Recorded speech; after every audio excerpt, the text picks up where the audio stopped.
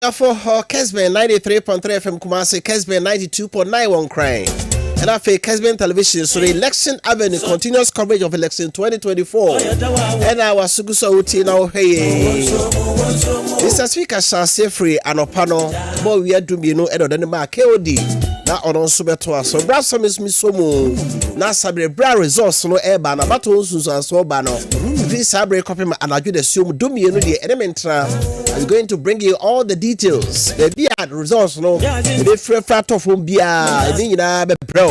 Now, so no, dear, a woman.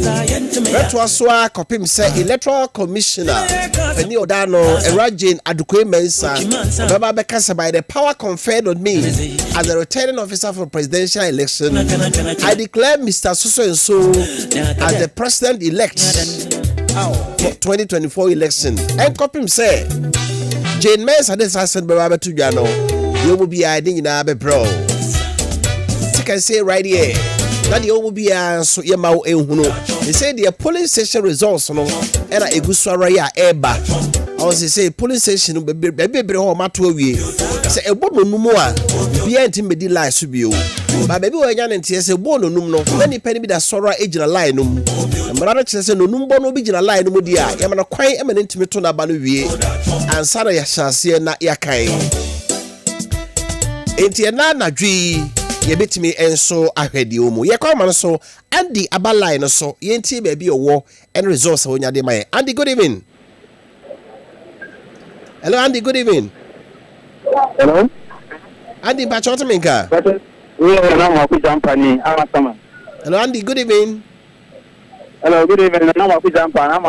I'm say Andy and Timmy can't you say Andy so you be say enya no biemu na ye ti ba bi ogina any resource kra wonya wode eba na ye de ho nsusu so enso abrewo wa ma yanjamo to bi antwa kakra fanka pa biokoto wa nkoto ehwa wo tena kakra esa akwa Andy ho na yakuti ba bi ogina resource wonya na ode enso bre ene enwumre ewo election avenue so ewo Kessben 93.3 Kumasi, Kessben 92.9 ewon Cry, and afi Kessben Television so Facebook Live or DSTV channel 364 Go TV channel 121 dia with me so atienka pani ekura free to for more edi nyina enso ewe bro dey am kasa bato no do amanfo say hey say I say hey ya to wie bibiansi tra haka say bibiansi ato wie at least let us commissions there dey ebe hunu ba enmunyamu Ghana yenya wa bato mu no nya de ebe san ye chi eda ye koye nim kromoti power no a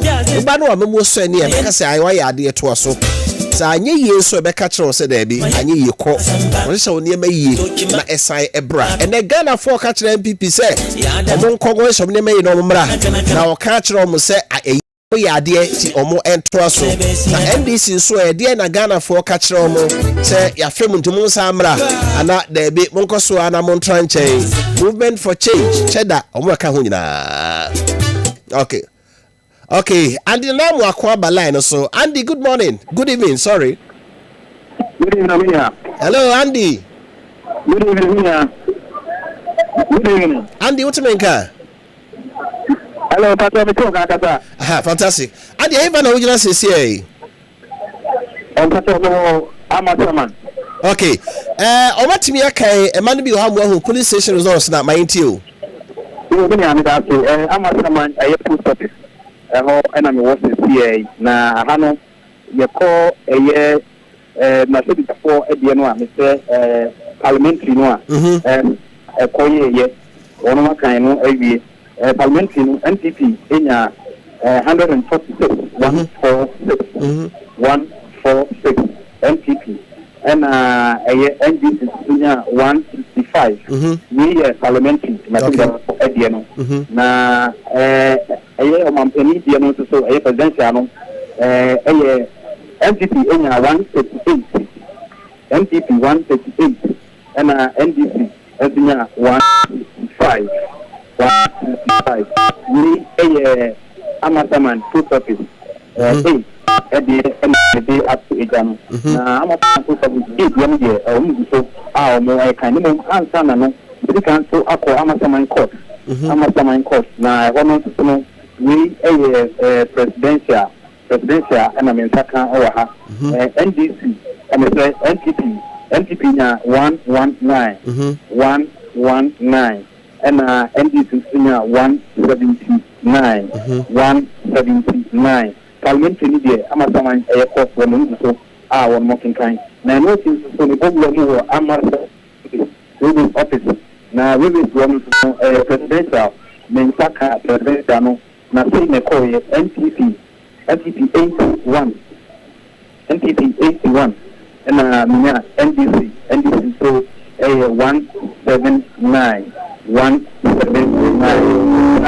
and I call for and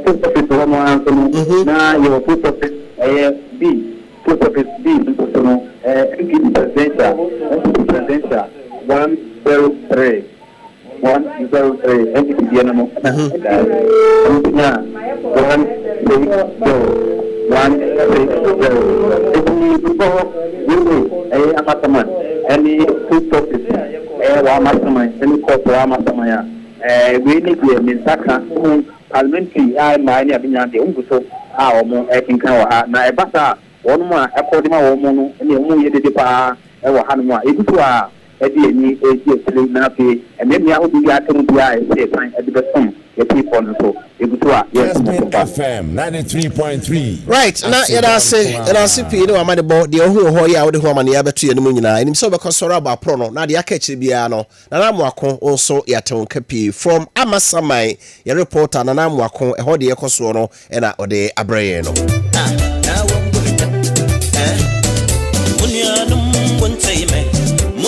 now what's your resource for the prayer? She say Amasamai various polling stations or Abobono, Horo do Dono, NDC, DMPP, and Nim Kakra Elho. Namu Akodi or the free Amasamai Ebae and so on. Polling station results should be bregu so ya Eba. Nina Super Bro said the resource on the city. No, see, I can kind polling station the we are afraid of Modina Air Call Constituency Collation Center. Not a also. Yakwa hwedi ewumu okay bright aba ahomano eso yenkotie bright baby a ugina na resource we na honso fa mai bright good evening bright he fa na ugina sisi eh sisi a me no ka say de nya be ma me wo mensia not 2020 mensia no ya fa no makan topilo police station 1 and 2 awie okay na presidential me try topilo police station 1 na I was in Kanipa 355 anaka ebeto abano in the presidential NPP enya 202 202 NPP presidential NDC enya 29 Chada enya 5 rejected ballots enya 2 NPP enya 202 NDC enya 29 Chada enya 5 rejected ballots A2 a year police station 1 mention not Topilo Equa MP Nisuswa NPP in 197 NPP in 197 for member of parliament Diano and NDC in 35 a year mention not Topilo police station 1 at a resource and okay now your police station 2 now I was in Nipa 361 ananka ebeto aba ba nipa 258 ana beto aba mention not Topilo police station 2 nipa 258 ana beto aba no na yako NDC a omunya 40 ku enya 1 Chumberima enya 1 Cheda enya 4 rejected ballot aya 1 NPP enya 211 eye 211 ano munyaye na yakwa MP niso a NPP enya 218 eye 218 ana NPP nyaye ana NDC enya 38 eti na ya mention not police station 1 Topilo and police station 2 and one resource no that na ye go apro akoko police centers ahodo na ye dey a whole resource so ato for ni ahefo adi all right bite ya da CP in himself gusora e wa pro the akani nyina so bobo ano na e dey abre bright adubu ache reporter ya no mention north and south mention north police station mienu e na ode abre no okay nyako abronoma sika nso ejina homa no so nyako me bajo Bacho na ho ye de atum ya me ho de sekire nso no fa great nyako hefa na wo results be na wo sa ka no prempren on se dia na me schedule no tie no na kwa break na fe o tafo se prempren dia meka se me wo tafo panko no but me de kwa break amape kwa bi is amape edie mawo Kwabi is amape enipenne omuso abenina aya 383 na yatubi wa presidential NPP Dr. Mahmoud Bawumia enya 324 ena NDC Mampeni Dada John Dramani enya 47 ape nana bebi akosheda ono so enya duba ko 11 na movement alankas enya baako omo maka ne die obia enya bi enya registered and access point bia wa mape okay I parliamentary and so NPP Kessben FM 93.3 335 NDC enya 44 na point enya 10 na kuma ko 10 enti me ba eye outafo baby a me wana nkata efoni outafo roman catholic baby a me wey panko no esetia no eye nnan ya temu nnan na roman catholic result na me dey ma we presidential eye 293 NDC NPP dia na 293 NDC enya 78 Apeshada enya enim boom enya baako movement alancas enya mienu ateyense emesebeja edie no parliamentary Vincent Eko Asefoa enya 296 na NDC Samudin Kamel Wọ́n ní family ní baako yẹ obìnrin yẹ bọ́ pan ọ̀nà ẹ̀yà ṣe ẹ̀yà wí ẹ̀nà fẹ́ Daniel ẹ̀yà mìíràn afẹ́ méje ẹ̀yà buanyini ẹ̀nu yẹ ọ̀tà pọ̀pọ̀ nǹkan nọ yẹ fẹ́m A&D ẹ̀nu yẹ school ẹ̀wọ̀ ha yẹ acting first na nine A&D na mẹ́tẹ̀ presidential ẹ̀nà ẹ̀ma wẹ̀yìn FPP ọ̀sùn kòkòrò jọ̀mẹ̀nyẹ̀kọ́ 399 NDC elezu education yeni 62 movement enya akalu enya baako LCG baako ana seda enya ensia apeya se parliamentary NPP anyeko system enya 102 NDC enya 62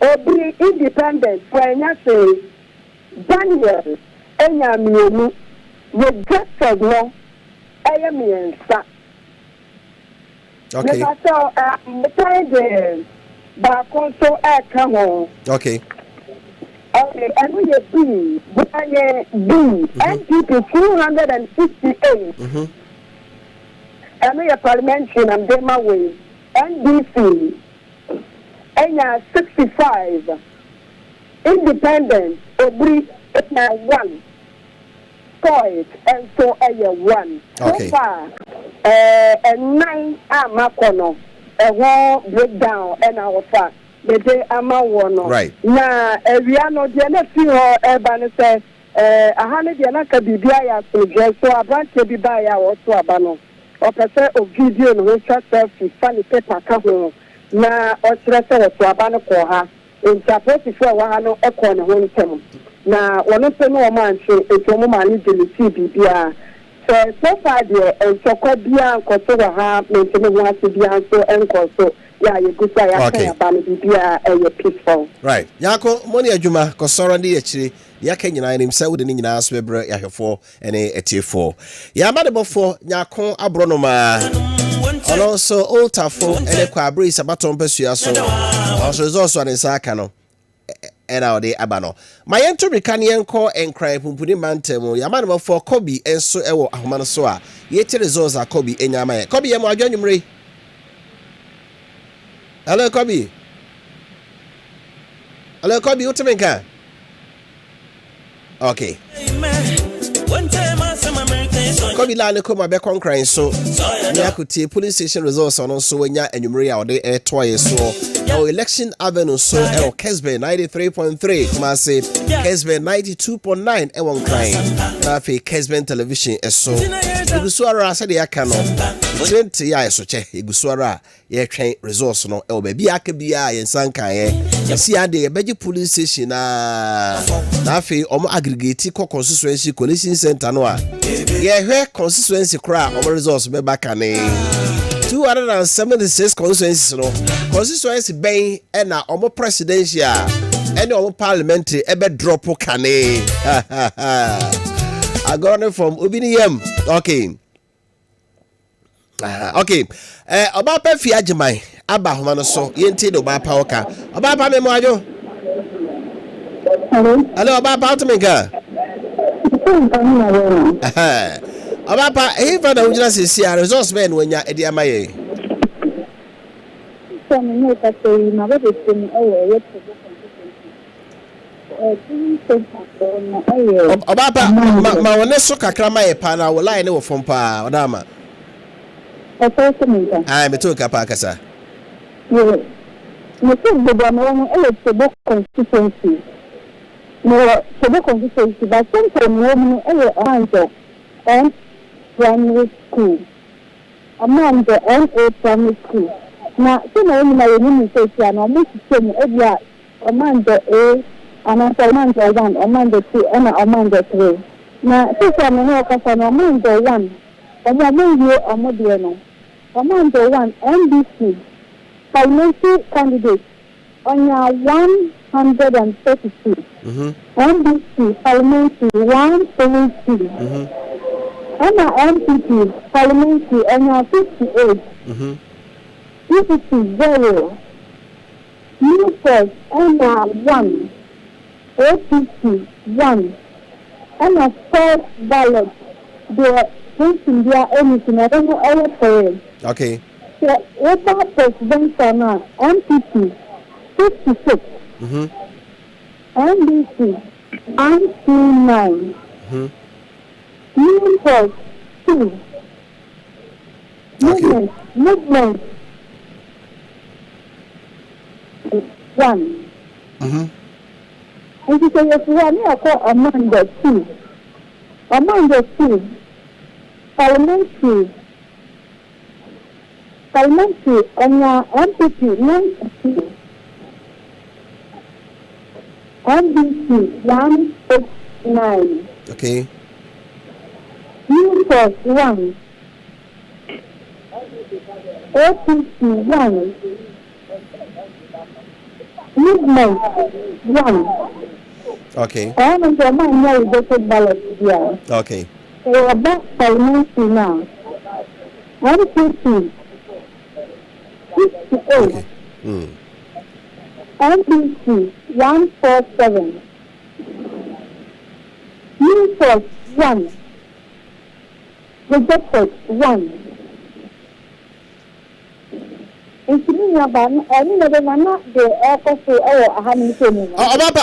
o se ba bi am wo no edum kanea no ho etise o ma so ana se still am da so agina so mu oh me go ya na na do like citizen. Okay. I remember o se e ba ha ni se da fa na mo for na o se mu so o bi se ko try test like e se mu so e de ba na o kan ti se o ko na ha ni se bia o na be light of no we know I have your book or no one time I was to say your kind of and I'm not but about things to come on so far so the political come and me and I'm not from the okay I'm not the about so it's so much and what me having so me sometimes about no so maybe me ask coming in every man every all having to If you see other centers, we have a schedule. I have to send you to the room, our collation center, our St. Drama, officers. Okay. Right, about that so Sora, the results na Karachi, him said the Becabiano, or the Nina, and so ever pray a bit. Right. About if you are Jamai, and I attaining can our trouble constituency, Kobe, Abba line so a view. Kobe, what a car? Fantastic. Even I was here, results when I would mind, Kobe. NDC headquarters, Wadabraka. And Kalkuliman na Enchevia na emergency our national communication officer Edema National Democratic Congress Amukuno a first and for what didn't say make a credit to ja if about Basaya echo friend of Pana Reform na Minano a subo I don't know what they bought a NP Amukuno a convert of Faso Namupensi ballot papers ya. Yet thinking into my mother about me, nobody echoing them, nobody swap alone. And on Momo Erica was a mistake. There's soon a piano or more a shot, yet some way I don't know, and yeah, dear, ever pass.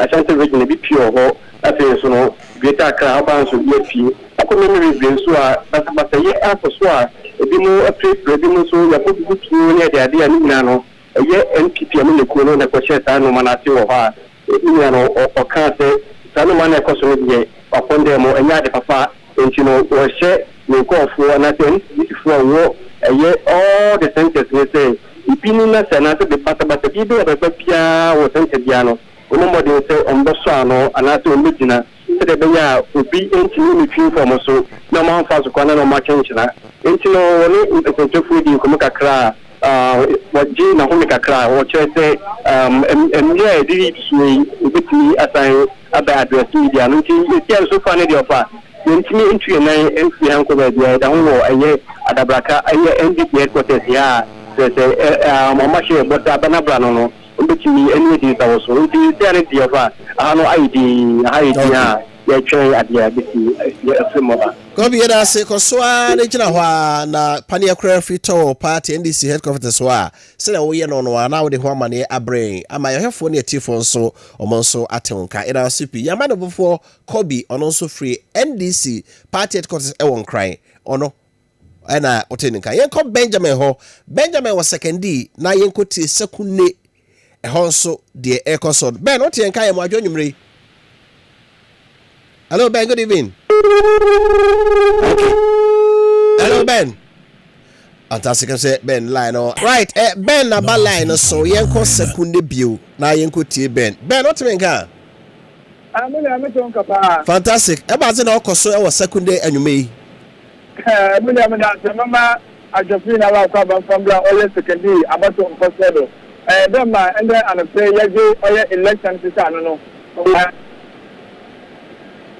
And I think Sarah Minuko say, yeah, secondary collation center that is Faith Alive Chapel. Okay. Collation center, confusion kakra in the way see over the main gate. Being down there, polling agents are who don't know what we're about. Political parties are the 90 polling stations. They are being blocked by the security agencies. Won't allow one for inside. Ben, you know, what's security agency near day? They have blocked the polling agents. Almost all my polling agents no enquire. Yes, and where the collation center inside. I see. Over a year, Faith Alive Chapel, a collation center in secondary now. On main gate. And the main gate, in the east, on project and all. Outside the main gate. So inside, I don't put a year presiding another city agency for what's one of my work inside. Then even the other EC workers, they are being also city agencies. Most of the polling agents for the various political parties, they are also being run by the city agencies. One for inside. You know there, collation center inside. You will collect polling agents for various political parties. But the polling agents are the 90 polling stations in second constituency.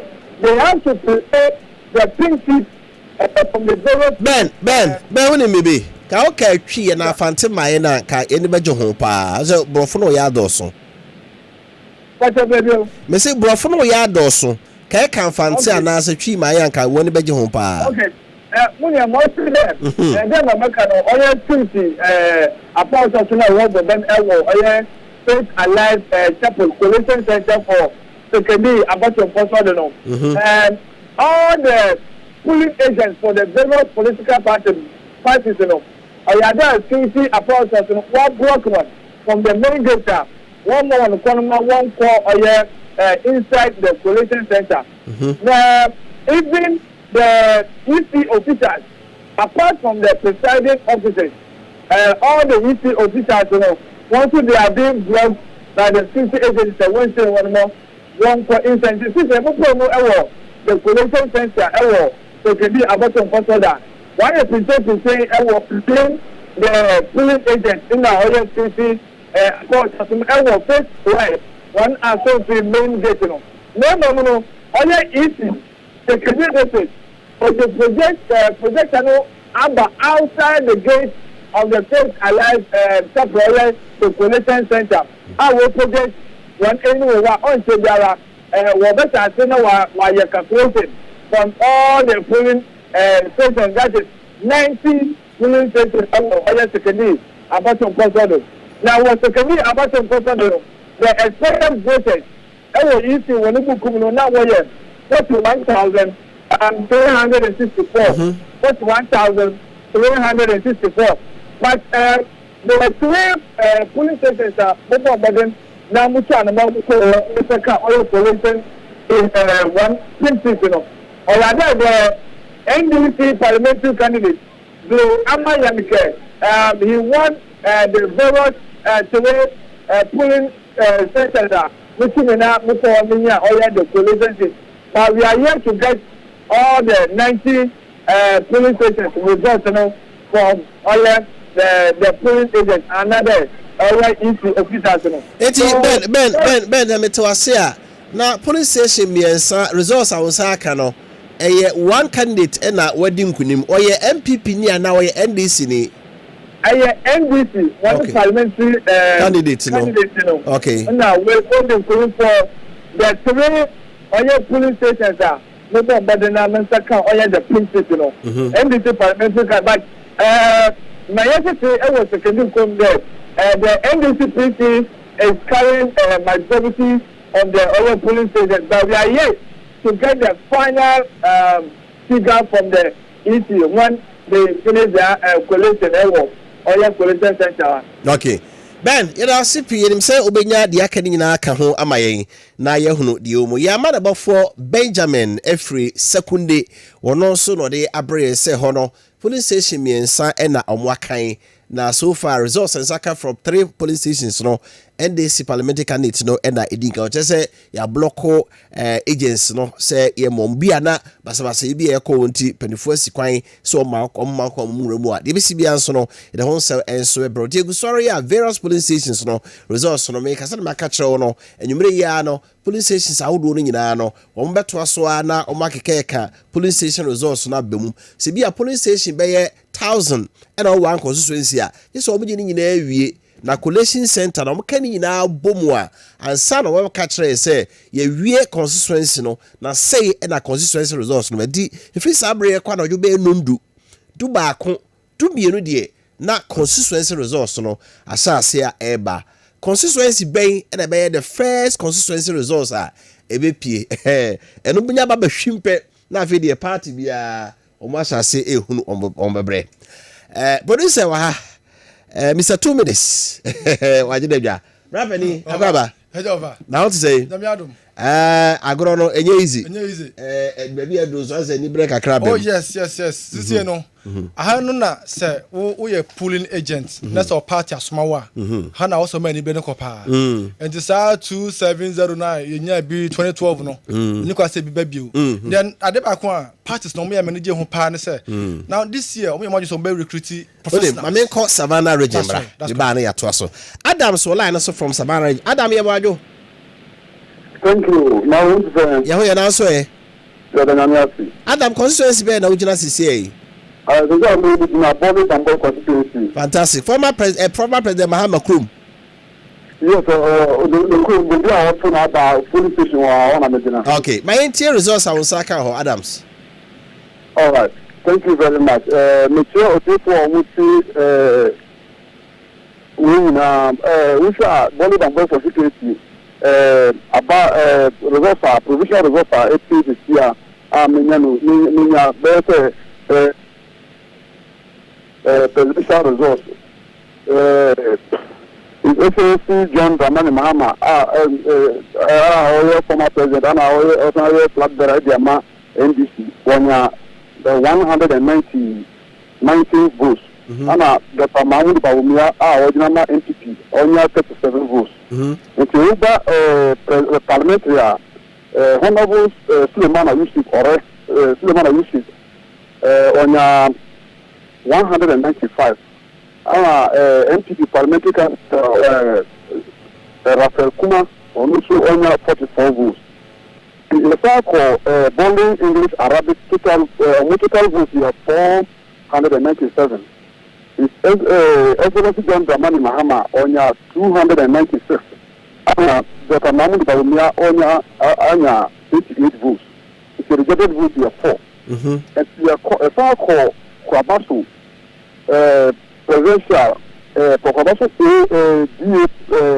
primary school presidential John Dramani Mahama on 289 and Dr. Mahmoud Bawumia 23 votes.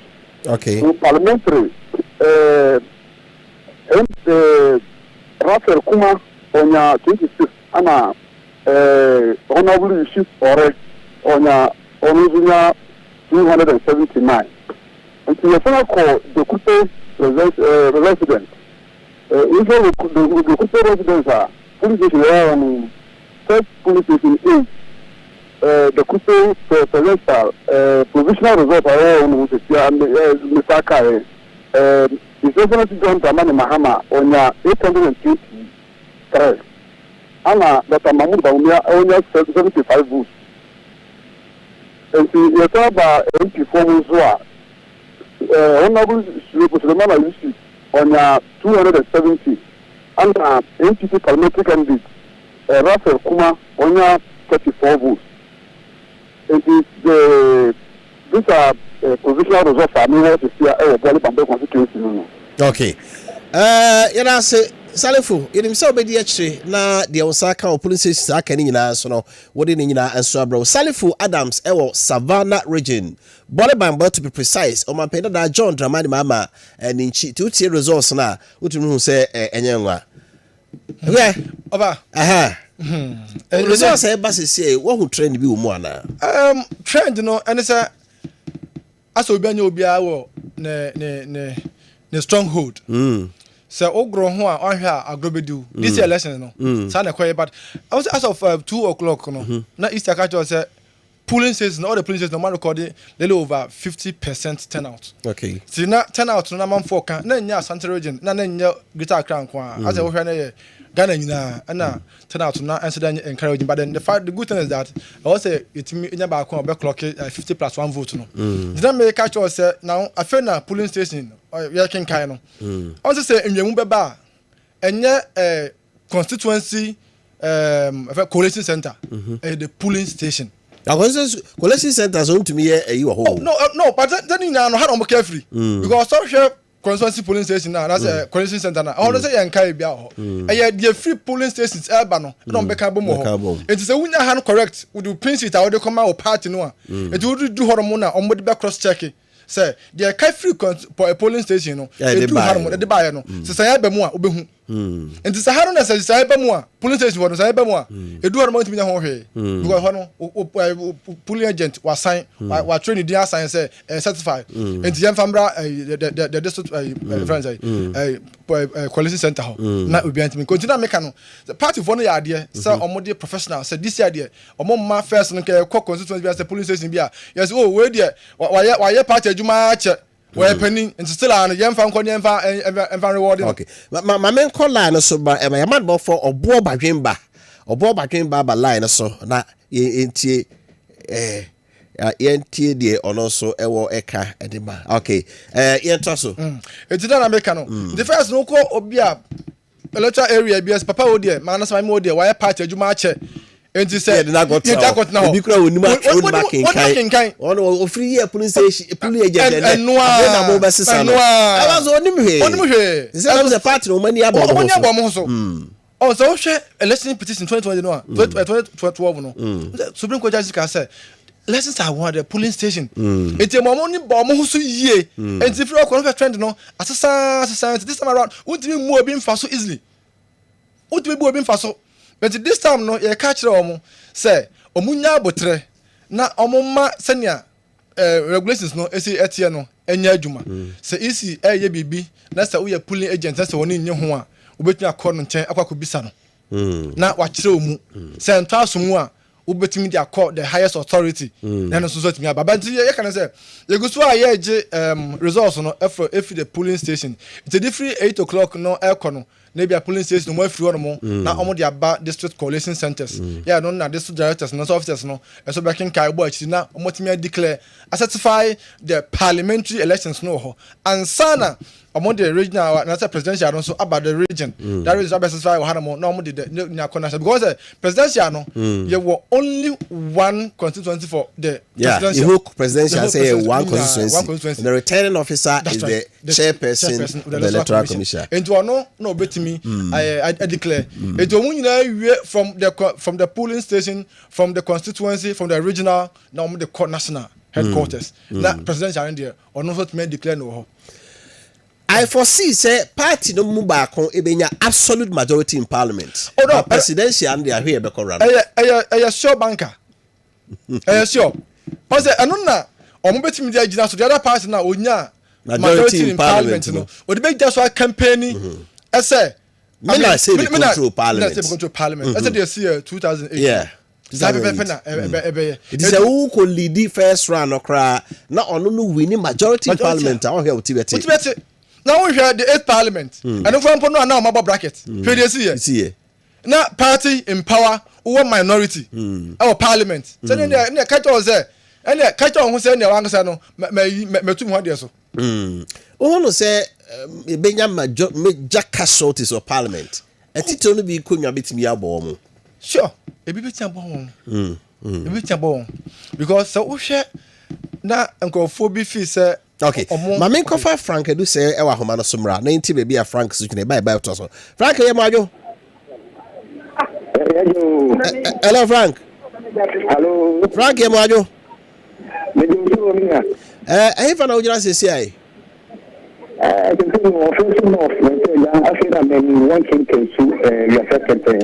police station okay my entire results I was kind of ho oh okay me na that the see as no say 7 police stations we are second school had there almost me I can kai ni na every just say ya say no more we anyway here can street e ni na boom so we are second police station 7 police stations now presidential no NPP enya 1249 NPP 1249 and NDC now 664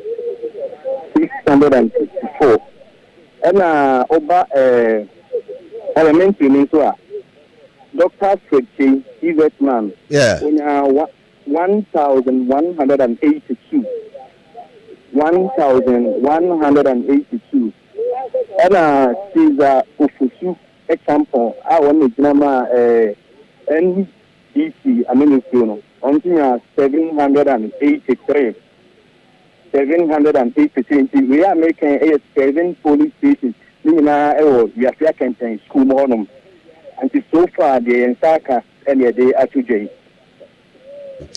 let us say la police station we be ho a say nyankan ti dim so bakoso anu adi akire na the aka no apesa results no nyina so my Frank da say bibia ba be sai ababio yaba no po Frank do senso wo fenso north also e de na tie no yes over my uncle the Tobruk constituency experimental primary A1 presidential no MPP nya 295 and NDC nya 61 Alan nya 1 cheddar enya 3 rejected 8 on rejected non say wanya campaign wanya 8 o wanya campaign wanya 8 one police station one police station wanya 8 one police station yes rejected wanya 8 interesting now we have parliamentary nso a lawyer Anthony Miani MPP onu so 294 and Obin Ajiman NDC nya 65 as a Kofi Jamfi independent candidate onya 0 rejected in your 10 parliamentary no rejected in your 10 it is our presidential in your 8 parliamentary in your 10 rejected offer who I know about who they boy no omugoso omukoso to balance no serious I know them after Jacobo experimental primary A2 presidential MPP 282 NDC nya 73 Alan enya 2 CPP enya 2 cheddar enya 2 LPG enya 2 order rejected bi amaho parliamentary MPP nya 275 NDC enya 88 independents enya 4 rejected 5 okay ma yen concry bio na ka chire bedu abaline so na ntie baby a ka chin so ka che so oten ka majo wa majo so na umpom say ye wa fa bre ni abre sa bro na kan ho ai sanetie ka che eh na se si a wo resource be na unsa ka anwumre ye wa fa and me I was so west to gone na one of the constituency say ama for hwe pani bi tu abapa se si ame no ka say tie si wo aba be ti mo collation center na collation center no the campus of University of Lagos University of Ghana Business School no important ba na ye tie ni ya be tie mo a kire se mo ewie police station ye ni na ye ni chi mo ha be kan manita nkika mumu no collation center na ansana wa mo beba no mami ni kanfa police station ye ni bi da bi ali wo la presby la Collation primary school no primary school no the NCCA amount about residential no presby primary school too no na one myself for about 537 na emu I know the ocean for 269 ekotoye na enu no presidential no cheddar ora cheddar onyama ne munsia na APC so enyamu mienu NDC enya 170 days ewo eye John Mahama ena MPP Dr. Baumia enya edi otwe ba ku 81 so na eba mrashile gadie no a independent candidate nya ba ku 1 NDC John Dumelo enya 168 votes ana MPP Lydia Sarah Malasa enya 99 votes Ofala Collation Private School Private School 1 police station 1 if you come over any 2 now one is also presidential no MPP enya 92 Dr. Baumia enya 92 NDC John Mahama enya 228 total number of voters on SF is 612 now see one more no presidential no NDC nya 85 NPP enya 168 Collation Private School 1 A11 so parliamentary no NDC enya 222 NPP enya 110 na sanso so na parliamentary no B11 no NDC enya 153 parliamentary no John Dumelo and NPP Lydia enya 109 Eti yayin baby ani e police station wono la Presby la Collation Presby school die yesu ho ba no na so bi kan ni die ni achebo police center ho a esesan so mawie emano na o makenkan baby be gwe ti ye nyina ba ha ye betwen se ne be ya police so ebetu mu aba ga chere na se mete dia wakeka bomu ya ase John Dumelo afi ne modemo no kwani mu pa Wama na woman so na enya wa of our University of Ghana camp to go. Yeah, a collection center no. The via is there. A camera said jubilation airport for no. Woman could cry NDC flag. I see. And one more year, Yasem. Yes, so yes, you need no song cafe, Sanes. Yeah, carry final collation, you don't team up and you get to be a person endorsing. Okay. It's the airport for every bit of Ghana and how you would yo. Catch it in our CP. Yaman for catch bedu from Ayawaso West Wogan constituency and our day resource if you brain chese hono resource I sa Canada ni sa kasisi anche John Dumelo ohuremu pa I also sit be ebeding ama serum apa said medical kano yeah, call Electoral Commission office. Electoral Commission a press conference. You say, Omoka say, Omo periodic press conference be be brief ye. Ama ye hunu die AC. Nti NCB a be call Electoral Commission office so. Na ya kokuti semwa Omo edit to be so. Violent incident that led to the death of one person occurred at Nyampala UDS. That was where we pick it from. And that's the only place where such a violence has led to the death of one person. Thank you very much for your attention. Yes.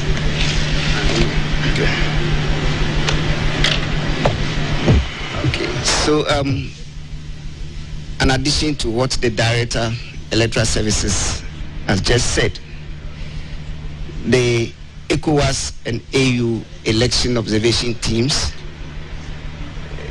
met with the chairperson of the Electoral Commission, and we wish to inform you that they have actually expressed satisfaction with the whole electoral process from the start of voting to the close of polls. They indicated that the whole process has been seamless and very happy with the process. Thank you.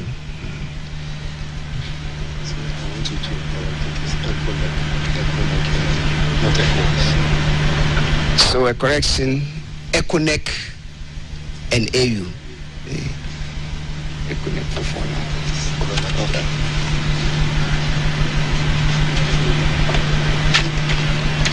I would like to thank you, commissioners, directors and deputy directors, friends of the media. We are not yet done. We will have the last update at 9 p.m. So stay with us. Thank you very much. Thank you.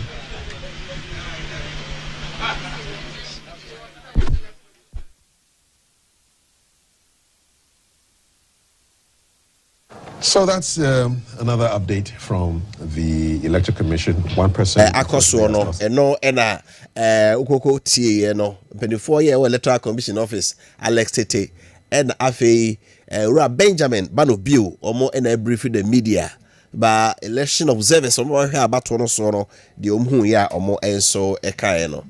This Oba once easy for this one there obo about so. And I idea on my catcher dada say anopano mbe brief here we am be brief nyumre mbe brief here nti brano no mbe magana fo hu say no ni abato no say na esiko kopim say omude final results no na say declaration no ebe ba na gana fo nyina nse ehu say na ye ka wo ayawaso west wo gon no enya easy don domelo say na for otemeni no udim say Safi or make one so high any sound pa any because a Jumana or starting in tem. And now also boo the increment no tem.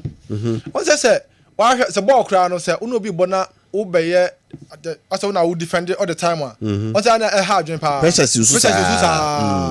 And the mamma increment no by us or defend it, Bibia or defend it, no young who tablet cry. A best defense who defended it. As that's one quay is Ukraine, and no crowns to me was him. It's any man was with me, and what any man about young the base Abiana, Mamma, so I know Jumaye, and I made Bessia, it's never any Charlie. And young Cosuna, I am far porting Biacan Emra. Young call Manso Dubia. Now, Manso Dubiano, I'll see a presidential no MPP nya 195 and NDC nya 91 CPP 1 rejected ballot here 5 and a parliamentary MPP so nya 167 and NDC nya 124 rejected 4 RCB presidential MPP nya 188 independent candidate movement Alan enya 4 CPP 1 rejected 1 parliamentary MPP 161 NDC 144 PNC 5 enti sa polling station mienu wei just say NDC ni no elbon homodin pa o we won say so hwe MPP enya 195 no parliamentary no MPP enya 167 no na NDC nso nya 124 just say o matching pa matching now he bill nso a bi ho say MPP enya 161 no na NDC nso nya 144 let's say man so do bia this no obon homodin there but this two polling stations enti yan hwe there no so be free mu aba na yanko ayawa so central town new town daycare center 1 her presidential no MPP nya 49 NDC nya 132 okay wow okay so man so do be also last election say parliament say den pa ma incumbent MP how do you MPP for me no na contest because okay can just no MPP ni okay after na MPP ni but we no kra no man you na free mu say the more said that the statement by xenophobia o independent ya come you ma free no ma anye so do bia me na MPP ni because he was a former chairman of Constituency and I know the incumbent MP na contest and na MPP for me na ko na butu na enye na adiketwa na no wase papa that is around the wanko bio this around the NDC ni any MPP na eko na also ano gidigidi dia because I hwe enyema na omo ekadigu MP no so no a na ni na ya kwan tama na independent din neba no ekwan na omo de bro ne papa kwan so dey no ma se ba ko ha ba so ho ka no uduro so hu se ka ni so ma so kwan no manso futuro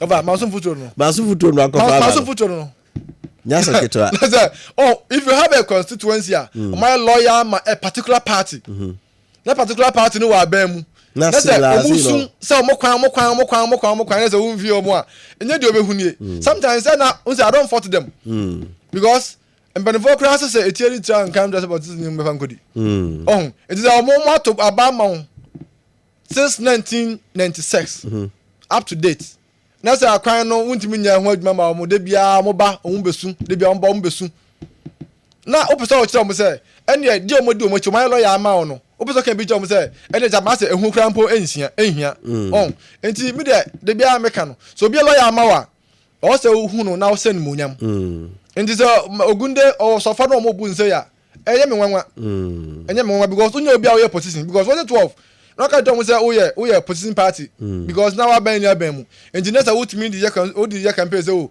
wa ben ya ben mu ntina ya bo saja o ya abanoma ene ya bo so o papa ba obetia ba bo obi ama na so papa ba na so papa ntimi amwa wa na no so ya asem ba kon no enu ntina ya na edu lessons no go for bi e ka no se nya asem pa na ka pa enka de ayi region bi asia aboa party bi no na ohwe sunsunso na mfi se ene no nye pedanka omo ka asem bia be we ya but now we dia na untimi nya hwe but ya futuo de ma political parties no ene MPs ni na se region bi constituency bi e lawyer amawa o ba so timi se ni monyam because obi odi wachi no unya sika na wanhwe no na ko hwe dia no gidi se ono de obi unya no anka opa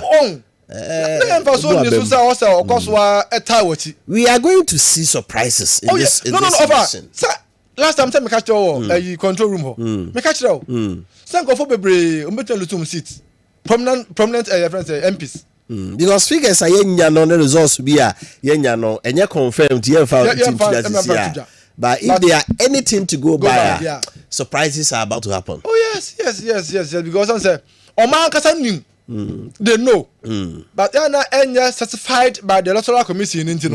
We can say we provisional results. The provisional results we know. And also when you know we collation centers, constituency be our collation centers, standard region be our modie. And to say from the constituency no catch the war.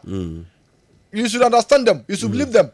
Say the more kind no cry. But you make sure say your listeners and your viewers. I mean, Sunday is your promise of the action. Say the baby to be a constituency, be a region, be a no. You be man results in the moment. They can trust us. Say they are evident. Yeah. We won't call the elections. I mean, we won't do that.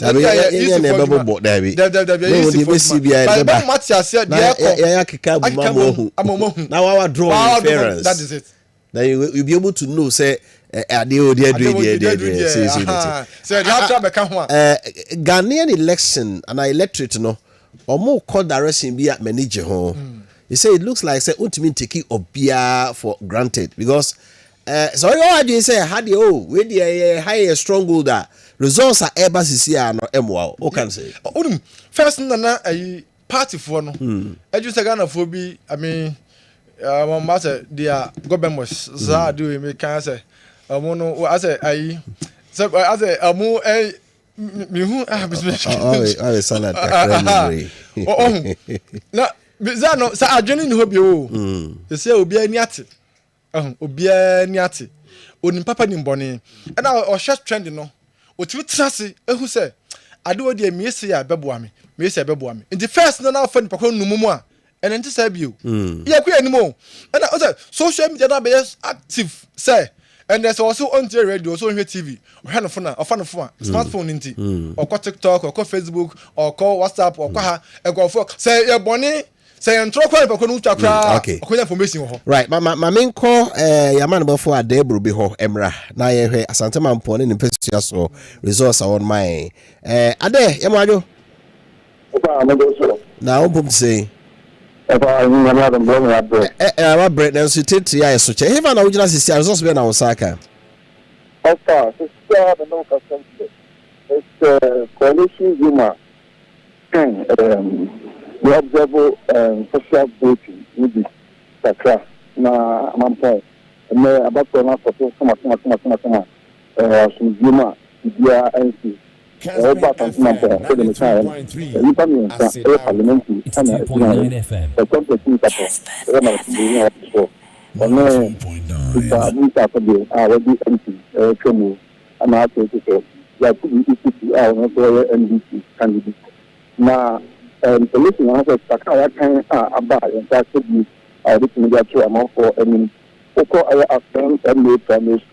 presidential NPP electoral NDC 57 Cheddar Enya 1 rejected 2 Oko Akon Hadioma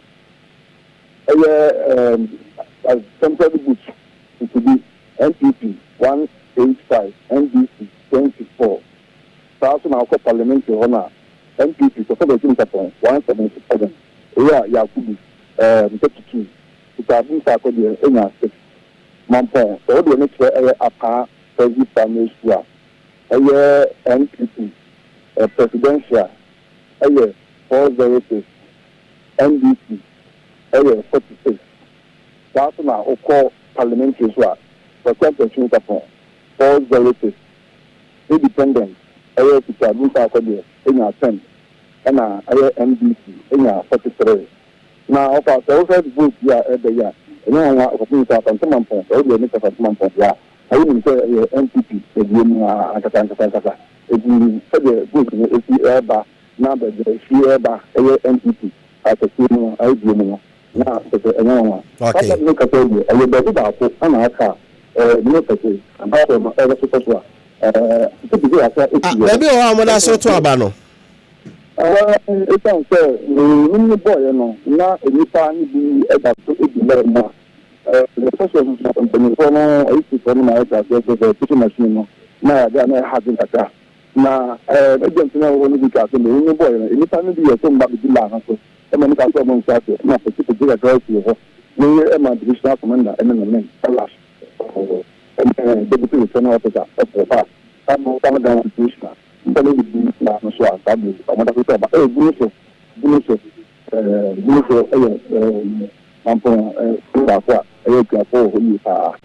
the fishing machine problem, and I have to say, last amount for last year, or maybe the last. And you see, and I have on 5 years, not a baby. I'm not a person among to any info. Apart from what you have, the Bia, the Collation woman, what can special work now? That's time to not results,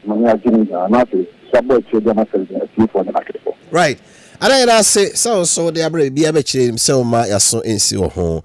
Yamado for Adebro Bay from Asantemanpo Constituency and also Tenenkano. My member Dr. Frank Usuansa Akwaba. Kebi asabre nke Manchester 7 no babeka. That they dey Manchester United. On the team Krawi. I show we ya. Doc Akwaba. Over. Bibia fine. Namia don answer. The Nyamiasi Bibia come. Who about on the so far say cause. Yeah, and me spending most of the day no ewo efija kwa Abre South. Boho Kodie Eduamoa Edumai and Abu Abuja. Na media koniaba na I spend most of the time nowhere do my generally my dream was peaceful. Like yan shada basa bebre, especially if you just everything was just smooth. Mekai anopam honum bi na mranti wo everyday pick up na nipa be num timo mu besi then ebi feels ebi omu be di bone ni ade but omu be gina omu hwe wa no musa da omu koye ebe ye but basically my young crime bra you say ablikuma pinche BSc is a Collation center na se police center bi nkutie ye kwa ablikuma ba. Hello, good evening. Hello. Good evening. Good evening. Bacho your friend say na ojina Nikato your friend ama ya bua me wo ablikuma west. And then I so ho. So dia for wa higher. It was years from 2012 up to 2020 no. A higher entity song will be fine until you talk about the entity for normal fa. And since our democracy that constituency 2012 na abekuma west eka ho. Into democracy from 2012 to now na the Madam Osowusu anti ababesile and the whole dia so entity for nefa na afi dia asesa pa anti ama promo ye butu enye easy na nenya ne say ye to abani wie no na me wo the BSc JHS na ho no for station 2A no MPP enya 140 and this in 213 and I said that in 3 and that was presidency at the end of the parliamentary and so on. MPP in 152 and NDC in 210. Then police station 2 being so rejected ballots or no I know the idea my MPP in 140 and NDC in 221. And a parliamentary is 20 in 146 and this in 223. And a police station 5 on also. Legislative ballots on 1 and this in 53 and this in 94 and 3 and a parliamentary no rejected 3 and this in 57 and this in 94 and a police station 4 no presidential ballot casted 90 rejected 1 and this in 38 and this in 61 said 1 and a parliamentary no MPP in 42 and this in 49 and a police station 3 being so and also rejected 1 and this in 124 and this in 163 new force in 3 and a parliamentary no rejected 2 MPP in 124 and this in 164 and a police station 3A rejected 5 MPP in 126 and this in 177 said 3 and a parliamentary no rejected 2 and at the and this is 131 and this is 180 police station 1B I want to police station makumaku 8 1 center honum and you want to do really na make say and this is one afa abano na can a day ballot personnel for Collation Center. No. And amount for no most but almost a month in a can if we say can one of the party agents will be car. And to say ABR or ballot personnel or the purpose of Sano. And this was fine. No, I misunderstanding. Parliamentary candidate honorable Esauso Kufu Constituency na Uyana. Okay. Ama. And I said, the assistant also, but then one is a CRD also. We could Reverend for 2 adults. And almost Sunday and I also was so a 12 years in me. Okay.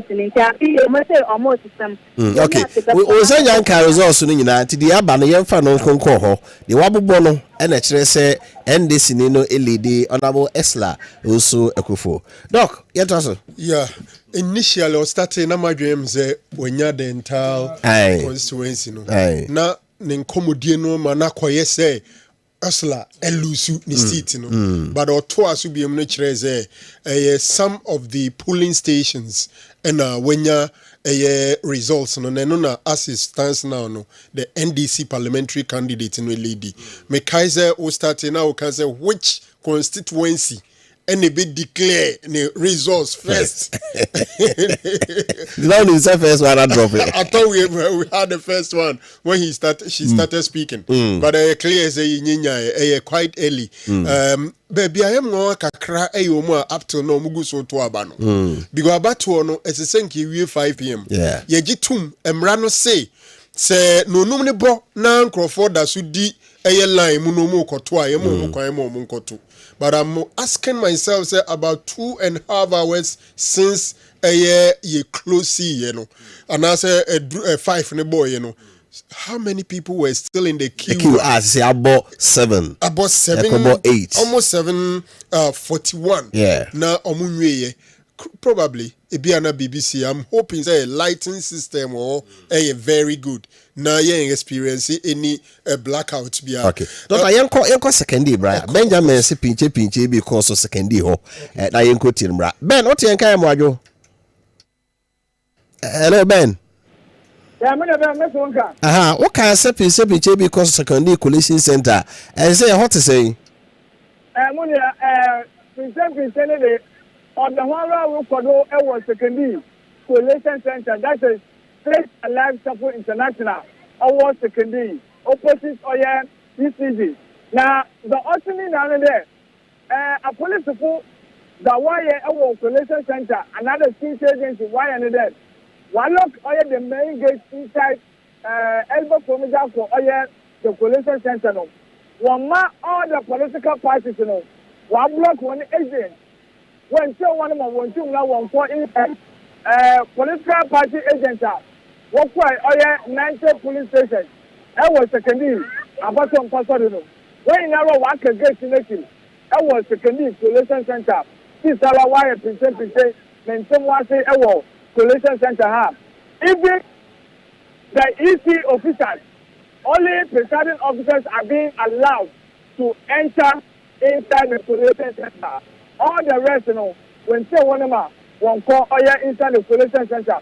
Now that put this and there, even as you see in the police support, or security agencies, you know, one more Panama, or police station agents, we keep at the pinches, one enter, or the collation center, one block one over, or Straight Alive Support International, and our collation center have.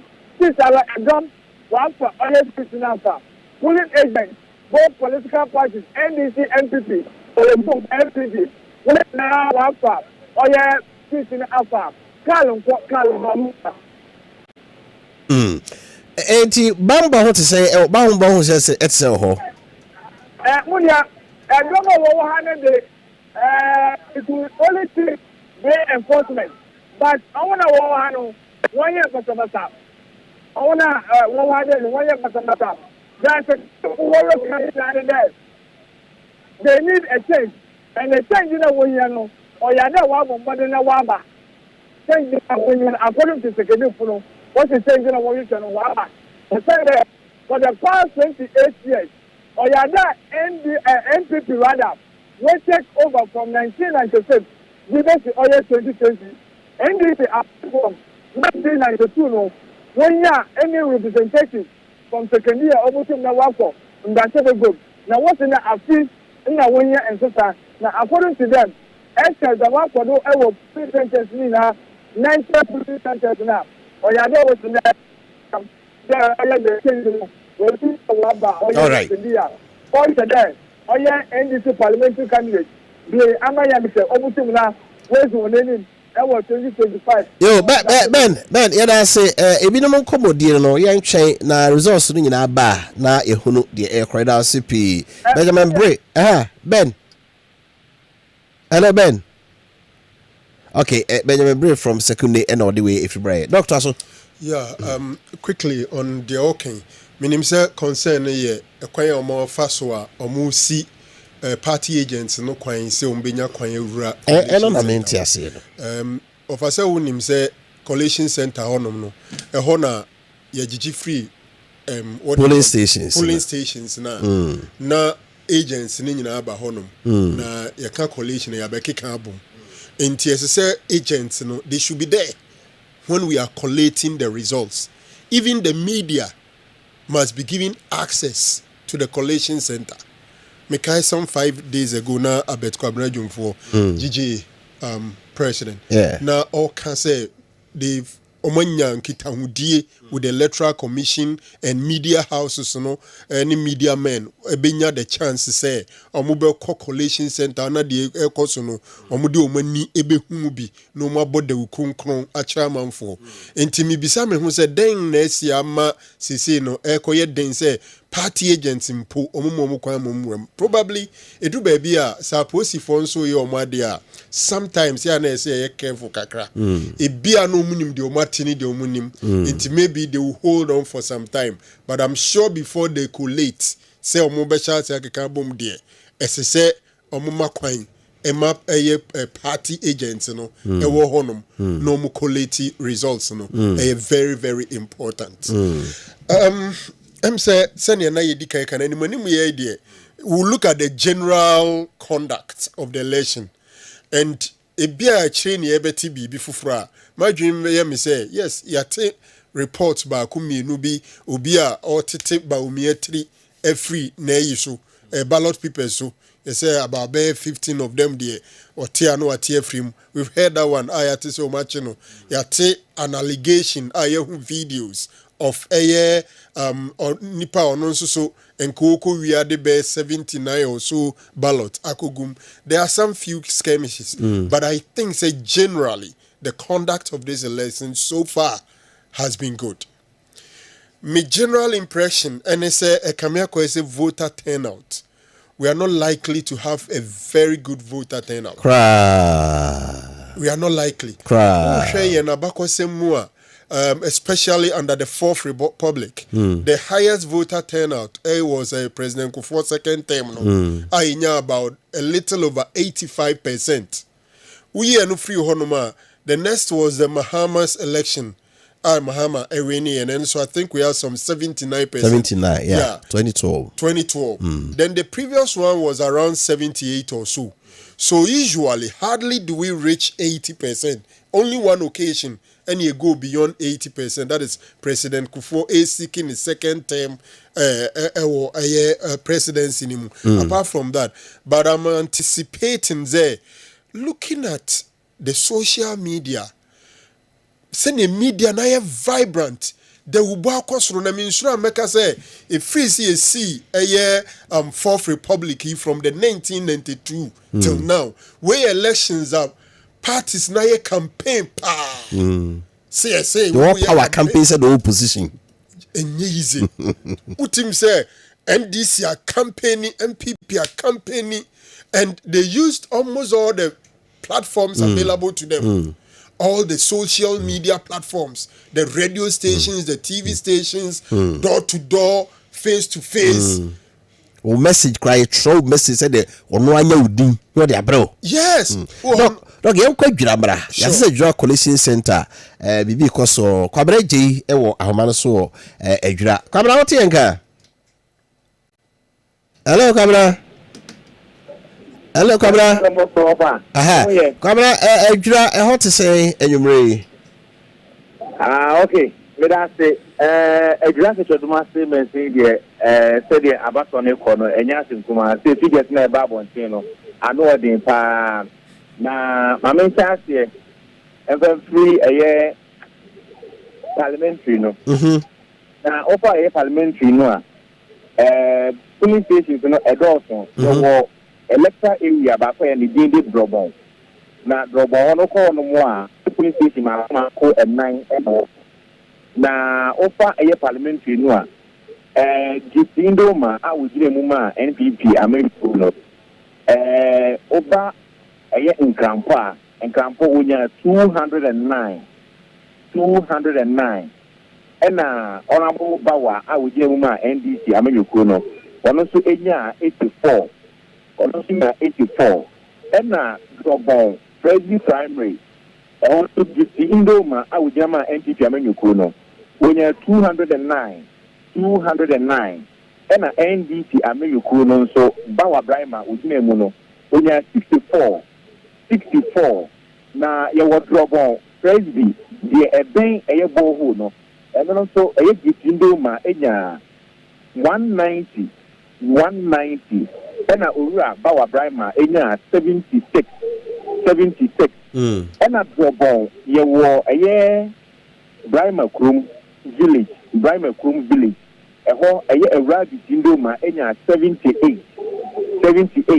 ena honorable bawa Brahma enya 60 ono so enya 60 na ye ba asensemu electoral area so a electoral area no ye maako e9 ena ewo ho na saa e9 no emu mienu epiget ena aba na ye wo adjacent police station Seko A right between ma enya 231 ena honorable bawa Brahma enya 45 ena adjacent police station Seko B no and also honorable gitindo ma 246 ena honorable bawa Brahma enya 40 na yewo electoral area ba ko so anije e de apaso na apaso electoral area no so omo polling station mako enum 5 na emu miensa ena aba na president church Seko gitindo ma NPP amenyuko no wejina ma wo onya 366 honorable power Brahma NDC onya 51 and a council hall in front of New Palace also a route gitindo ma NPP onya 271 and a power Brahma NDC onya 116 Eba indo ma oko eye president JHS Seko JHS Seko wonya 154 NPP candidates indo ma 154 and honorable Bawa Brahma NDC wonya 37 na yeba eye Seko zongo so a Seko zongo no polling station ni ma miensa na ewo ho na ba ko ya temu ndienu yewo Damascus Church Seko A and B ena dia ka no so nti ekaboma na aye enan na emu miensa ena ekuta men Seko zongo ho no yewo Muslim Mosque New Zongo eno na Eraji Tindoma NPP candidate no onya 146 ena NDC amenyuko no candidate Bawa enso onya 159 na over a front gate of Damascus Church Seko A also a registered Doma NPP with 131 and NDC candidate Bawa enya 118 na over a front gate Damascus Church Seko B noa and also the Doma NPP candidate no when you 123 NDC candidate Bawa enya 122 it's not just a one vote to pay and one more dear a better temo na ya wada powerful electoral area no polling stations are 6. They can say a move 4 and Abba. Now, you was that so, opposite Yaro store. I don't know, NPP candidate give the Indoma 08, 108. For NDC candidate, 31. 31. Now, you were SDA Church Zongo, SDA Church Zongo, Ewo, Efeko. Now, also, NPP candidate give the Indoma 274. 274. And about Brahma NDC candidate in 78. 78. Now, you were the Domasi Old Rest House. And also NPP candidate in Vitidoma 185. 185. And Bawa Brahma NDC Enya 75. 75. 75. Now, you were a year Red Kum. I want also NPP candidates, you know, getting my 78 DC, also, you know, Bawa Brahma 126, and so here a year parliamentary, no, Sana is in San STX. Now, you share a presidential, presidential, yes, I say the free air drop on electoral area. Drop on electoral area, no, NPP, our candidate, Baumia. Enya in Crampo, Enya 204 in Crampo, the end. And Omaka, we get a 0000. Baba CPP, Enya 1. And NDC, Mahama, Enya 84. NDC, Mahama, Enya 84. Alanko Martin, Enya 1. And Chada Independent also Enya 1. Yes, Robon Presbia, Robon Presbino, NPP Enya 193. 193. And Umakamina 000000. Udu NDC, Mahama Enya 74. Mahama Enya 74. And APC Ayariga Enya 1. APC Ayaruga Enya 1, and Chada Enya 1, Alan Enya 0, na Oba a year Drobon primary, Drobon Praise the one, a year Boho in Tiahono, and also NPP, Aumia Enya 184, 184. Woman did that one in 0000, who do CPP Enya 1, NDC, Muhammad 81. NDC Mahama Enya 81. And Oswatoa, okay. Kwabra the results of parliament in Abu Boy, no, as a gifting doma, a gra or yaji seat, no, Sana who know. Of our own, Omono, they say the Biano, the Domasi. Okay. The Domasi near your wing. Okay. And as the Domasi, NPP stronghold. Okay.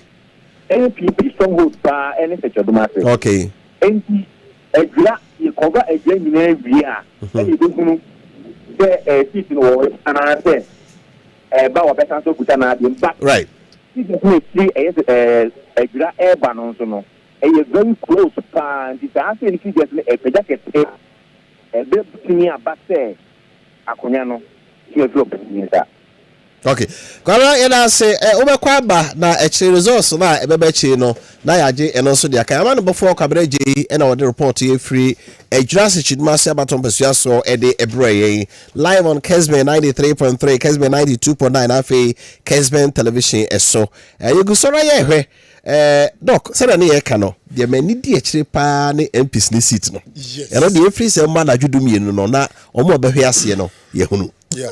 Also, at this early stage, you know, polling stations, you know, any electoral areas, you know, near there, they be more a fair idea as to party echo.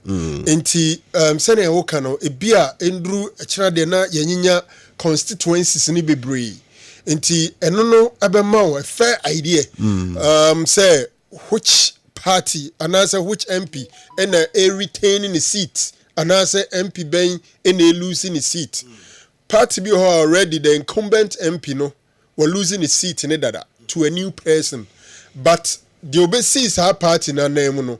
I dare say, ordinary ni anafu froba. Me sure pass a lot of Ghanaians. Ebe pass the Nyano Parliament. The 9th Parliament, am I correct? The 8th Parliament. 8th Parliament, no, yeah. Under the 4th Republic, no. Kienye biman kebeboy. Debia where there is no so clear majority. Into Drubebia na shifty quiet Drubebia na. Sometimes it becomes a bit difficult for government of the day, to implement the policies. It me assure say, these results, all right. My young court, my mother, your man was first 7 Adika online so, and what tea and crafa assembly SU ho. Ubi and I just send Cocofa ballot boss. Save, Sauti and Kaya Mwajo. Hello, 7. Hello. 7, I have an address here. I said, man, I see you. It's about the central. About the Banner now, Omokaya, Bamo, Namkabano. The idea used to be Edu Kania. If you honor and almost so Kania, so the air for the year, that's all can care about. If you honor and I almost a taxi, I did dinner almost airbus boxes in a good taxi. You see, other political parties, no. I want to say, I don't know why I'm a taxi upper a ballot person. I go for a center on. If you want to block it, casino, actually driving, block it, can't say, Yadia, I'm a man of coin, a person. I said, I didn't, embody the can kind. If you want my coin, I'm not taxing the panko, it's a woman in the only papers in there, and I said, boxing about it ever found. Johono, a big diploma, police for migration in a demo, a bias police commander or some region, and to be almost far a personal. Because idea, not just a usher video by now. I won't do like Katakata by as I said. Not making Abba, as I say, almost just the same name I would do like. You see, one day, and I want some light in you, almost some light. You see, the idea, taxi government there, almost, and yes, police for now around Father, capacity government there, you know the better is here. If the current in the idea, police for now, other receive taxi governor, how much, and then go police station now, I can say. By police for say, I guess, almost boxes now, how much the boxes now, taxi, every taxi, anybody, because I'm with Jimmy Nama, I'm going to police center. If you don't look at the idea, I'm going to the Boston Naba police center, the Omo kind, Omo kind, the Omo kind, so Omo Diana, Adana Quemo. If you can't in there, some center, the idea, the SU on by Afghanistan, the police center, police for immigration. The fighting in Nawasi, I almost said the gather come. But about quite easy officials in the company said, taxi governor, party protectors, another party agent, and I both entity and this, Omonako will say, Omon Paka, and then I'm finding Yamanko Air Police Center. You don't know this, you say, that the idea almost a taxi. Now I didn't know a good police center. It's actually Bano, and I'm to buy one party, so they say, yet the Omama taxi night, and Yamanako. As I say, I won't trust it. Taxi now about Panama. Among Manamco. It's easy, and I saw the car, not the power box is no. If you got a situation by it is not just a yet taxi driver now, or nepe a course or sister boxes. No, the idea easy. Officials and party agents, no, the Kumse. I'm not the camera. Never find a man police center. It's that is a use of officials. There's some Catrain. Here is a shop on the say. Some of them are crying, some of the camera, so one was clear. It's one of the MPP women in people can buy. As a tomato, the Kumse almost come down. So many people can buy. Our mother samples into both women, and our move can say. We should do this now. Bro, any Kunyan on that book can't put it over there. Yamina, when you think the other day, young Yoda. If you can't in the idea situation, as for there, yɛwɔ coincidence a nyɛma no ɛkɔ jojo ɛkɔ kwan so nti no asɛfa deɛ yɛwɔ hɔ nti yɛbɛsi bia no yɛma atiefo no ahwɛfo nso yɛkɔ so seven yɛda ase pii yɛama no mɔ seven adeka ɛna ɔde report yi ɛso free Ablikuma West brɛ kyɛ sɛ doctor Tema Central or Ablikuma? Tema Central, okay. Yes. Okay, initially I don't say Ablikuma. Okay, Tema Central. I said when you see is a innocent taxi driver. Yeah. Or yabe high no. You could do a man for someone to say. Yes. First of all, senka communication ekoso. You see, the returning officer and I said yes, obe catch more because normally say I can't who say we won't be trying to apart from they are blocking. No more catch them say be a say any sainty. As I say a commercial taxi near the bar. Pulling agents were hanging no happiness.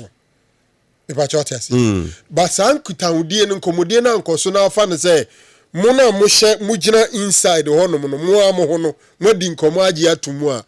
No muna baya basa basa no. A crowd na wa muna baya basa basa. Intombe huwa na taxi abesi wo near befade akwa. One way when you house no more debonning. We can be back echo test. Very innocent person. Kwa toy sankesi mu. Is I feel about to have when you bro. Enye easy. Over. Na wenka isi form penyimfo nie, aposifo nie, pulling agents ni. Ye de ade na ekofo taxi a. Was it no. Enye taxi na ese befa. People are standing for their rights. Yes, but sometimes me feel say communication and education are very important. And yet the normal practice. Say yebema taxi abefa ne manako. Enti the moment a wo ya ade a enye saa ne ye ne da bia no, esa wo kire nkrofo mu. Because nipa ni bi ho a senka ni vote nko ade anke ya tuwe obekɔ fie akoda. Ya nkrofo mu adwen om say omu gina ho awen ade no. Enti nya de so mba mu obi abefa de akɔ bia.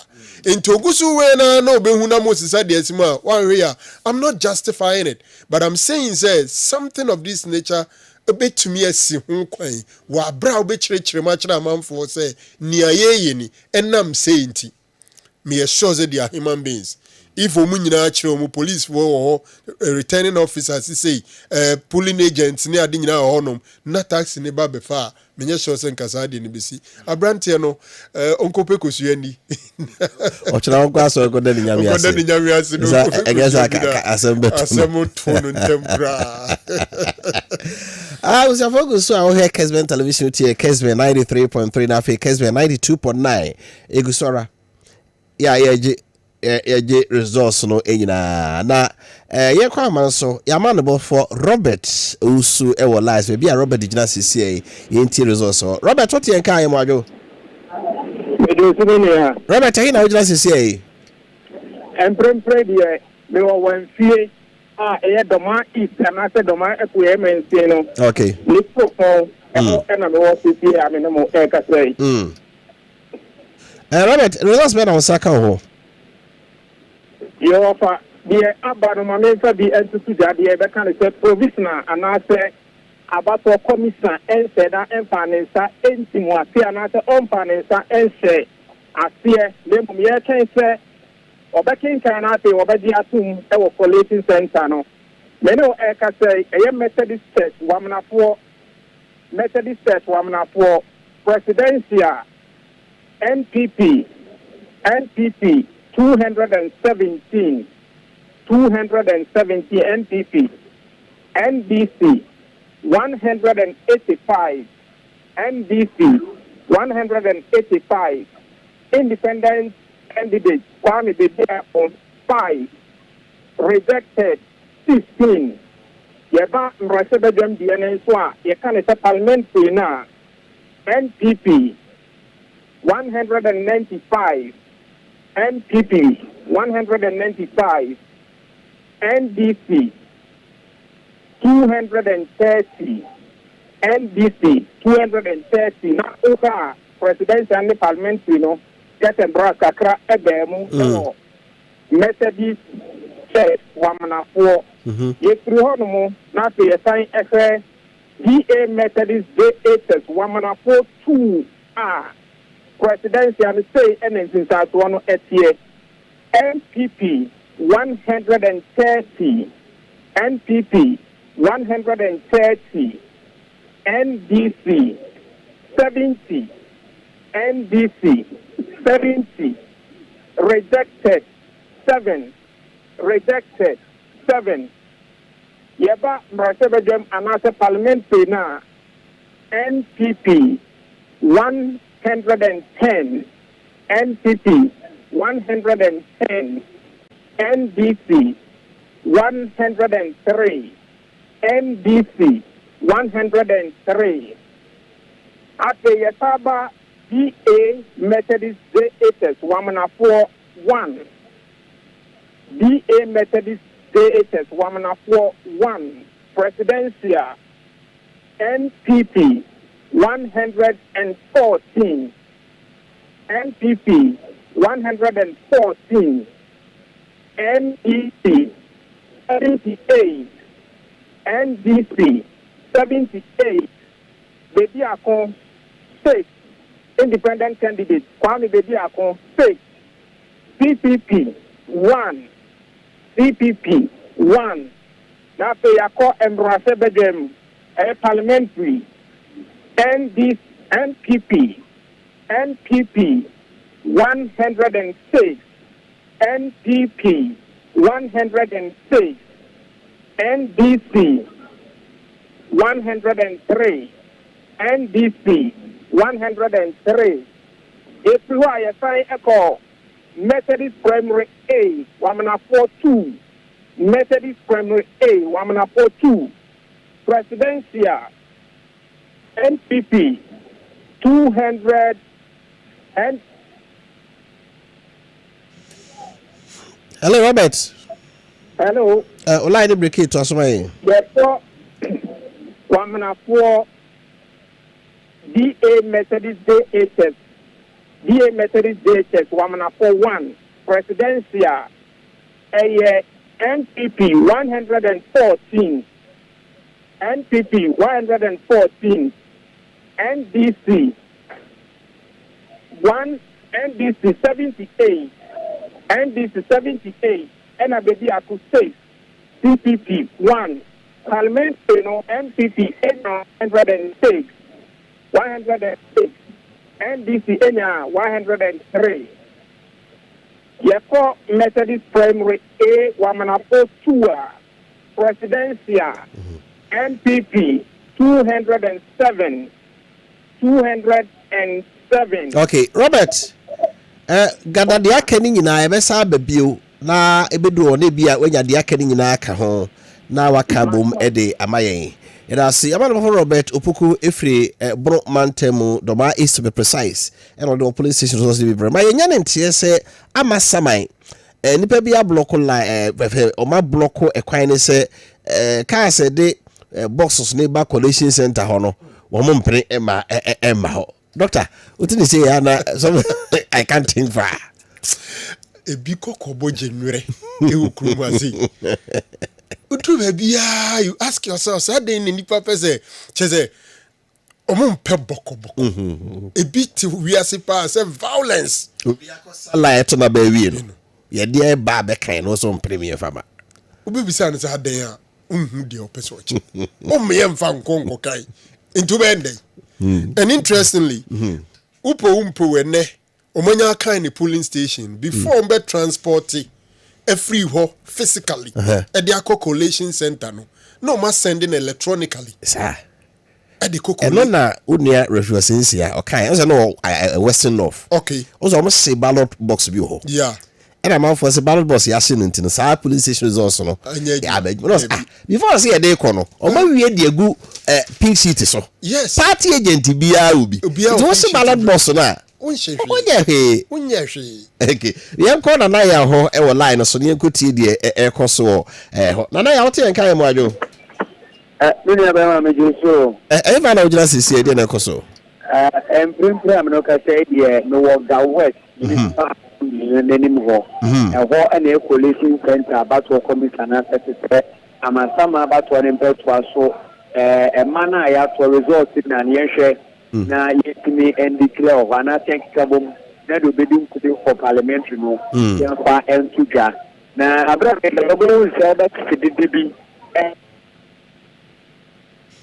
na bunu ene do ma ba be bom to mo ha na enya kuma ni na ne say abra ya so abali mi ye na ni ba to commission na panfo ekinkan ni na wi ye no ana amasana wo de na me fa result ni bi embom na me wi ana ya etu gan so amanda bu na bugu an sense me de no so ay dai atwa so enti sama ho MA primary 1 na presidential no MPP enya 176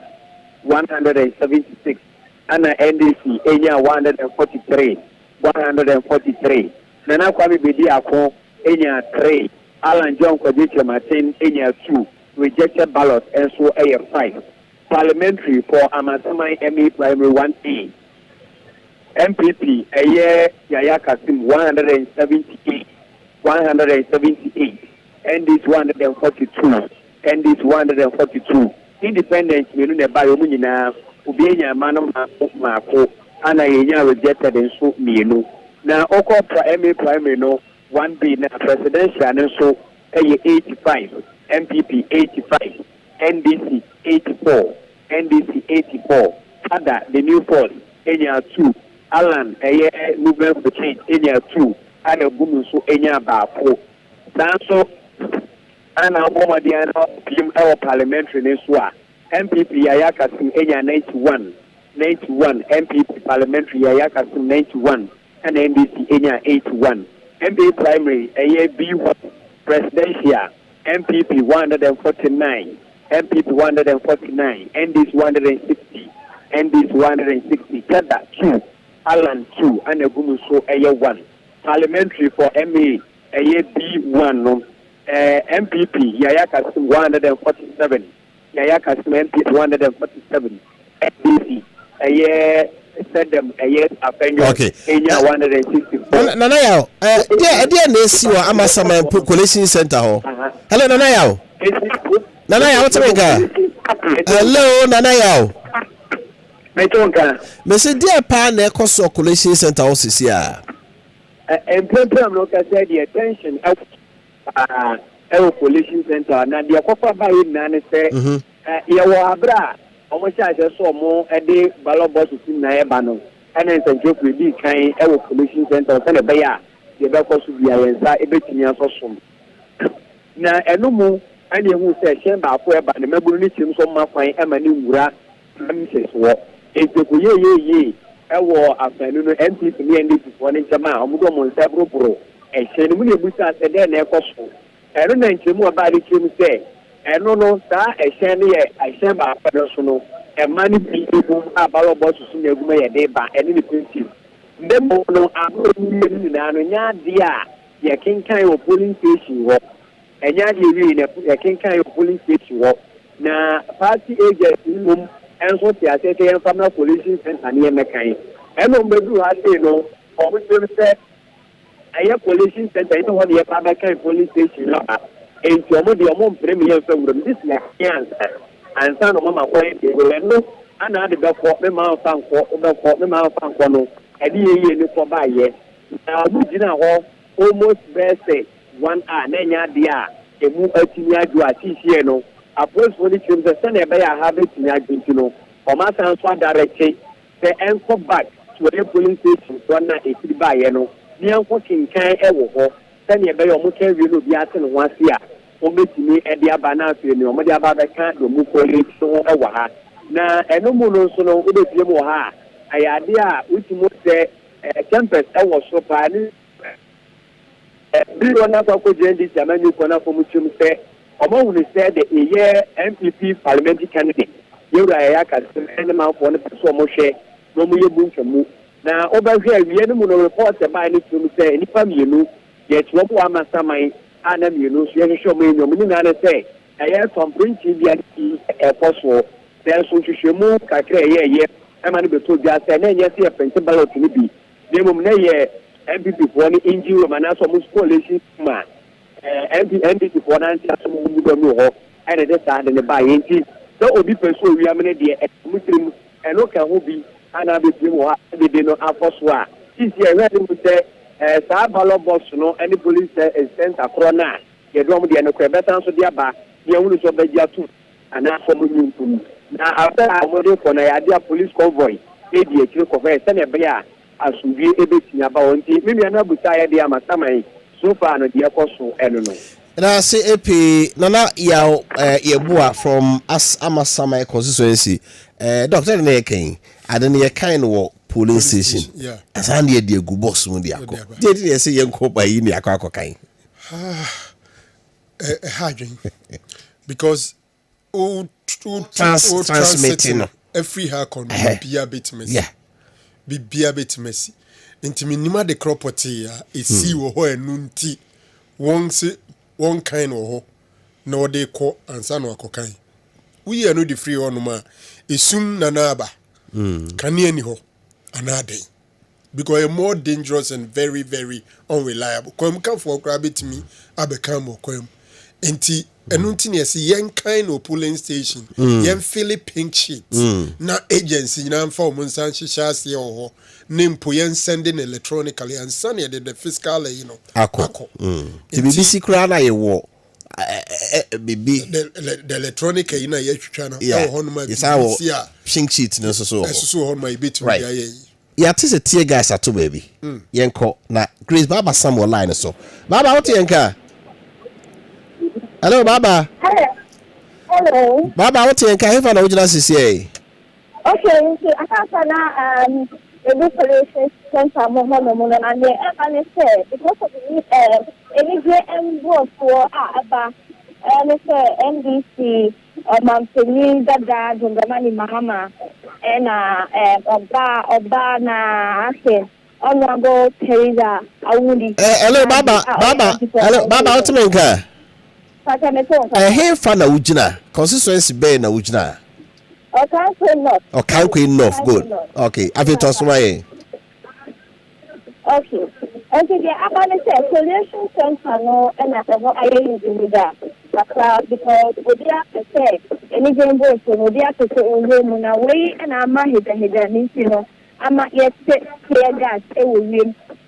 Yes, clear gas win ma today. And in the more me can the more can think edimudi motors any America for the alcohol and say Collation Center no and eya ekobua abano omutimi extra numbers midi e wo hono no na say womo enja waka ebia na Collation Center womo ye abano mu e de aba omanteni the vice president Dr. Bawumia and say ya make us say the more something kani na Collation Center ha say the ayeheda and see result aye the amount from the polling stations no and na say na yaba Collation Center womo ba the final one na e dey am Kessben for any ACA4 what is happening say ya card na kra na yenwie ya say so obi anya abotre na yewie na isi certifier wo abaji wani ni waje ni asamanfo pro mo kakra alamboa so the crowd want to say when you take Okai Queen not constituency almost all the constituencies are many extra about Akweteman Forestry Commission, EPP bookshop, safety course now, Immaculate Women's School now, with all this Okai constituency are making NDC and I said now but I was Tropa with the MP then not the Okai not MP Honorable Awuni Ladi or not so now bano say away new cry it's the NDC so like in general they have concluded that Wade Abano Mahama Asewi so there is no need to say MPP Ebenya Ewini into when needs here and then who motors and cars not to say one of the go round up and down one of the say will be at the Collation Center because we say anything can happen there. Into Enunciana ama Moina Airport. So be a home kind of holiday.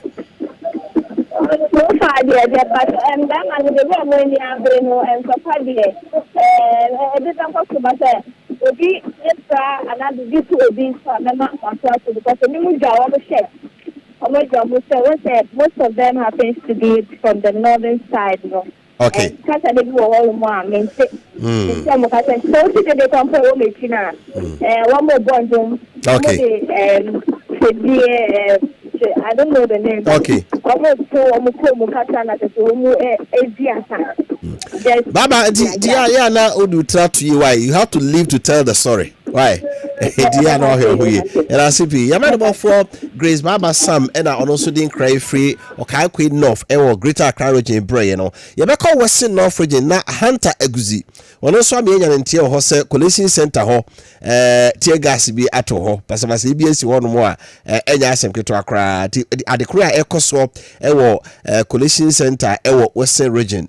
Ade no be a ye wi akenkan na yaboa no na doctor ye dey kono na asem na ba because honey nyabo wi abawi the was meant to say kra mamu fa meka ho but the no mu bebre nim ni say ade na ye dey nam ho ba no say be eye ni funu the original one has been sent eti Yen prima we cobra. Okay. Yen cobra Hunter Eguzi ewo Western North region. Na yen ko Collation center ho de cause Hunter what yen kan ebo ajo. Me ma o aje ni bu e dia na ekoso ewo Western North region CCI. Ma me near the correction we were Western region. Western region, no Western North. Okay, Western region. Yeah, Western North. Great. Okay, so Yamina Jome about to was the Abbey area, yeah. Oh, yeah, results go down out from most of them. Polling stations are in the Western Southern Constituency and Asia Constituency. Now, currently, I'm not for mobile polling stations and Bano. Currently, on the wall. Regional Collation Center, library, tablet library, having. Now, I'm party sympathizers and other people participate a lot again. What the ballot box together, but what wrong came was because Emma was there. Ballot box was there. There is no party agent assistant them, and also no feeling and the way in the Maran and also model. But you see, one must pay off. The party agents or the party sympathizers follow. Now, worry if you get to car, one police to follow one paper. If you come in the making of them, or for the idea and if you get to say, or for the ever had it, and I made it actually. Then I'm a can, or your results, no, I will not have a waba. I'm not here, especially at the beer, the Ashiva, my ATO. You see, I'm not to say if I move a wall. Oh, yeah, another Asiana, so can you have had a before move over Hadea? What an eba, or Shade, especially with Tapade constituency. Let's start with the Tapade constituency. We are going to hand out our constituency. But that's our result. NCC 104. 104, NDC 73. New Force, Oyakada, Onya 3. Parliamentary, the also 104. 104. Probably voters now are relatively 180. 180. You have a Shell filling station at Tapade 1. Presidential results, no. NDC now 135. 135. MPC now 149. 149. The mouse now, New Force, Onya 1. New Force, Onya 1. And parliamentary, the NCP, 159. 159. NDC, 133. The gathered ballots may be 2. Yes, I don't know, say, call, if it's a form bantam number 2A, presidential, NCP, 184. 184. NDC, 129. New Force, 8. New Force, 8. Total valid votes near 320. And I think to say, by other parliamentary dinner, NPP 194. 194. NDC 135. 135. It's a form bantam number 2B. Presidential NPP 188. 188. NDC 131. 131. Movement year 4. New Force year 8. Rejected year 1. Parliamentary, NCP year 190. NCP year 190. NDC year 135. 135. Now, about the public library, presidential, the NCP year 152. 152. Now, NDC year 152. It's a one NDC and NCP were both blackheads. They were all said away in a way. I'm back for 152, 152. Now, said the year 5. NDP year 1 rejected me at 2. The National Parliamentary, NCP year 151. 151. NDC year 158. Now, special voting, I have because already the work and I was already there. Almost collation center, the presidential. Only presidential NCP, 195. 195. NDC 206. New Force 9. Parliamentary, so NCP 194. NDC 210. NDC 210. Okay. Ahanta. So far no unyanya constituency be certified results, right? What I say? Constituency be anywhere on Saka almost certified results this year. The line will break into your man and say. Nature say unyanya constituency be certified results this year or Western region.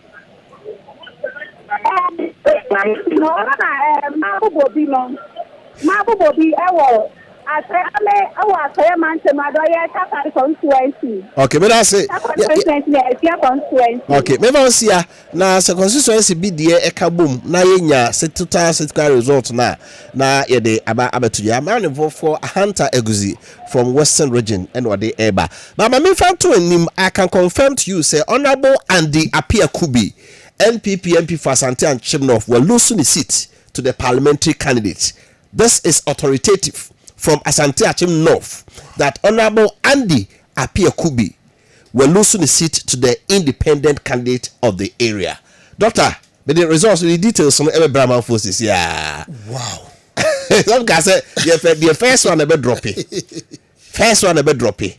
Asante Achim South or North? Asante Achim North, Agogo. Yeah, and the Apia Kubi. And the Apia Kubi. Wow. Because that seat has always been MPP. Yeah. Mekai from Honorable Koju Barajiman, then and the Apia Kubi, and Sen Nkumben Nosa Kobium, an independent candidate that take over. You see, one area minim Honsem Kakra na Shada Nyamingwa be brave because of how omo primaries, Esikoye, any the people on the ground, but any good news for the New Patriotic Party.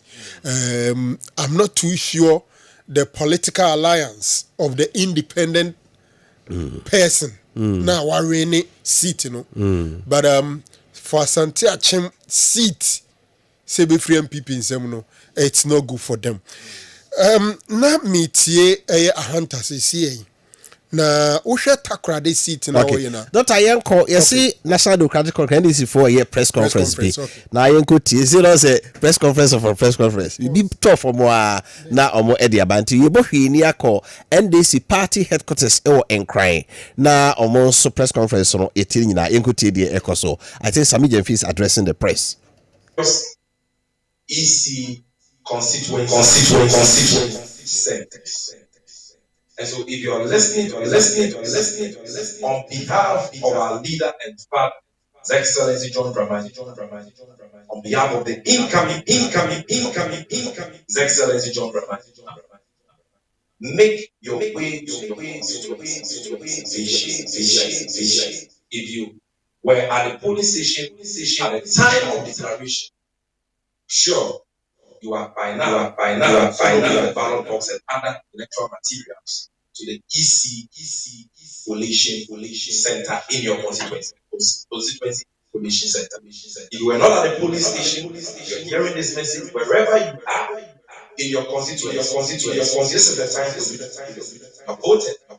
Votes counted, and text. So this new stage of constituency coordination is of utmost importance for all of us. And our leader wants all of us to stop the until results are duly collated, declared constituency collation centers. The results forms at the constituency collation centers duly failed and signed by the various party collation agents, and our agent is giving his or her copy. You don't. You only jubilate after the results have been declared. Agents have signed, or better still, our agent has an official certified copy of the results so declared by the Electoral Commission at the Constituency Collation Center. This is the reason for this press conference. And please, when the results is duly declared and we take a copy of the results form as required by law, ensure that the results as declared is posted at the Constituency Collation Center. Take your phones, you take pictures of that as evidence. It is very important that you do that. We also want to put all our agents, our executives, from the branch level to the ward level to the constituency level to the regional level and the national level on high alert. The NPP is desperate, and when you're dealing with a group of people who are vicious and desperate at the same time, you need to be careful. You need to remain vigilant until the last vote is counted and the results is finally declared by the returning officer for the presidential election at the national level. We have picked intel that the NPP has now activated their rigging machinery to its full potential. Couple of minutes, and in fact, they have already started. They will be engaging, or they will be trying to snap ballot boxes and swap ballot boxes. They will be trying to swap pink sheets. They will be trying to their thumbs to manipulate outcome of election results. Don't forget what happened at Chimansa in 2020. Don't forget. And so let's all remain vigilant. This is the time for celebration. We all know the outcome. For celebrating that outcome soon come. But for now, we need to work. We need to be vigilant. And so if you are listening to now, please go to your constituency collation center now. All our party supporters, those who are in the position to defend and protect our agents and officials, please move to the constituency collation center.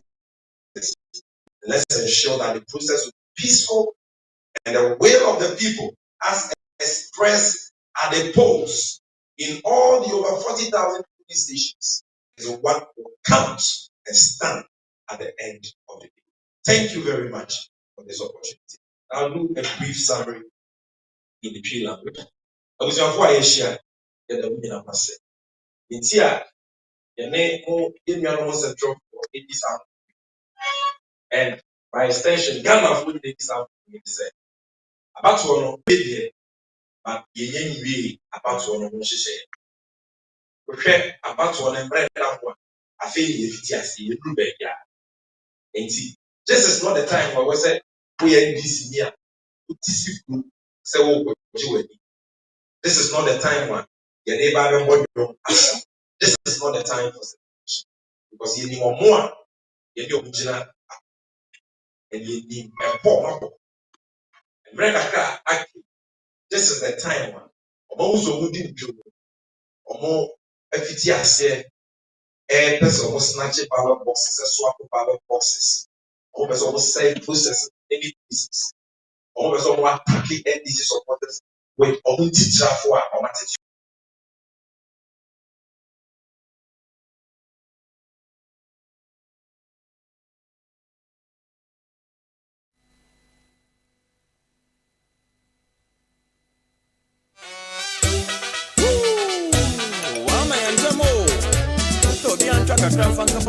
Right, your call National Democratic Congress NDC for Australia, Equity Central for Shemuya, Sami Genfio Communication Officer or the Etuja. Also, catch NDC for say finish hard. agro no nwie enye bere wo so oju ani nie so akohu bibi eche se NDC di nkunimu a enye wani ne momode ya se obetwen na de aka ni nyina no ye de abeka doc bigi say no on be paid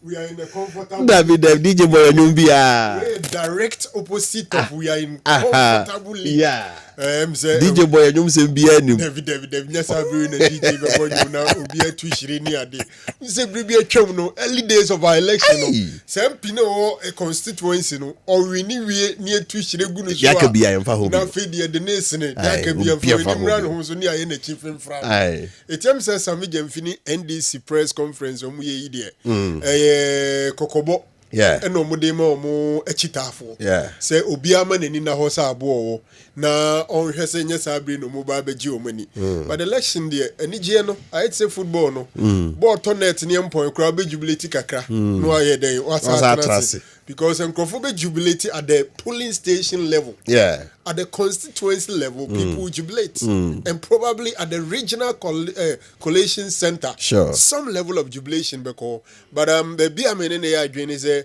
ekunu nyamba na wie you know but I say relay race of course na of best sprinter no ha na the start here no abodi best yenye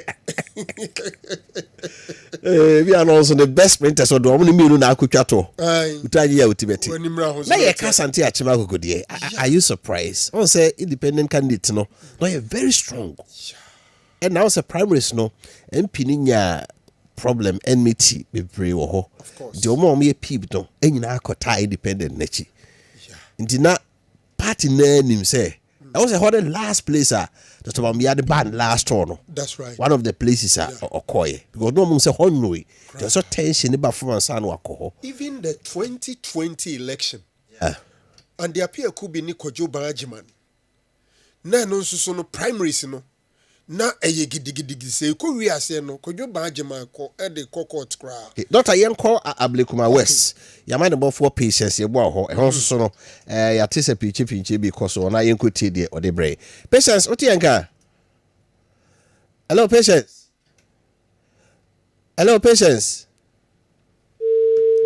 Okay. Patients line no atom atiatom. Doc. Me sure say benya the back. So them say Ablekuma North no no. Ablekuma West. Ablekuma West. Yeah. Oh, okay. Hoye Osla seat no. Osla Usu. Ablekuma. MPP seat. Okay. Patients asaba so here. Hello patients. Yeah, hello. There na koso Ablekuma West prempre. Ablekuma West Collation Center. I Mount Olivet. Okay. Na say no mo so mo mprema fa person e wura inside. I know say na medical kind of person. I am people from Kutasi Africa. And see, I mean, say the people for this for about the person. I'm not sitting in I'm looking for about the person. No, I'm more from inside the hotel. Are they opposing for you? I'm going to go a script your tight best. So I'm not sitting in what thing. I have for na yes adwuma no opposing for ntimi ye ho he. Yeah, going forward. I is the see upon say the number from Pasla with America.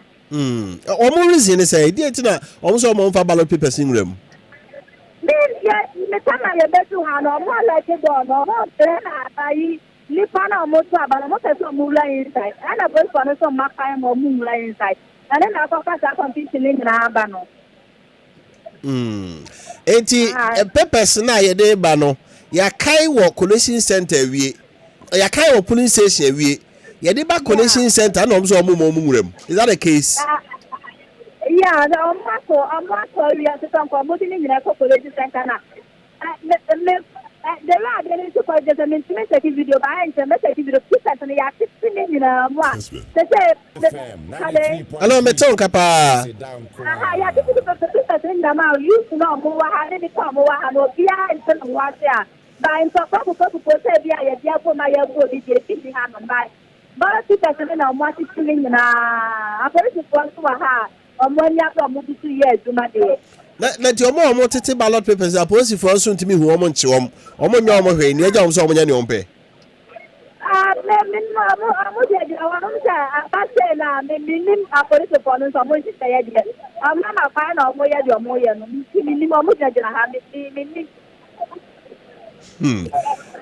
Situation no me see the area no TV so you say taxi cab is that taxi or Uber and I dey car na si wa as o mo chechere to dey na omo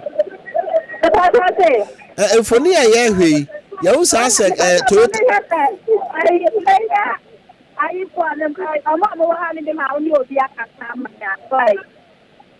the equation ye entiase ye pese ehunu the reason omo reason say nti that say omo tete ballot papers no mu a omo say omo reason is omo send people 20% of we am and it's omo the play inside the hall na za de ya kan wo polling station e de dey ba enti ewiemu ba bi o polling station so omo say omo so omo ko bi na omo hu de ekwaso omo ma kan so omo atiti ni nyina the electoral officers before about to so no hu mu bi wo ho wo mo hwe about to so no hu mu bi e wo ho ayi officers for no do ara no e de na omo so eye omo ya den de na omo ya fa ho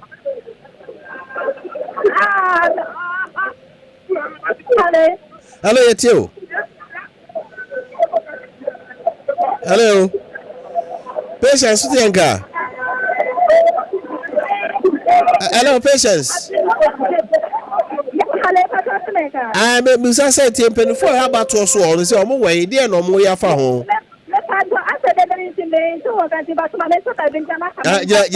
ye be sa ba ho ai ye na say ya man bo for patience ye bo Ablekuma West doc asefa ye ken ebi an egusi o ya kan ba no police station ye dey ba mo say Collation center nana mi bisa taxi na omotwa ho hia no taxi no den na woman no na nana mi bisa na on ballot no ewumu a omode ba na bisa on say what is it besides that no eno no omode ko honum no amanfo nhyeda ntene mani biase o koye bibia gidigidi bia o sa o the figures are already there. But what I know is Ablekuma West seat, MPP seat. Osla, yeah. And say we're keeping for some 3 or so terms. But Rabano, come on, I'm saying on the bar earlier. Aye, you can buy because a bit misleading. As if say aye. But Kofina Oka Asante Achim Deno. I'm the seats in be done who. It be dear the cheaper. We are getting someone official figures. Any bear 1-2 hours. No, it be confirm. It will confirm. Maybe a moment. Utim say a be free MPP could DNDC. Yeah. It be so free NDC. Eco DMPP. Now the unconfirmed one, I mean, in terms of numbers, it looks like more assistance na way they mean menya. A beer who the menya nunya and now the wenya menya. And this is an unconfirmed one. I see about 1, 2, 3, 4, 5, 6, 7, 8, 9, 10, 11, 12, 13, 14 seats moving from NDC to MPP. Yeah.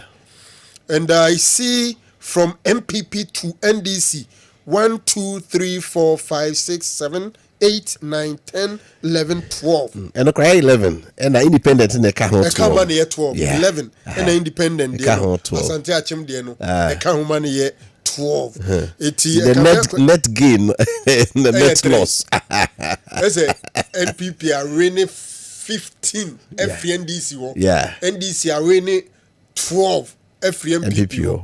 These are unconfirmed. Na minim se bese fata se ye did those areas. Yeah, but strong who are per confirmation. Once we get it, you be project here mama for of course. Then they say later in the day no beko screen so. Beko screen so. Beko screen so. Ya could projecting na. Wow. Yeah, analysis no from 2000 ebe na. You bought 2024 say ya. Yeah, true. Previous elections no. Say the net here. Na who baby a variance ni na chichi. It your mom try results no confirm you be in the television studio and all these things are going to come. That's lovely.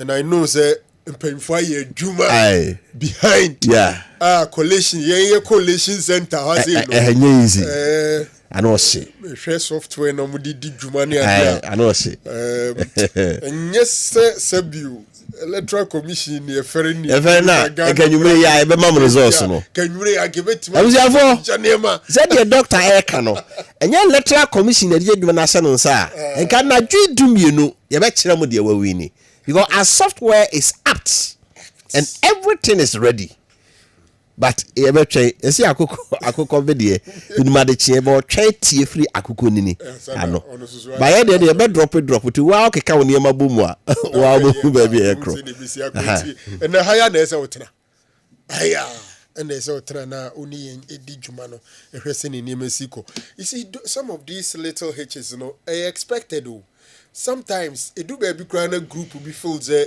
omu ye dintwa edin say there are some bad losers we are in pass or bejin chuno atum donc yenko Ablekuma North what's your Ablekuma West yenko Ablekuma North Collation Center also na princess wo na princess nso my enti is Ablekuma ho no this election the horse pa na enti de ekoso so princess what yenka ye ma ojo anwumre Ablekuma North hot say sabre I can say where can say the Ablekuma North bibia that they bibia possible and the time no can say the Midland Timothy Methodist Church ewo Pasima Collation Center ewo Ablekuma North there na ekoso my enti o to see about Collation Center, there are electoral officers, any media for no SPL, more change say, they can ballot papers, no, where the results number out. Eti omo kan wo yan kan ba kokra bibia esi ho kan ba kre apen omo settle down. Okay, princess here that see doc yento aso over nti the na make can say because I respect the EC and we still believe say EC na say obey authenticate the results and declare the results and all that, but very soon it be a bit move from provisional na you do certified na ye de amamfo o hwa Ablekuma nkasa ye babia eye MPP seats because we hwe Ablekuma North Ablekuma South South na ya na mpempi ho na Alfred Okovandapo that's Ablekuma South but the west and then the north no a seat MPP seats nti me sure say Rabano ba na those areas no so you very very close. You know, Accra one area my dream is a major determining region. Nititi greater Accra and Kasano because a whole cosmopolitan. Na usha and shadanya even say MPP be we need seat to Okrana a difference in a kakrebi. NDC we need seat na difference in so into hoye such areas are in Pimpino yana edding so obi swishi obi unya obi nipa otomano eba it said when you 2 votes and people are also enlightened but for one interesting thing so far kakrea yenye my dream says certain positions on the results near clear at least the obedi third the obedi fourth the obedi fifth when you imagine say rejected ballot that's edited na also on your campaign rejected fourth and fifth no and na okay say na ubisa say between Alan and Sheda and then Yemba and then offer as Sheda the tinyu bebre no the new force when ever ben him na the kika ko na yem say the new force the Alan atofom you for them say the kika ko na say the new force the Alan atofom intimity hey pa provisionally madwem say the obedi third the minim and we rejected ballot the new force and the operate your own team there be Sheda be fourth do be the fifth Alan goom evenya 6 metima predict from third to 6 my first second the one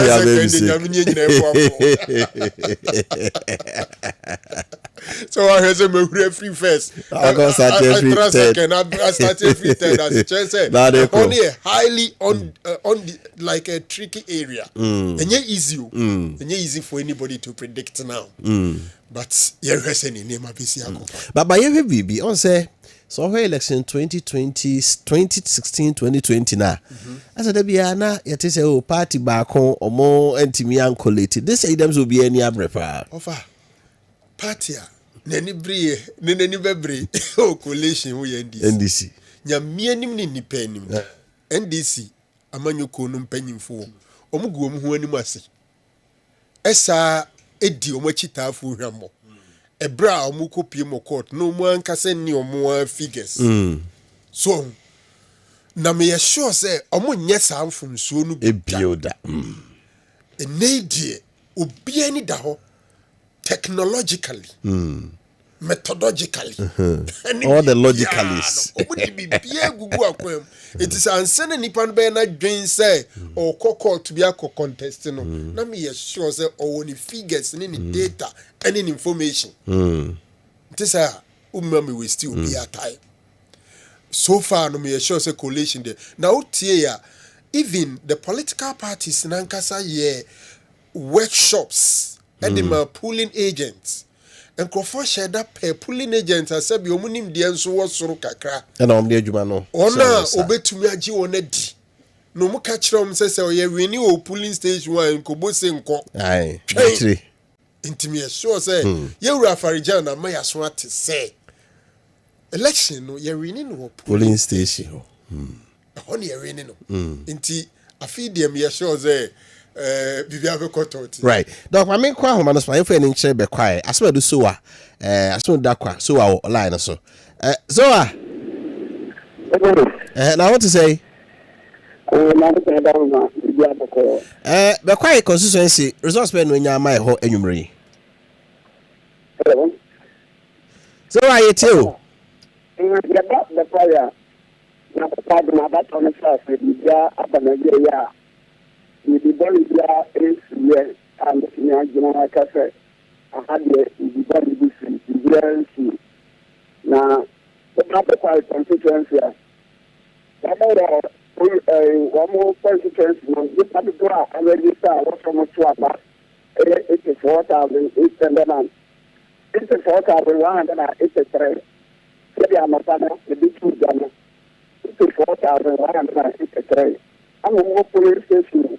And also 188 police stations and also a world constituency.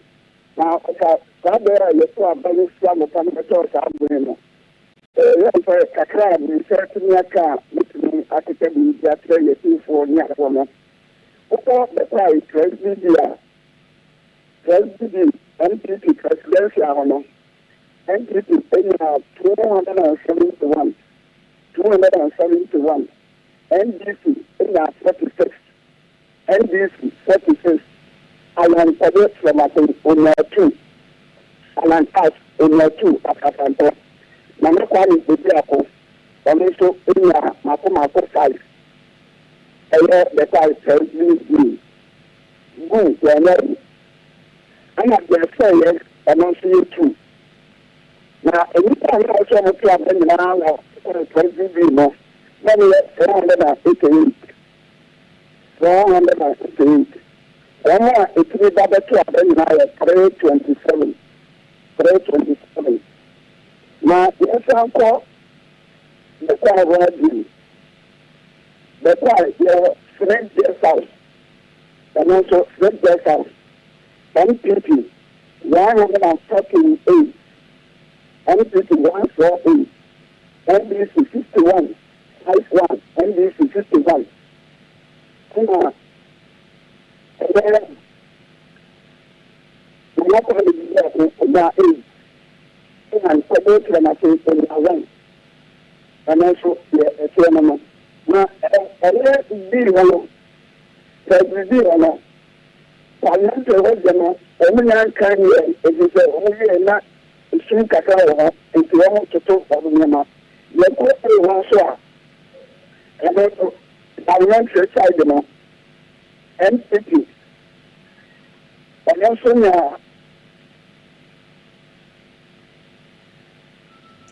NPP parliamentary. Also, friendly to the parliamentary one. NPP 241, NDC 49, and I did that for another candidate to Okay, so I say actually the baby will be about here through home. Doctor, some predictions, so say everybody in our domes are say cheddar room. Oh, cheddar. Alan, I heard them say conform the new force. The new force. Mrantewa no. Because no be a dream say who's a gum was unedited the previous one. For the fourth, rejected ballot is okay. Now they are here what this election say microphone kotuma ma mi ekuya donko. Ebi akotwa ma ekuya donko. Over. And we me hear this or more displeasure or more anger. Register the displeasure. See, I just in the part where we need to say, "Me kotwa man, I say no, so say we need to be pubia."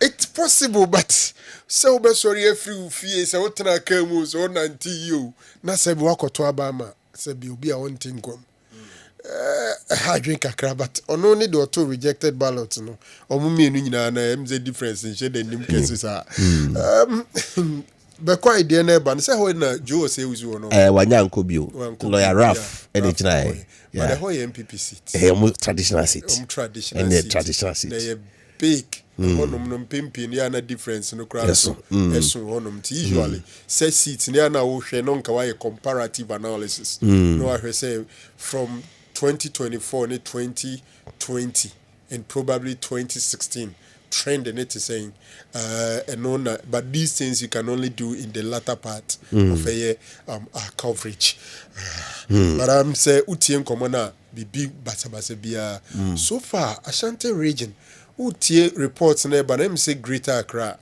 hona yeshipa Greater Accra amasaman ayawa so ne sa microphone na wono na take ba ye hwe Ashanti region kakra so if I said the name Kuya, say Asante Achim de no true. It means say MPP number of seats no. So tia neti. Who say? MPP I think 44.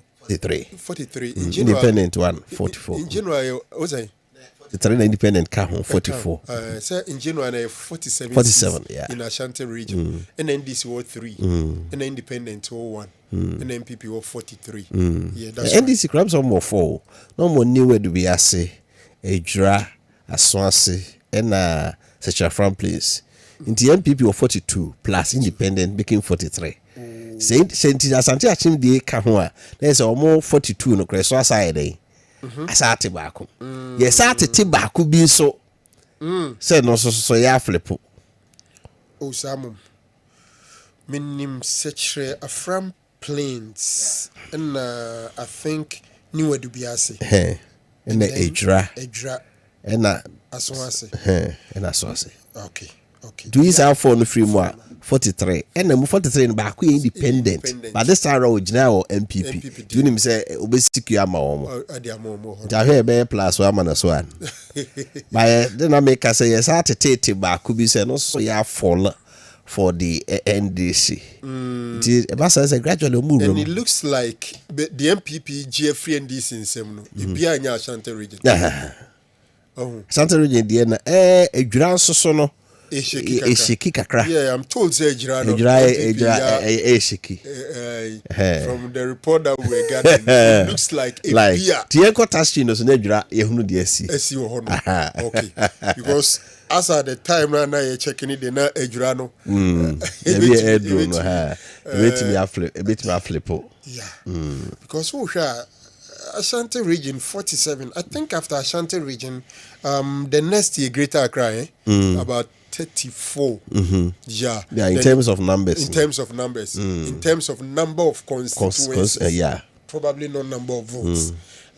Greater Accra no who is no more let's say voters in the voter population, voter population each in land size in Israel. Yeah. But population, the greater population, the voter population was so very, very dense area.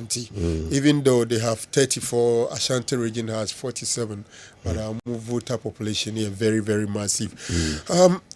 Baby, me susu say be say BNPP so be seat ni be free NDC and maybe North War baby could also be because of probably the presidential candidate for MPP. Maybe it is one of the things a bit to me a determine swing CBS swing year free but the one thing I'm sure is NDC for a year was Ashanti region probably in Omo campaign they gave a lot of prominence to their campaign in the Ashanti region. Who share the final day the Omo Beye or Hansen eventually Omo relocated. I know say Omo final day the number an MPP for so a kanta Omo pa on radio on the ground everywhere even though Omo didn't crop by Ade anehame kakra ne say strategically the people NDC sent here were not the people and a good number of them were not guys I expected saying come don beba so community be and locality be more open crofo a omuhu say we mu ye no mu kasa omati odoku to black pa eba to force so mumra Ashanti region. Unfortunately for NDC, MPP was quick in bringing out some statements. Ana ukujetomu aya na predict ana tribal sentiments against the people in this region. Even though they came here, I think the impact might not have been so massive. One seat I'm sure so for any said but as I said, I see every year I say you're too close, but Mutaka is simply unplayable. Yeah, Mutaka the wedding. He's simply unplayable. Wedding. Minyam send your name but I think the guy they brought is a vibrant guy, a presidential staffer, and a local boy. So 9 people feel that he'll give Mutaka. But Mutaka has gained so much experience in Ghanaian politics. And unseating him very, very difficult. So far, my indication be say Asawasi seat, So far, Asawasi seat, report I mean, Sakano, or my quality 172 out of 215.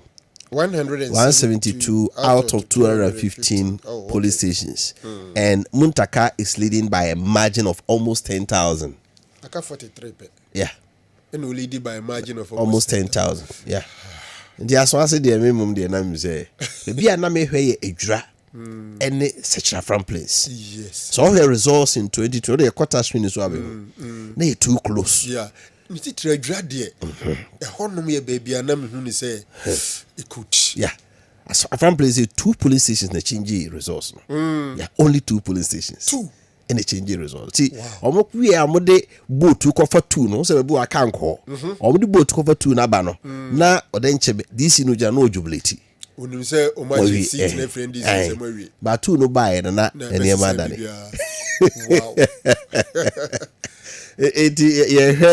How the Ashanti region dynamics no. Another interesting area. What is in new Adubiasia? NDC is so strong. Unko hoda o. Oh my! Makoda, we room kakra. Oh, chom street na unko. So we room a typical farming community, settler farmers. Oh pa. Yeah. Settler farmers now move free the northern sector ne vote ani ade no. Omo na wo nti edubiase kru no no. And a typical Asantefo no. And the BNPP win. Come win kru no. Be the hinterland ne beka ho a na adane. Tu se kwabla je bubo edwo se haye se chidumase. Se chidumase de MPP dia. Ba o de adwura na ni nkrase ne beka ho. Ho no ya na edane. It's ana those areas and dynamics no. I see. These are all tier results now tip once I okay we ma uni we nya te Seko City. Now what you also ma win but and yes the other part ne beka ho a na niema edane. I see. That is how how the so is it. There was a very good story idea actually. Now, I said the Macano, try a certified result from the polling, constituency beba. And I started to say, ba, oh, we are radio studio, I will be on the television studio, how the be project to a screen or so. Now, I have to analyze it from 2000, 2004, 2008, 2012, 2016, and 2020, when the constituency results, a bar, you best start your project. Na the results no but before then no mamo hwi na me call Asante Dwaben na me hwe Dwaben so far polling station results are aba no na me mobo ebi enso nkyerɛw ebra egu so ye twen say reporters no de aka no enso ebe brain team me call Asante Dwaben a me say Asante Dwaben Old Methodist Workshop ho no you have presidential na NPP nya 164 MPP, NDC nya 17, New Force nya 8, CPP nya 1, and Alan nya 0. Rejected ballot 5. That's the presidential. So about parliamentary, Francis Owusu Echan nya 171, Eunice Owusu Ansah also NDC nya 22. Omienu from na vanse omugina ho Dwaben Methodist primary so a presidential NPP inya 255 NDC inya 17 New Force inya 4 and Alan inya 3 parliamentary Francis Owusu Echan inya 231 and afi Ewurabano Usu Ansam so inya 17 Dwaben Methodist KGA also presidential no NPP inya 318 NDC inya 41 GUM inya 1 and a New Force inya 6 rejected A1 parliamentary Francis Owusu Echan NPP 329 NDC 38 Dwaben Methodist JHS presidential NPP 329 NDC 30 Cheddar unya 7 and afi CPP 1 Alankas 2 APC 1 parliamentary Francis Owusu Echan 332 and a Raba Ansu Obano Nusunya 36 Dwaben constituency will be Old Court House 1 a Honsono total registered votes at 467 presidential NPP 260 NDC 46 Cheddar 3 Alan Martin 1 rejected ballot 1 parliamentary Francis Owusu Echan NPP 235 Eunice Ohenewa Ansu Dino Eunice Ohenewa Ansu ono so nya 75 and afi obia anse no bia so no rejected ye afi Dwaben constituency wa Old Court House 2 also total registered voters 470 NPP presidential NPP 300 NDC 32 GUM 1 Cheddar 7 rejected 1 parliamentary NPP Francis Owusu Echan 297 NDC Eunice Ohenewa Ansu Wononsu nya 47 ubia ansene de eho Queen Mother's Palace still in Dwaben constituency presidential NPP 369 NDC 34 New Force Cheddar 3 Alan 1 rejected 3 parliamentary Francis Owusu Echan NPP 364 Eunice Ansu Ohenewa NDC 43 and also the so far results are Isaka from Dwaben constituency and also a traditional seat and the and also ya na said anye adia obetu aka say obibe because meet me aje we one ya na but this year no I see some of the traditionals is flipping because Sunya is information is I can say a ya flippo. Sunya is a ya flippo from MPP to the NDC. I see. Was the last election when chief flippo from MPP to NDC. And you be a one. Go when chief on a buzia. Indian two about when Chima NDC winning that, but we need 2020. Does this election the Humbia? I think the Ghanaian voters are now Sunyo East Kwesi yeah. Kwesi Meya Peter is a mayor or something like that. Kwesi Meya One wow near Sassi Cabrach to God. That's the information we are picking. It means that Stuttgart is likely. Yeah, that is what we are hearing. Nti omwe wie no baby o maka drone de akaka krabi nti ombe wie no say Sunyan East I understand that unim say Stuttgart even the last election onya more votes essing John Mahama yes no ye presidential candidate no nti Stuttgart is strong contender nti I think say wow that is a seat that usually a MPP at least the past two parliaments a MPP and Kwesi Meya kra no wakoba akwasa akobi mu one interesting thing me enu nyina fi the same town honest to God me have to back Jene very interesting and Tracy kra mu ya family wow eti as a America bato no line you go city be you say there be city we there uhu ara but over say MPP winning I think NDC are winning or hoping but usually quite close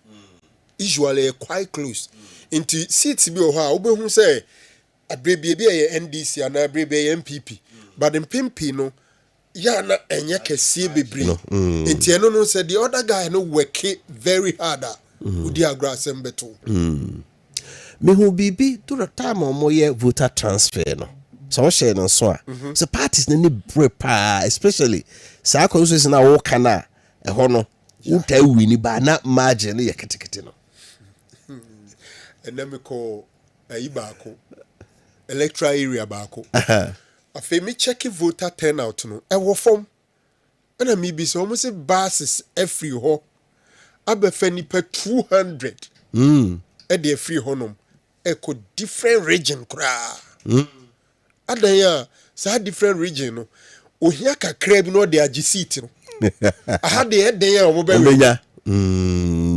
enti voter transfer no so ya dey a that is what they did it true be ohun na nkrofo person mu transfer vote we be free bantama kwa asawase go him say bantama dey e dey a red so they are red but minim so voter transfer is another strategy a lot of it will be a party no na but even the PC the parliamentary candidates no and if the party feels so sa constituency we be about 200 votes na one time but I say no there so I say ofie na nwiane time baby so here to amna and that's what nwiane bi dey ba be go na fe level up sir yeah we are likely to see those constituencies in be said now okay meaning constituencies be 5 Washington region two parties in na aye bi no transfer votes I see omo nyina aye dey o can be hani nya be nipa be 500 crowd de kwa ebetimi age haso de wini dada yentwe kakra free ha ne fanko this what is ata no ye butu pa obeti nipa do ma ba haso omo ye ni mo ntia ba bia but then how can you challenge the person wow Kwesi Meya ochire strong yeah the previous parliament claims no chief whip and well let's see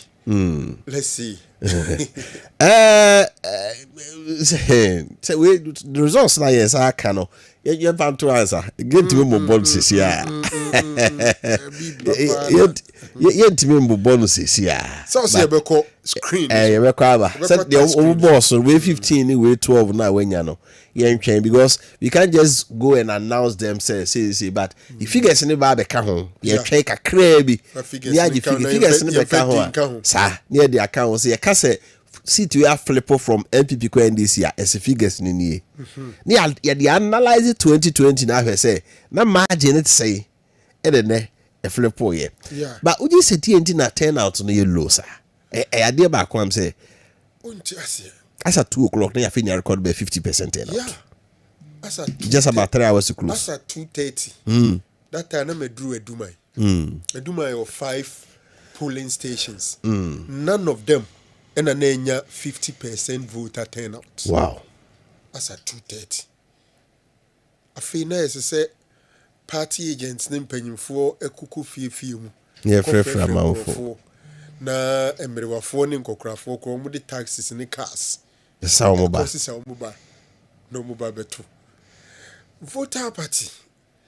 It will be a disappointment. Be as a politicians, you know, gradually.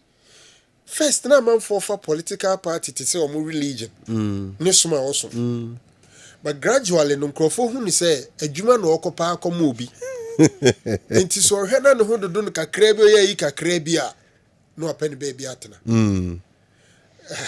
Maybe as we progress, a time will come, maybe we'll have the option of doing digital voting. How to feel with my voting or phones or an ABB. Otherwise, voter party no be kosro. And then no case ka boy ya deno.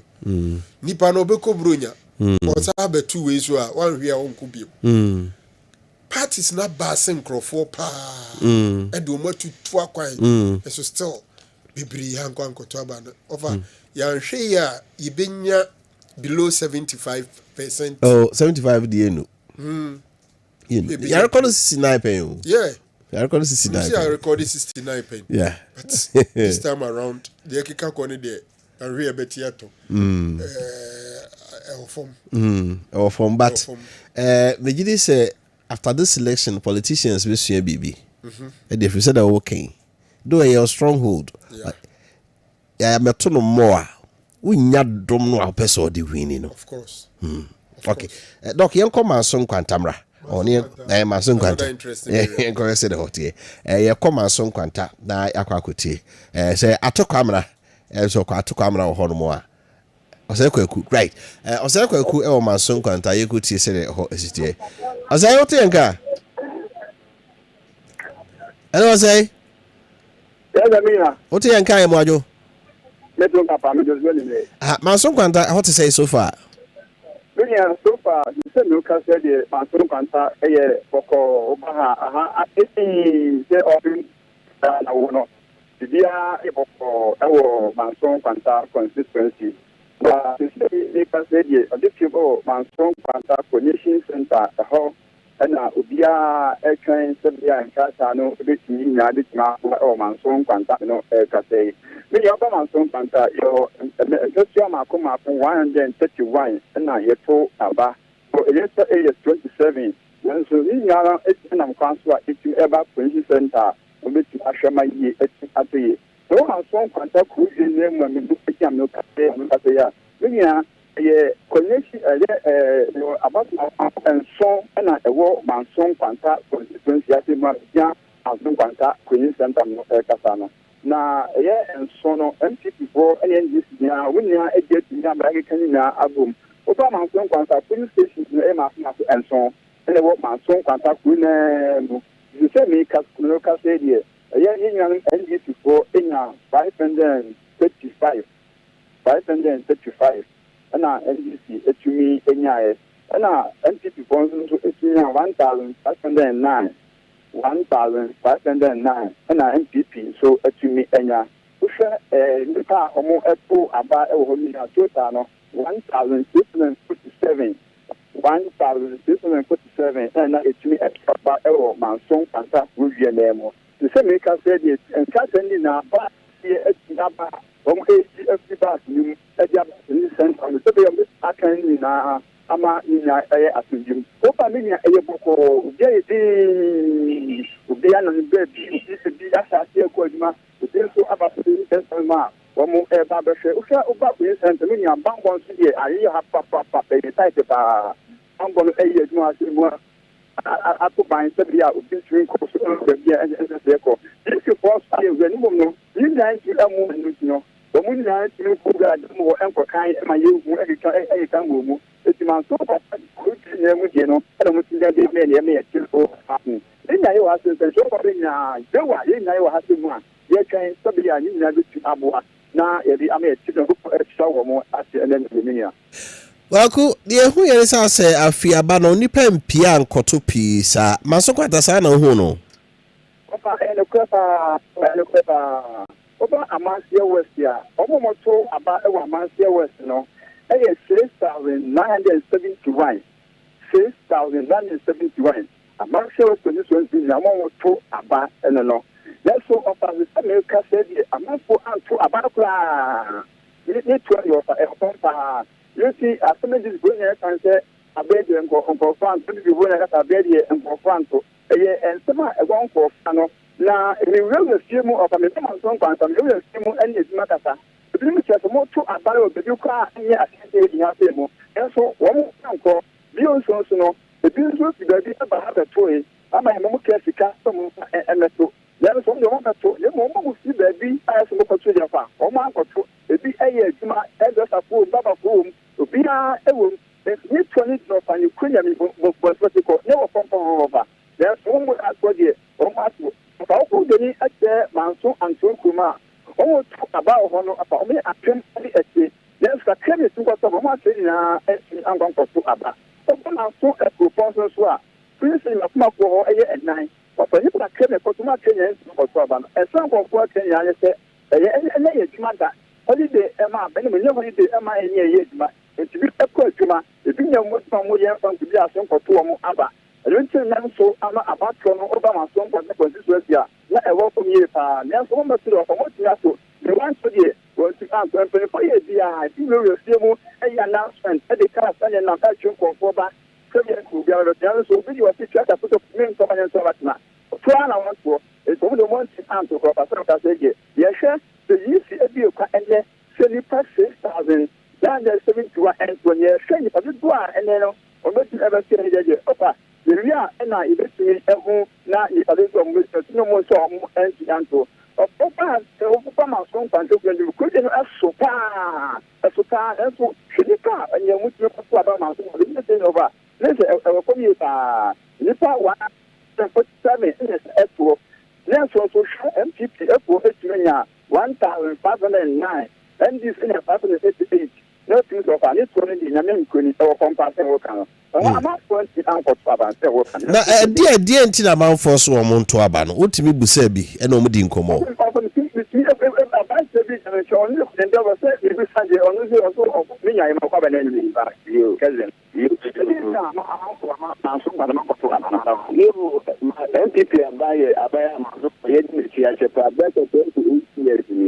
ya to ma dia mo mo sa 692 mpo na American ho ansem ye du mo ti ato ma bi ria mo ala tu mate ya ba ni de ka ba kan ni se be no do gidi mi mpo ya so pri ma so kwanta ba do du page tia mu fi ete se a se tra bo ne eni abamboni nti ene se ma so fo eni e pi ni enko ko to abado e ka ma ma di boy mu ya se ko ma bi ria mo e wo ma so ha Opa esma enko kan yo kire esma enko Kenya ne se omo anje nyame enko enye opa maka ekwa so ne ende pipesi a esiti manso nkwanta ekọ manso nkwanta oso aba no ekwa omo fa ekwa esi manso abare ekutim ewo manso nkwanta opa sa ekwa no esi enye ejunti no kaya edi pipesi ekọ no esi otwe like agoma ni ti eku kwam amba pipesi entimi anko juntem na o se abato ehia anopa no so no abato ehia na Amansia West manso nka so ko de estate esa epan a enenti ma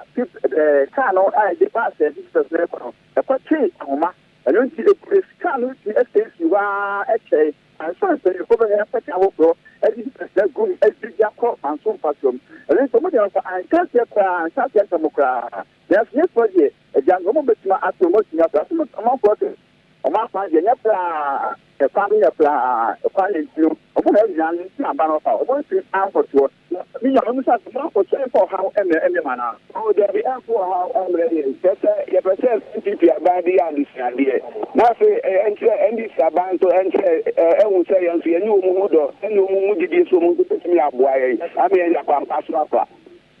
ẹnti náà yẹ yẹ ànkọ akọtọ àmà no. Nancy, one of the question I did a body. Oh, I had the idea that yes, almost a can't be, and I NPP are marrying for you. About when it's man for Okay. West Constituency. Yeah, see. Yaman for say kwaku, but we free Amansie West. Doctor, I say amount for our consensus. Sure. PSC ka say ne ka wo de call Amansie by o hwe ka no ho say infutru. Almost problem pa de kwan. Don't say yes adaje kra nkongoto. Amansie for one area Oma complaining about Omo routes pa. Yes, I think MPP government are routes, but one area still I'm complaining a lot about their routes. I think say Amansie people. And enyango e ba say na say on koto obi wa ba na dwen say for example or NDC a o tunika na o sorry akoto aba MPP de ona nkokra. In the same way so MPP na MPP ho ye ne hia ene ona nko ene di voter apathy no ediba afebo hu se nipa no on sorry kra no akwa den akwa akoto aba no no nso ye ne ma ha adwen kakra for surprises ni bi buboba on say around this time the komodie ni ye MPs no ne sa na America no komodie no say do be ebusa say ye constituency no peti police station results on the oje kra this time I say enya no be a petty report minya kire say Kwame Asare Oben A+. Waji seat. In the parliament, Julius Malima. Julius Malima. Report about as an independent party, candidate for Gumwa Central. Yeah. And that was a seat, MPP seat. Gumwa Central. Yeah. Nana Iya Kwanza. A seat. I think so are holding for 2 terms or so. And the name Komoe Bachelor say A+. Aji seat in every parliament or bed. Independent candidates, we are likely to have the last year parliament. Now you were only one independent candidate and or city with MPP. Yeah. But they are here. So far, no, we are hearing 2. And 2 ninja so no. Actually, say Jeffrey the MPP in some Asante Achem and then Gumwa Central. Quite interesting. Okay. My entry mechanic called Lejokuku. Ewo Greater Accra. Na yenkongoti de ekoso ewo Lejokuku ewo enkrai. Say honey Bernard Kuboy sit no.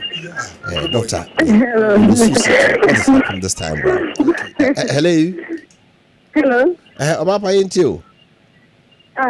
Before I talk about Tony na abewie e wo Lejokuku. Na ya ken kan ye no when abandi dia ye nya no eni eye CDA e wo Lejokuku CDA presidential MPP 124 MPP 124 NDC 201 rejected 6 parliamentary MPP 153 NDC 180 PDB Center B and also no CPP 2 Freedom 2 NPP 111 NDC 227 rejected 9 parliamentary NPP 139 NDC 205 NDP Omunya 1 ewo yes also echo 9 Bugosi and also no Center A NCP 117 NDC 126 parliamentary NPP 137 NDC 111 Center B NPP 77 NDC 171 parliamentary MPP 96 NDC 156 we are telling now bomu the MPP 194 and presidential and parliamentary and presidential NDC 297 parliamentary MPP 233 and NDC 257 Adromi Freedom and MPP 87 NDC 131 CPP 1 rejected 8 and the Australian Catalan Baako MPP 105 NDC 121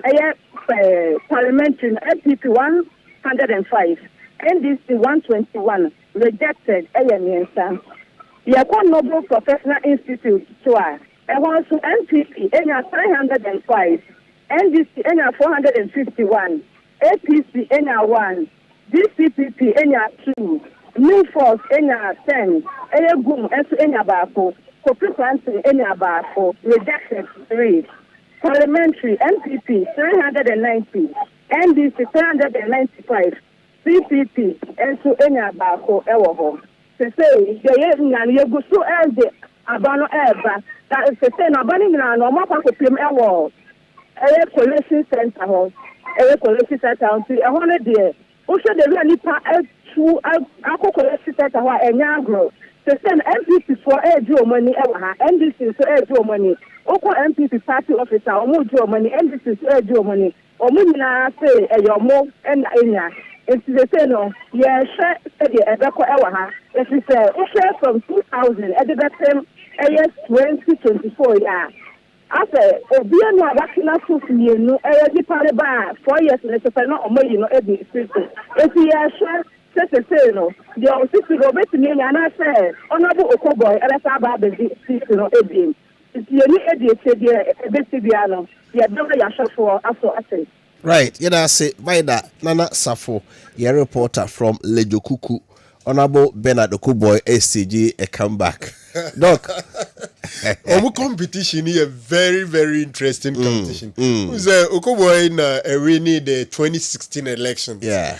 And 2020. Yeah. The current Benjamin Neti. And so it take over from Okuboy. And Okuboy every need the chance to contest again. Yeah. And then only me no say go head to head. But out here figures now, your report and it looks like Benjamin Nete Ayiku. So far the figures or their mind no. Ese Owosoro the incumbent no. NDC candidate no. Owosoro kakra at the Saint Bernard Okuboy or no representing the New Patriotic Party. But there are just some few polling stations results no their mind. How and normally those within the constituency no omutimi collate amo figures in them. What is surprising is MPP for a whole jubility NDC for a jubility. One interesting thing is almost all the results no the parliamentary candidates ninya votes more saying presidential candidates as Chen say the two great men ye juma ye our grounds one. And only one indication so. No. Says our trend because we are likely to get a runoff. So if the parliamentary candidate is doing better than the presidential, let's just say aggregate here, ultimately cross 50% plus one and more than 50% votes. Yeah. Wow. That is one thing that happens. And also na yem party. Yeah, you did from me. Yeah, me no say the yem pekra. Let's in the Omunyeska. Run off Omunyeska. By the Pekoya Koja Home. Shall we say the results no go so banner? Was the woman move towards the collation center? Oh, yeah. The honor they will cross check, double check, and then nah. But it is a legend. Kukuno. Oh, so when your constituency, this election, NPP are winning. The next election, NDC are winning. Such areas they are very, very, very keen. And I think Seleje Kuku is one of such areas. Doc, you call Sehimra, you call Sehibudi. Okay, honorable Samsiahi. Disenfranchised. There is somewhere. Oh, good evening. Hello, Tori. Hello. I'm back on where there. Hey, Valencia, how are you? Valencia, almost Kessben and animals. I wasn't of region, especially. For the constituency. Yeah. About one of the South here, and about and Wamu Abu from our family, and Wamu South here. A boy and about one about a year. I was a good and a momentum. So far, one of them our correction center, however, we are one more airtime abano nti after na police station bi a omo eto omo abano ebi mu adile kakra ni nyina ne se after na omo kan but for now ne de obi a akare de awire ti omo da ba center hono mo a omo ela kan nyina abom na omo ho de awene ewo safi bodi west north region yenim se hibodi honorable Samson Ahidi amebo a Samson Ahidi o ya ha bato no ekose afi abato no de bibia de but bodi na nkasa pese no bodi ko na nkasa pese no omo entimi indicate Samson Ahidi offer ewo bodi na nkasa anase honorable Nicholas Ando na alpha for now ni na say obese abontina ultimately after ebe kaka ewokum all because of say the na aye ewokum no ama omuntini ndike esibo di die isi ameka se ba oko enyemia awodwa tamzinani andi na honorable Nicholas Ando also aweli but the board that has facility omunya ndicare Samson na wene ana pere Nicholas Ando ana awene right eti madu collation center ho okay eti omuguso omukeka ne mabum right omuguso keka ne mabum right okay ene ya fansia na resource bi drop a na ya ba wonche na ya ba beji ho so emwaye say he go the honorable Samson Ahidi I see the dollar is appreciating but over what the agrona chu what the agrona the conference so penase mo feeling pa we share program pa no koye na ono akwaje 6 no board drums oye grassroots boy intino omo vani ni agro but utie said they never kona it's a bit difficult because this could be his third term or so koya chu koya ko do aja ho time no ho do aja ho so 2012 2016 the 2012 2016 was there 2016 2020 was there so 2020 24 yeah Jogu so awoko. Wow. Nicholas Ando ejuma no so. Aye. The Sambra back near the performance of the Shedane Alade na near can. What do you see? Because I do be known as say ala wa hoden pow. But results are being translated into that. And the last minute amount for some Adriana. Yeah. I think Alan ye eniema mienu a madwem say am one. Na the popularity for me a paper show. After President Kofo endorse Alhaji Mahmoud Baumia comment Alan ye my dream say it was suicidal like on one kasa de sika warn. Why am I saying this? Say unim the traditions of MPP na NPP the intra politics like politics and when people nankasa ni muna unbehu say line them line no yakofo line ena na yakofo ado line na bebre gidi say Alan e wo kofo line nim enti nkrofo pa omudi yi awo MPP mu no bebre gidi say ekofo ado nkrofo no entreaty kofo nkrofo no yi. So, for most outsiders, they think it is out of that bitterness. And I'm Alan, atin hono. Now, Kobuama party na opposition, no money na so, for Alan to pass a delegatory comment about President Kofono, a say nema be brave. A say nema be brave.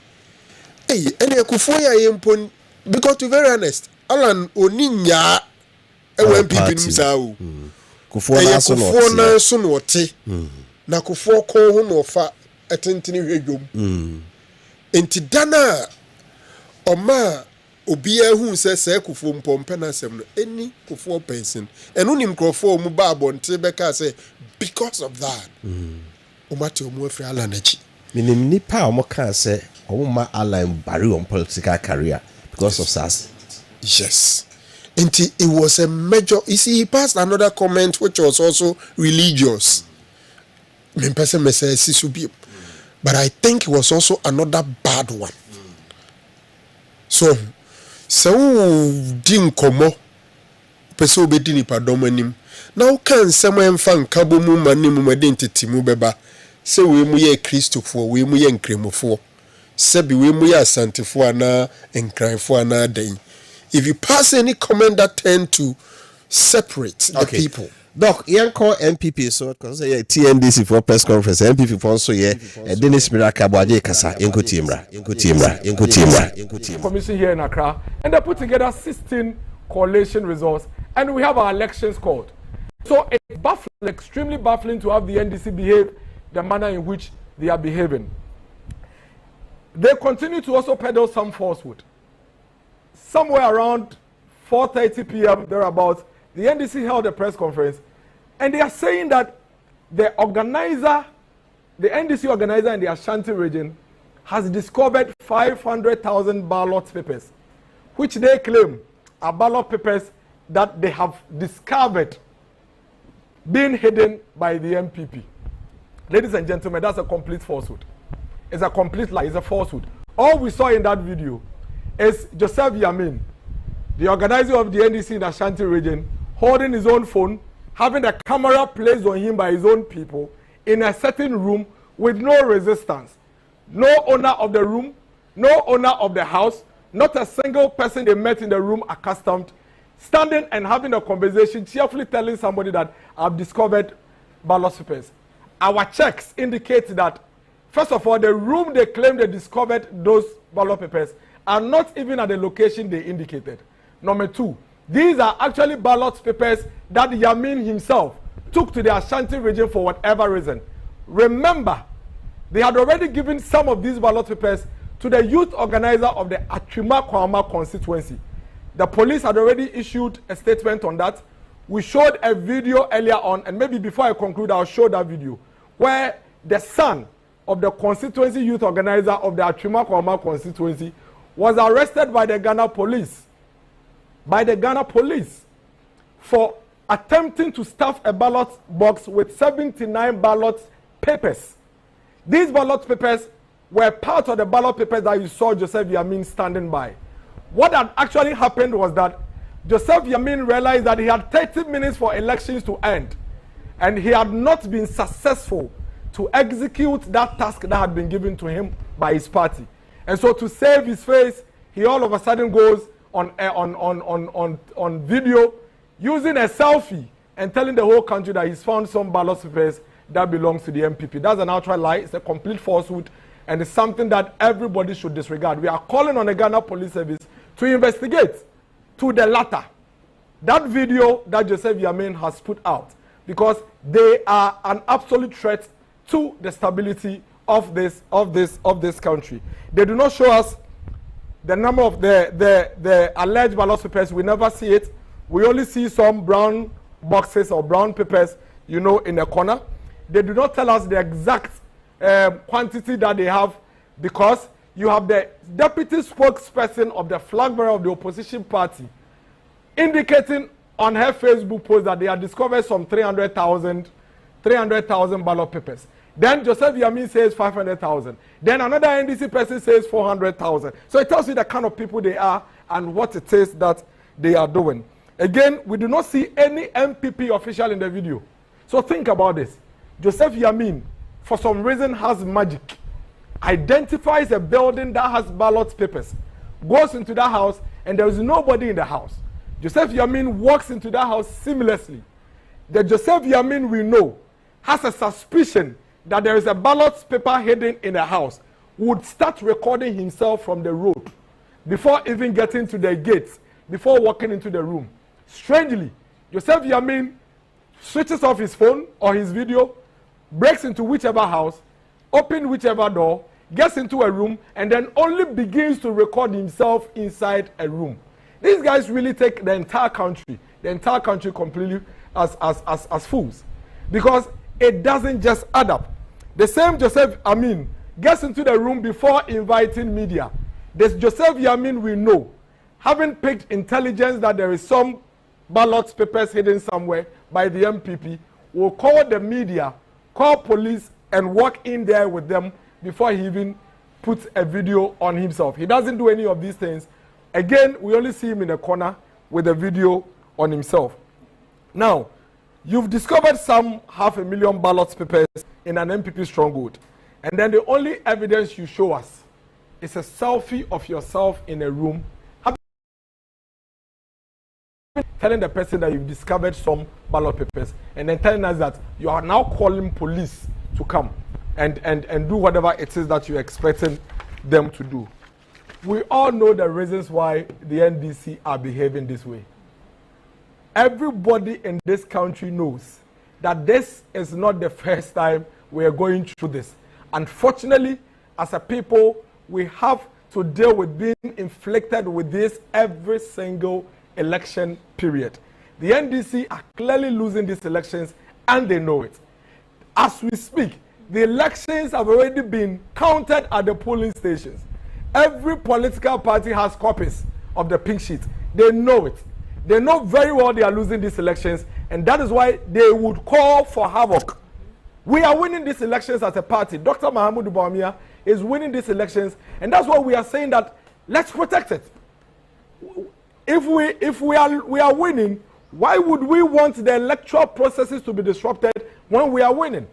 And so, I'm sure a lot of you recall the story in the Bible. I think it's a Solomon story. The story of the two rival women, where they went to sleep, woke up in the morning, and one of the babies are dead. Now the king calls these two women fighting over the living child. And then he says, why are you fighting? He said, this is my child, this is my child. Then the king says, okay, no problem, bring me a sword. This is the living one. Cut the living child into two so that you can all have a half of it. Now, you remember, the woman who knew very well that the dead child is her said, yes, kill the baby. Kill the baby.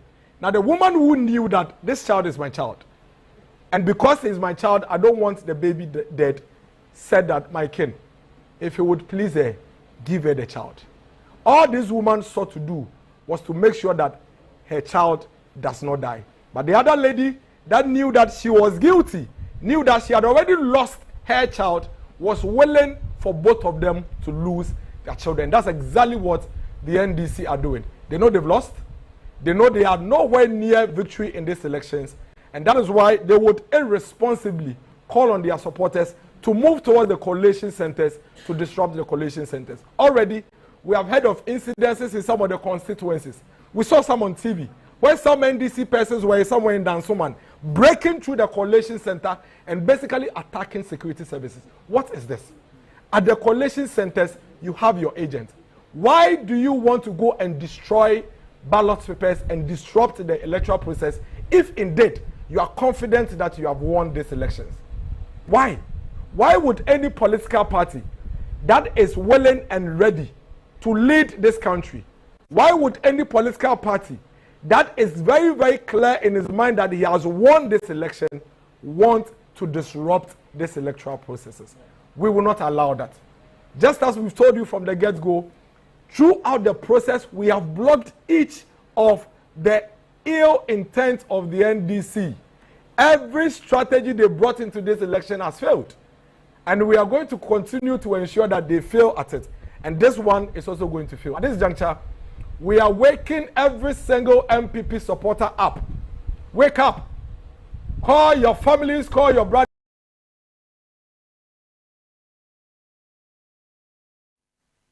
Kessben.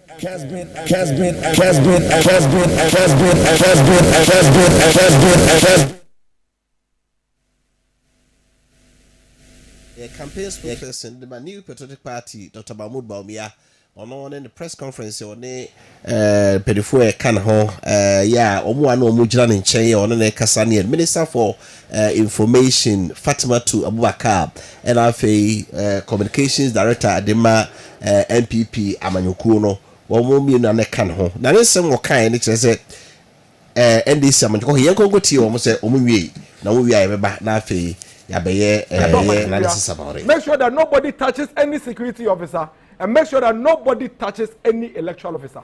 If anybody comes to the collation center and attempts to touch anybody at the collation center, you have our permission to touch that person because you are protecting democracy. That you have our blessing, and we stand by you for doing the right thing because that will be a patriotic action. As it stands now, our call on you is to collaborate and cooperate with these officers, electoral officers and security officers, and ensure that we protect the ballot that the Ghanaian citizen has cast. Some of them being beaten by rain and cast their vote. We are clearly wondering what it is that the NDC and their leader is seeking to achieve by these unnecessary and reckless comments that they are making. Not a single constituency as we speak has even lifted the hands of any parliamentary candidate in their constituency. Ladies and gentlemen, it is a process. As we speak, it is just 9:54. Every constituency you go to, they are tabulating their results. They are collating the pink sheets from the polling station. When they are done, that is when they will lift their hands of the parliamentary candidate that has won, and the electoral officer there will now declare that parliamentary candidate the winner. It is then and only then that any responsible political party would come on air and declare and indicate that they have won. We have our results. We know all the seats we've won already, but we are responsible. We are responsible. And we believe that to protect the sanctity of our electoral process and democracy, we should hold on to our numbers and our results until the Electoral Commission declares at the constituency level. Then we will declare. Throughout the process, from now till tomorrow, any moment that the Electoral Commission lifts the hands of any parliamentary candidates, that is from the MPP, we'll call you and we will declare to you. That is what responsible political parties do. This election is going to be won with intelligence and not muscles. No matter how strong you are, no matter how much muscles you are, trust us.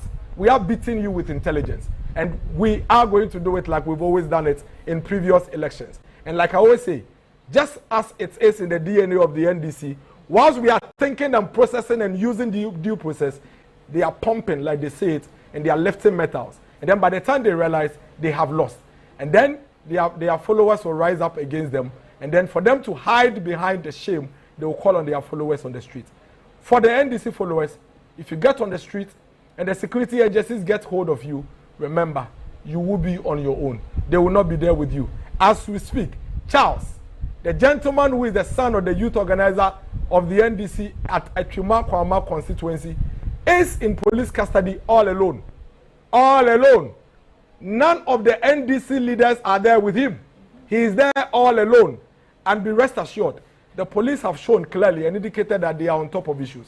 And so if you get out there and misbehave to disrupt the peace of this country, you are going to find yourself wanting and you will be dealt with all alone. I leave all of us with 1 Kings 3:16. 1 Kings chapter 3, verse 16. When you read 1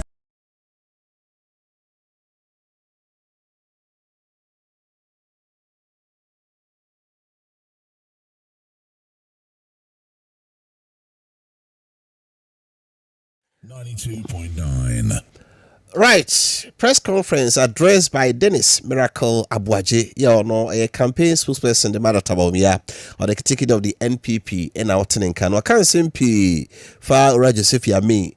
Ballot papers via or sini pebi tim dia kugumu and or dia ba atwuma kwangoma youth organizer ne ba ya pusi fo achenwa o mo chese ballot papers be dio son kron 79 na won ho and na o chese NDC 4 eka say omo we ni C2 but at the end the Electoral Commission ye twe won do omehunu no no ma ba beka so omo MPP 4 de omnim seats to do omo nya but they are waiting say Electoral Commission the results no ba ansa na omo aka ho asem. Doc, sadie we 8 years bia na ete hunu. Party bia so timi ka be ka se o ye wini. So kaya. Who say? You see, these press conferences, you know, I am two. one uber try says and sembi because on any no cra uba betray the ususu say a yen troll home now watch the no cra o di banke and someone in among from him say ura yamin say omo babi nya omo hu say MPP for the ballot papers business animal and he went ahead to even obetray say yamin na nkasa ena akofa sa ballot papers no to the extent that enubi enumudi koma eye or the saying achoma baby achi akra no se omuso achoma kwa nguma say oye no opeso extended to the extent say enubi no mudi koma akoda na odi ekohihima ye chi no over we no at the end of the day or suggested say police should do further investigation, which I support. Say such investigations must be done. Adia ba ko a common practice. Ewa hane say no matter nipa ni pedigree, say o perpetuity and near manaso or cause false alarm. Na say eventually a china in election time in Kusifi. And I said the all canum pebia na ye no krenswa yen hyede nya abutre investigate into detail bon say ye jai amanaka especially when it gets to the point say the ballot na ye in contention ye de beka ho na ye tifri ma enkoye hwe no we leave it like that asamba ko kan ye me den say akwada na ya che no eni ono nko na hyemu ono nko na hyemu now it still remains an allegation. Intim person me fan say allegation, even though you have video any pictures. A day nebema obi edi de ente say ashe ono ne ba. Ensem so mfankoye sa ade we. I ask myself, say, what sort of a father is this? But like I said, allegations. We leave the police to investigate it. Another thing is sa press conferences MPP NDC no ensesa hwe de beya ne say MPP ubeka kire members no ma calm me down no mum fam ranche o mun sem no mun kofa basabasa yo emma anokwa sem ne say ugidi pa say wona obe win election na because the moment you win an election you need first responsibility is to ensure that there is peace in this country for you to rule. Yeah. And to say ugidi pass a wona wo win na wo ba be di o man so a ya so die de man say o ma basabasa ye nsi o man nim na watima be di o man a asumdwie ewum. And in some of these speeches I like it when they try to calm down omo members. Say mo mfa emrane nche omuzem. Look, Sokas why we need 50 seats, why we need 500 seats.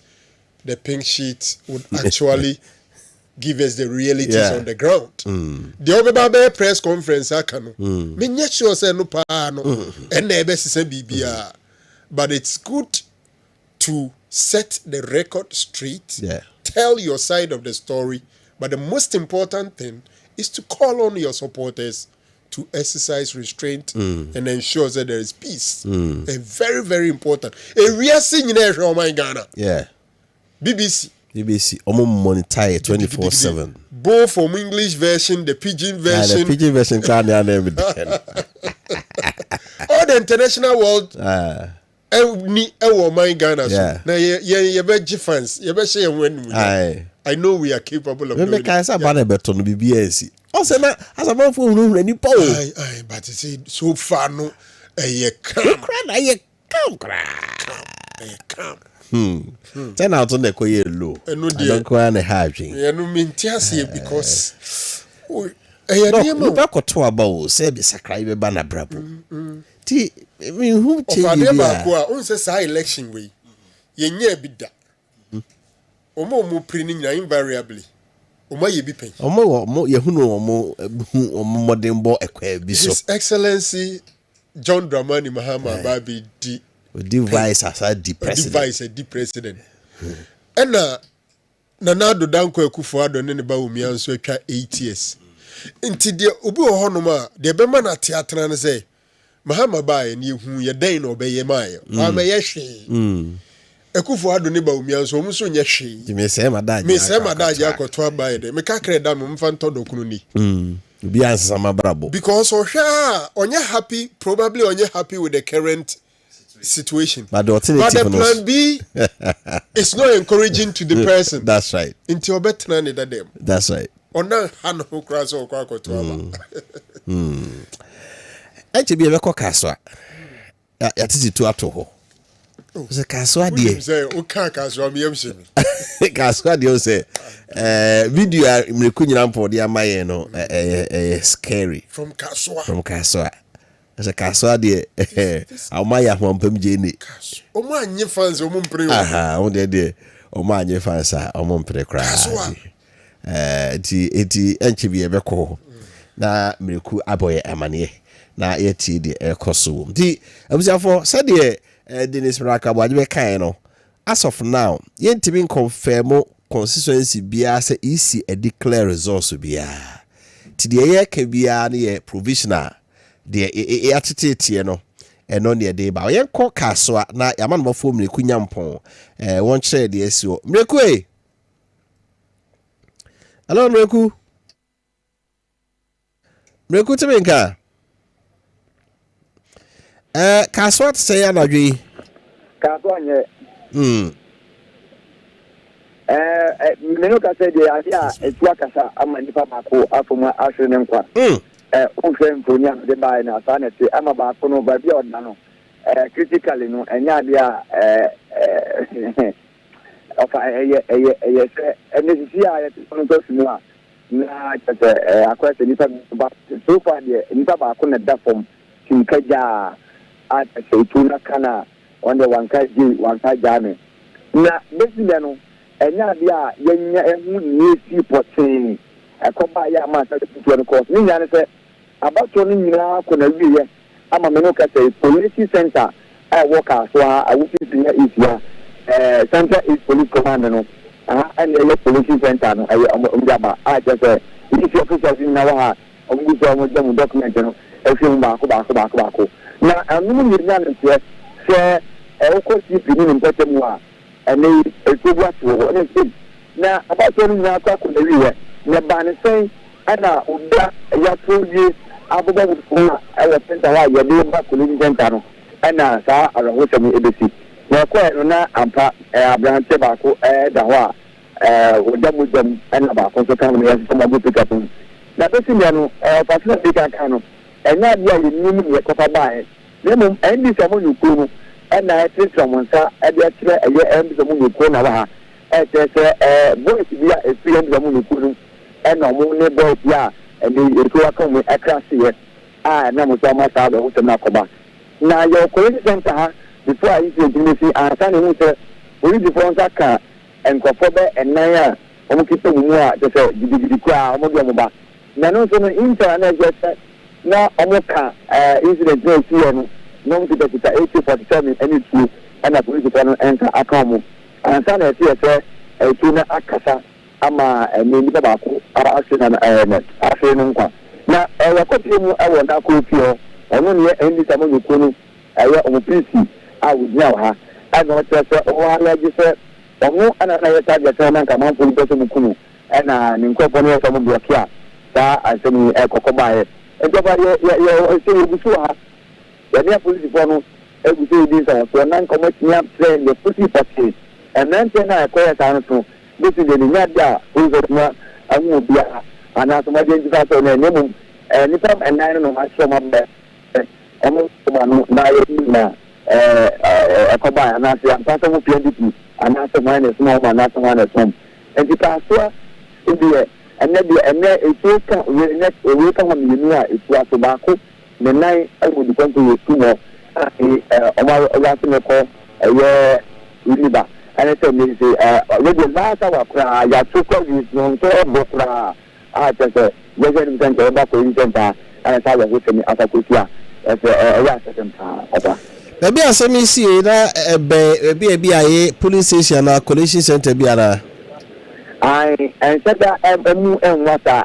No crown officers I would do to ask you what I just said.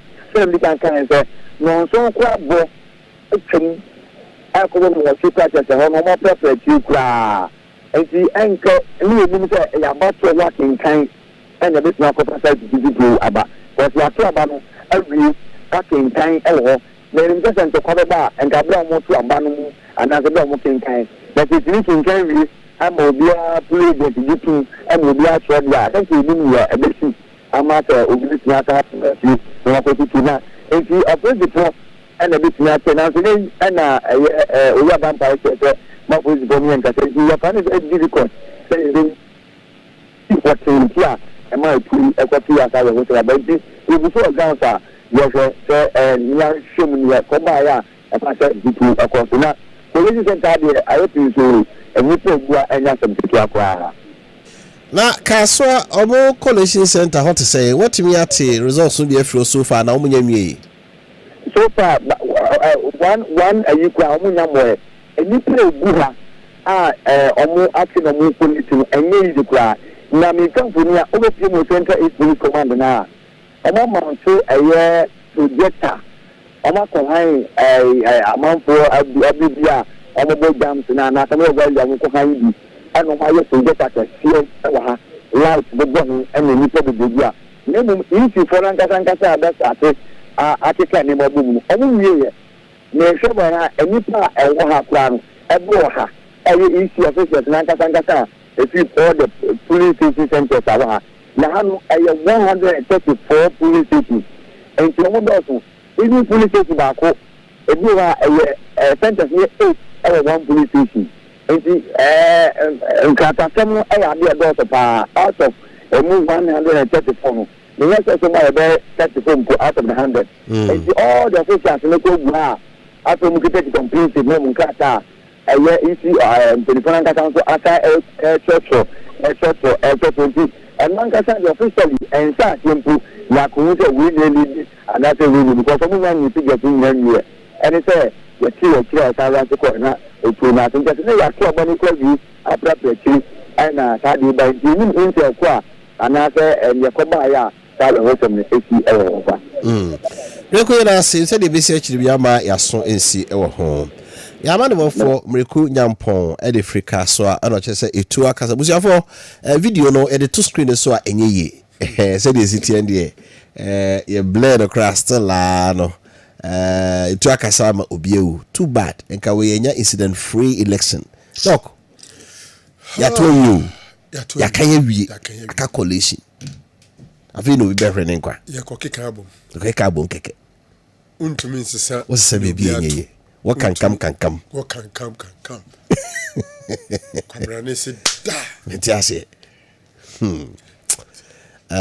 arrow sometimes you know besides bi won kwa mienu ana ye nkwan ne bi wo miensa na ebi no mun hunu sa ebi akokodro ne broso na the sad aspect of it is we say to no beto no bia an innocent soul bi bia sebiu basa no krebi mpo a onye bi no netu akwa no na nya asem ne eka ye koto aba odi tu ko honom onye soja ni onye police ni odi tu ko abato o kwa akon wo ye bomofo odi tu ko ye den ho so sad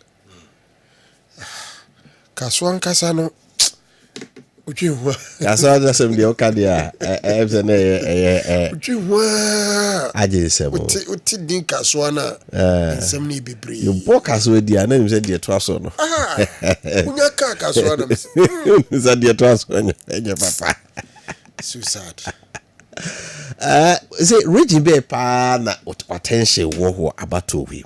How do you see the regional breakdown? Said the resource EBT. You see, Ashanti region, I don't expect much difference as compared to the previous elections. Yes, MPP omu percentage, NDC on a percentage, omufuza omunya. Anytime they reach that percentage, probably they win the election. Voter, I don't expect much difference, but voter, I think they have just about 18 polling stations after say omuti 18 constituencies. 18 constituencies, Yeah. sorry. Omuti free mono. And voter could go a particular way, yet the numbers, yana enye so gidigidi to say they are city. One those the three northern regions, Savannah, Northern, a hona may share senior ho dynamics in Uzbekistan. Because hardly say MPP, NDC filling presidential candidates nordness. And one thing I won't even take it away from Ghana politicking. The tribal sentiments. The good number of Ghanaian voters who vote based on tribal lines, whether you like it or not. And Oshaya, Omope very interesting. And Nordna and Sabi Srimni, Sabi Akani. We have a Srimni as the flag bearer. And Akani running mates. So, inti enon suno ya there a similar dynamics. But NDC wo ba a professor, an MPP, and so ewo Bema. Sometimes I na me bisa me who say, how would the running mates be impacted? At the point in time, I was asking myself, so which of these two running mates and they be very, very influential in this election? Okay. Ma yem free on yen Swamai constituency. Ya man mo for Obrempo aye krado ho. Na yen ko ti de koso ho. Obrempo so what yen kan majo? Obrempo e de na koso Swamai. Okay, because you be PM our Swamai me wo coalition center cost of balance and I say because regional na obe PM our Swamana. One of my also planning now, 24,710. As I'm talking now, we collation also more politics more total votes in ballot box, 13,384. MPP and this, MPP, Dr. Mahmoud Baumia, is a make a collation of Munya Yedi about 5,009. John Dramani Mahama, 7,564. Semika yeah, Bedmaka Swama, Omuya Media, John Dramani Mahama, and LG our AS Waman. Semika yeah, Minia over PMU, our cost balancer, our Swamana, Ayabo Merakate, Yako Parliament, because Nakumako, Niasana Musna, when we have for Frederick Adi, it's because on 7,278. Onia was on Ataru Ojamo Edema LPG or 42. And I'm able to get in the instrument or 8,001 rejected because they 137. Now the Yomu our Swamaya interest and it due to no another to Abano. Abempo Jamaye. I love Abempo to make her. Parliament and Yakawi na. Parliament no Omunka ye. I have registered voters 24,710. And total vote cast in ballot box 30,005. Because Omunya ye attack there be no more quality in the net Jabano and Amakadia.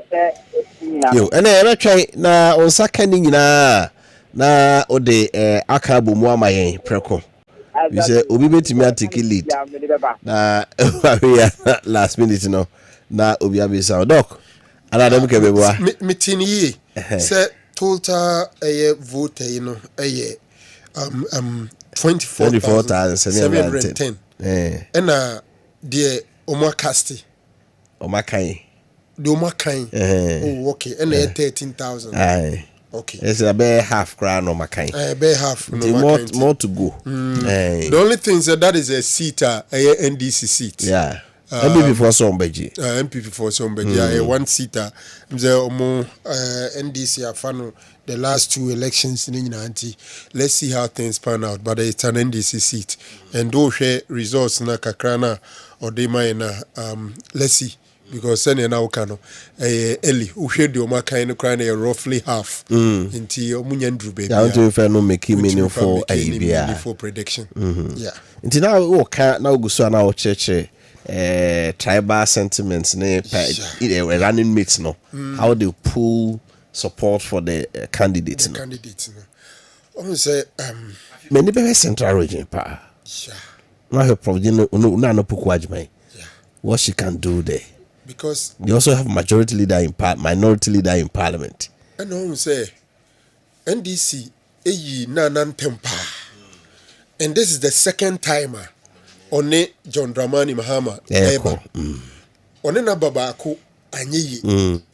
And me assure pa say obey an analysis ayeni bibia with all the options and decide that yes, me pese me maintain no. Normally, Ushe Baumia, Ekufuado Ninako, I think 4 times. 4 times. Yeah. Omumi enu luzu mi enu. Aye. Sana ombe wini. And sana ombe wini mi enu.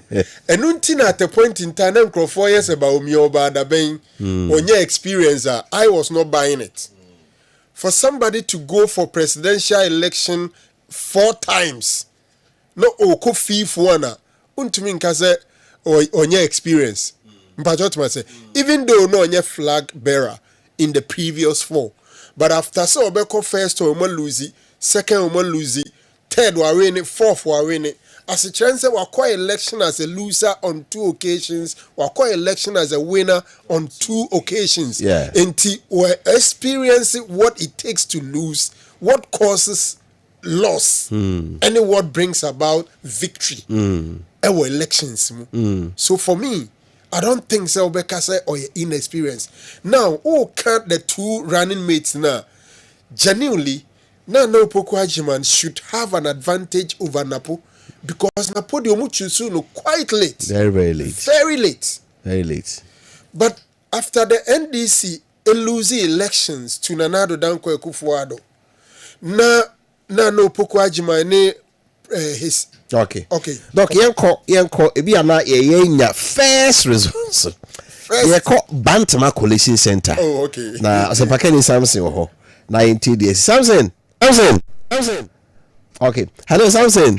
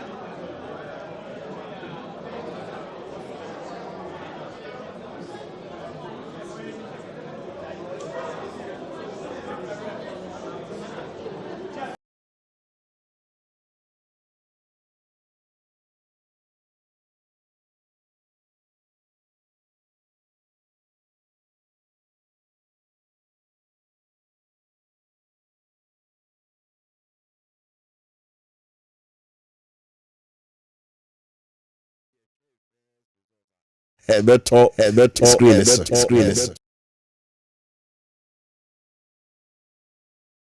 Resource. Aye. But and our numbers in the BIA petty. Yeah. But I say fine a berry any what Bantama de but maybe numbers goes without saying. Yes, numbers maybe I would voters turnout. Aye. Maybe I would saying you'll be interested in the percentage turnout. Which percentage? Or the winning, yeah. MPP the winning, which Ashanti region, percentage, yeah. and NDC. And so the winning. Other than that, who wins in Bantama? It's not an issue. Right. Some says I will lie. So yeah,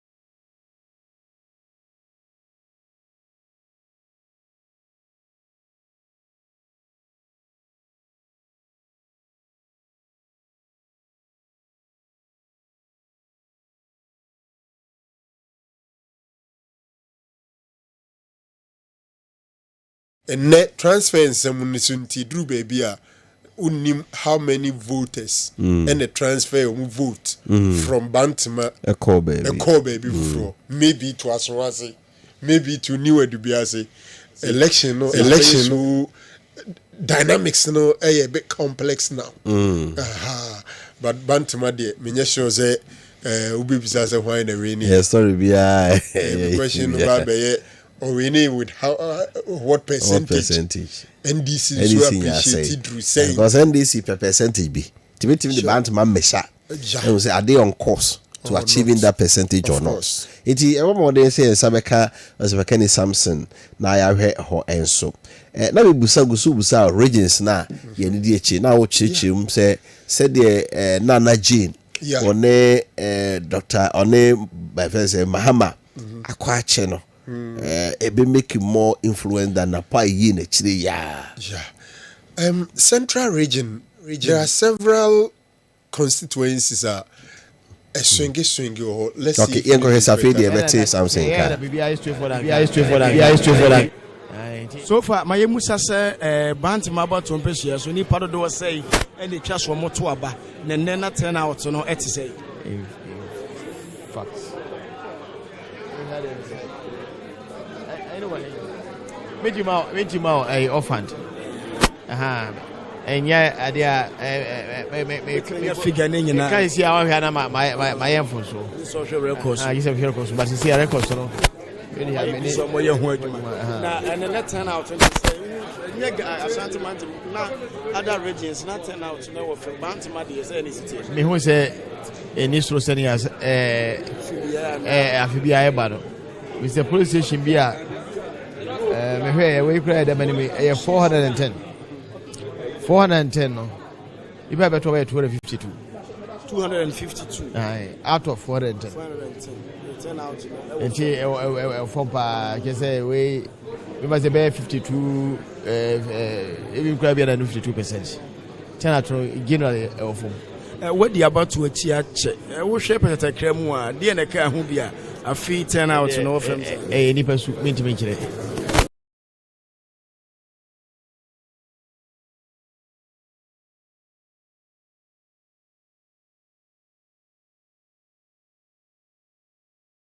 Bantama North Central na nipa 410 na just 252 ever to abade me wote si bi chief major am watu aso na yen hwese fra no panoa be si se mo point no no no mo enkanta challenges bi mo machines no na afei machines here so far there were few cases a bit more na verification no we na yede but be ko bia FI you verify wo said you verify finger you know it may official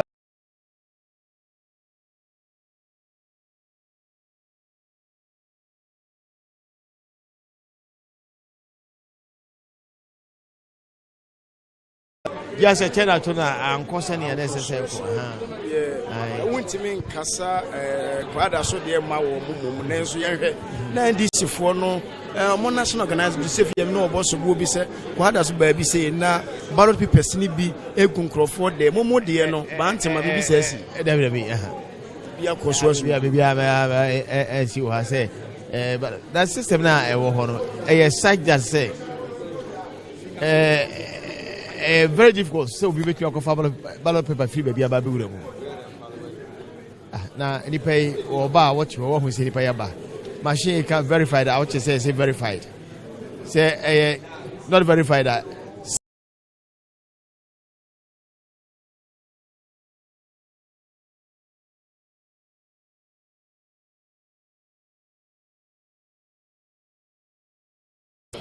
na security officer what you want was here they say we get pakura echichi akotata hol kra wono hunu because baby ono check kra na Yamana bofo Sabakeni Samson ewo Bantama Collation Center ho and our days Sankra Toy Bro. But for interesting the voter turnout has been very, very low. said okay, one polling station in Nipa Tuaba, 410. Out of that, Nipa 252. And a Kotowa representing 61.46%.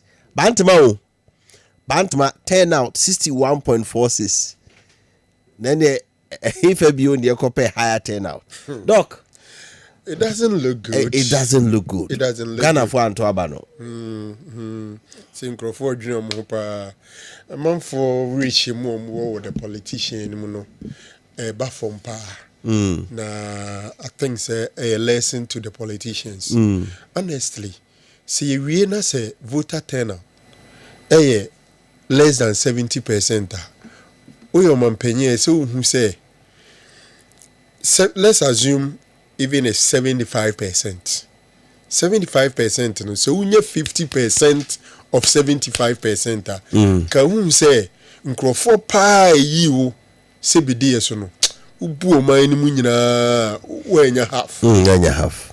Because that 75% cry 75% of registered voters. Okay? Until already a certain 25% of those who registered to vote didn't even vote at all. And a 75, no. Yemfa say we cry when you 50 plus 51%. Okay? Taking 51 out of 75 now. What you say? Get. Now, for you, so register. And no more below age. So the people who actually voted for you to rule the nation, it be and drew half of the population. Serious. Very, very serious. But I think, sir, the publicity went on. The publicity, of course. Politicians, campaigns, rally, I can see you use basically every means. Yet, and no be a dream.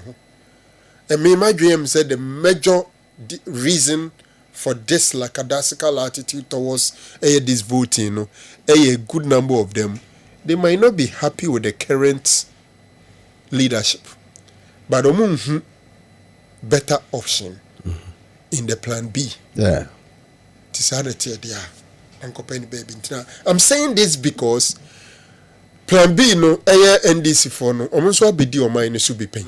I'm uncrofu and I'm also someone a mudisu say enti and nipa bia so was saying who na de ya wona ogidi say ba umian sema o se obey nyina no ade no onye ne sesi o teso no ade no onye ebi so gitum say we meter we different from driver. Even the president be siki second term over Okaniema oba obeye. Yeah. Even though no one a president no. As chirani say enye niema nyina na betima ye ne prekope. Na be. Nti ebi our first term no. Or certain things that could be done. For example, my first term me ye free education na my ye me. My second term me be a me ye roads. It be a me third term me be ye something. Maybe health, education, or something. And to me, I've never bought the idea, say, Nipano, or Teso, so bit my ya, onye. So, it be our crowd, but I say, Ube toka, ube sifi, ube worry. But ube ye baako, and son, why ye baako. Nti emfa say, and never worry. Na wadwin point say the next thing is to buy car. Untumi kan kyerem say obetima to car dey na won car ne.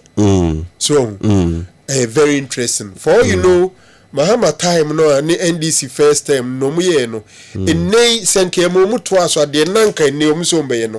Eno no mu ba beye. But some people will also not see it as such. But catch us say obetumi aya. Oba ye nka wa anye. Nti sa na tie de amenanko to. So I'm sure it's some of the reasons why people have stayed away from the vote. And like I said, for example, Sebantama enya less than 80% voter turnout. It goes against the Hoyan stronghold. In this case, the MPP. If you are getting 61% in your stronghold, then it's your Crawford be brilliant. It goes against. So the MPP for car says a voter turnout no bad for more omolusu. Yeah. Because a cosra. You are likely to see some almost stronghold no omo numbers no osro and omo don be BT NDC no emo so this say ya na trend we be call there now who say you made an important prediction say so voter turnout no ba form say the likelihood say e be call second round no higher. Yeah. Okay. Sebasa ansha no be ankunya 50%. But ade ba ko nso so a emma second round nye so likely no so ye the fact that the mom di echi no mo ntwe vote. The percentage no negligible. Very very negligible. Say and so far me who is spoiled ballots eba form so far they attend there the attitude numbers no the two previous years no say a quarter screen so a e be yin nyina na ahwe so 2020 313,000 representing about 2.3%. Wow. The head wow. You see what it means is say spoiled ballots and not rejected ballots. Numbers in the form. Now the lies of Alan Martin, the new force, Shada, any gummo, almost on Kikamu, as a chance of Mudini in a Ukabumwa, and we are now quite about 3% baby. So Mudini in a crown rejected ballot in a cocoye roughly 3%. Then it means that two parties, be check about 97%. So that's about could bit many 50 easily. About 47. So the more the rejected ballots pulling more, the more they are pushing us to a runoff. But so mono performance is so bad, assuming they get less than 3% together with spoiled ballots. Then it means that the two main parties, were roughly a little around 97 to split. No monocrano, suddenly near close in one way, so more 97 to split a bit difficult to one of them to get the 50. Because the moment the other one goes beyond 47%, it means the other will not get a 50%.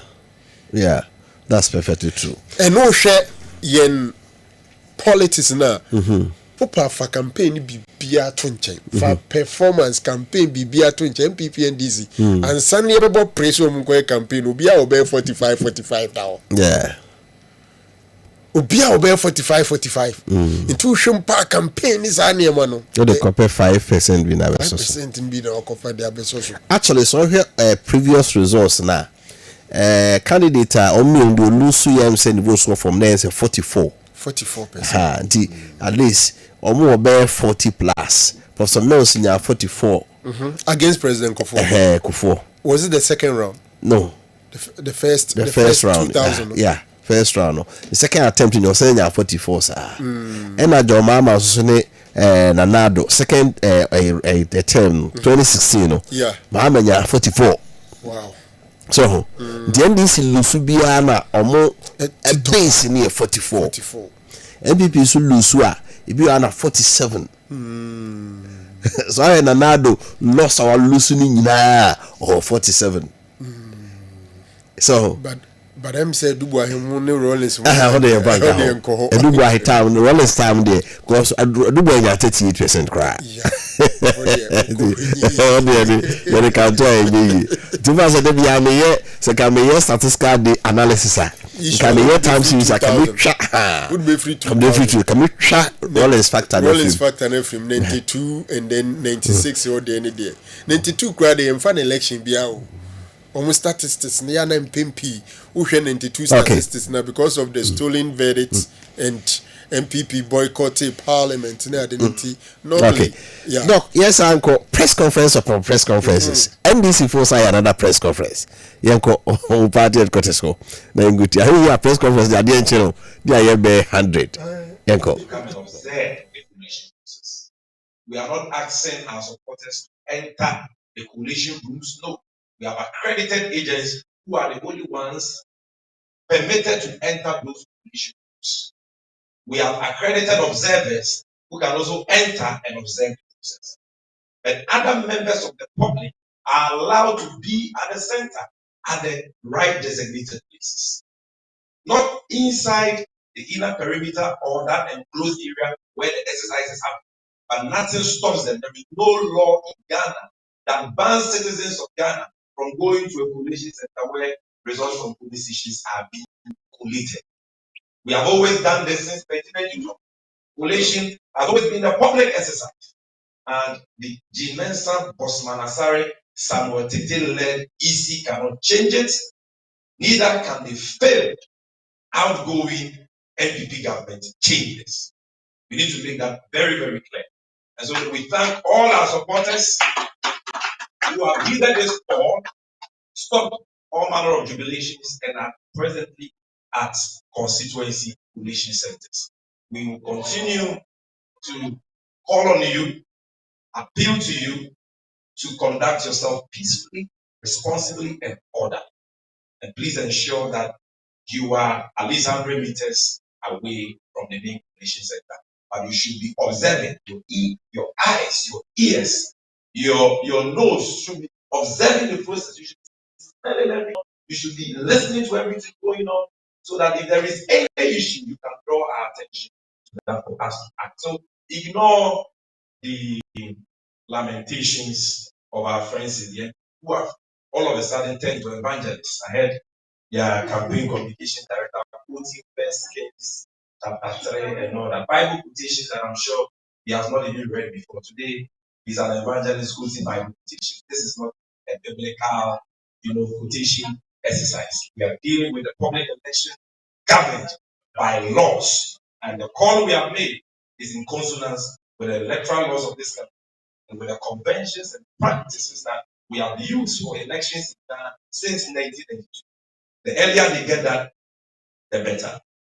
But as I said, notice and actually caution our agents and supporters to be on high alert for the rigging machine of the MP in this critical stage or at this critical stage of the electoral process. We have come by incontrovertible evidence that shows that the NPP has not changed. But if they have changed at all, they have changed from bad to worse. They don't think that elections are about counting heads. They still think that election is about cutting heads. They were one time lucky with violence and tagging, and today they think that they can be second time lucky with tagging and violence. But as the boys say in our Ghanaian society, we lie back. This time around, violence will not prevail. Violence will not win the NPP this election. But there will be an appropriate resistance for what they have done. Ladies and gentlemen, I want to take you to Akrema Town. Even as I was addressing you, by extension, the good people of Ghana, the NPP had assigned their facts, positioned them somewhere around. If you know that constituency very well, polls have ended in a Buawa, and ballot papers were being moved in Harriet, the capital of the district, for collation at the constituency collation center. On their way from Papa to Harriet, when you go to Sepase, some thugs of the NPP pounced on that vehicle. They were already holding 2 ballot boxes full of ballot papers, attempting to swap 2 ballot boxes with the ballot boxes that they were.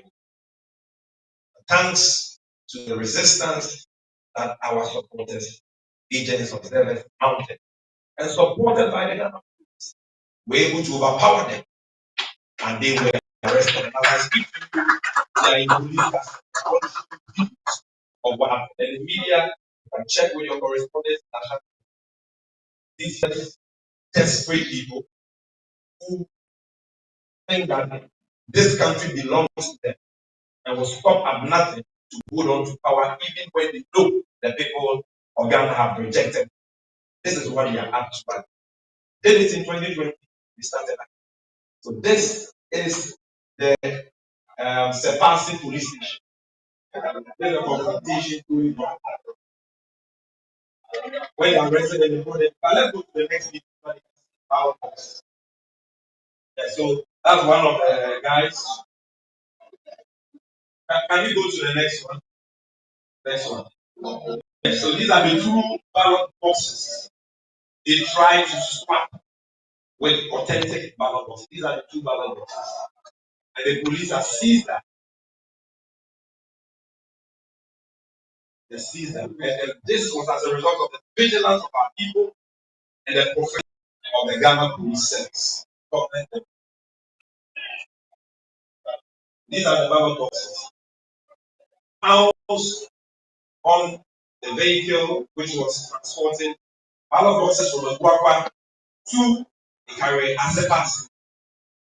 And they already had a ballot box. The papers in the ballot box. So when we tell you that these guys are up to no good, they are criminally minded. These are demented psychopaths who will do everything and anything to hold on to the killing, stealing. This is what we are talking about. They make frivolous allegations without it. We are giving you proof. So the new evangelist has happened. We want you to hold a press conference on this. Tell us whether this or not.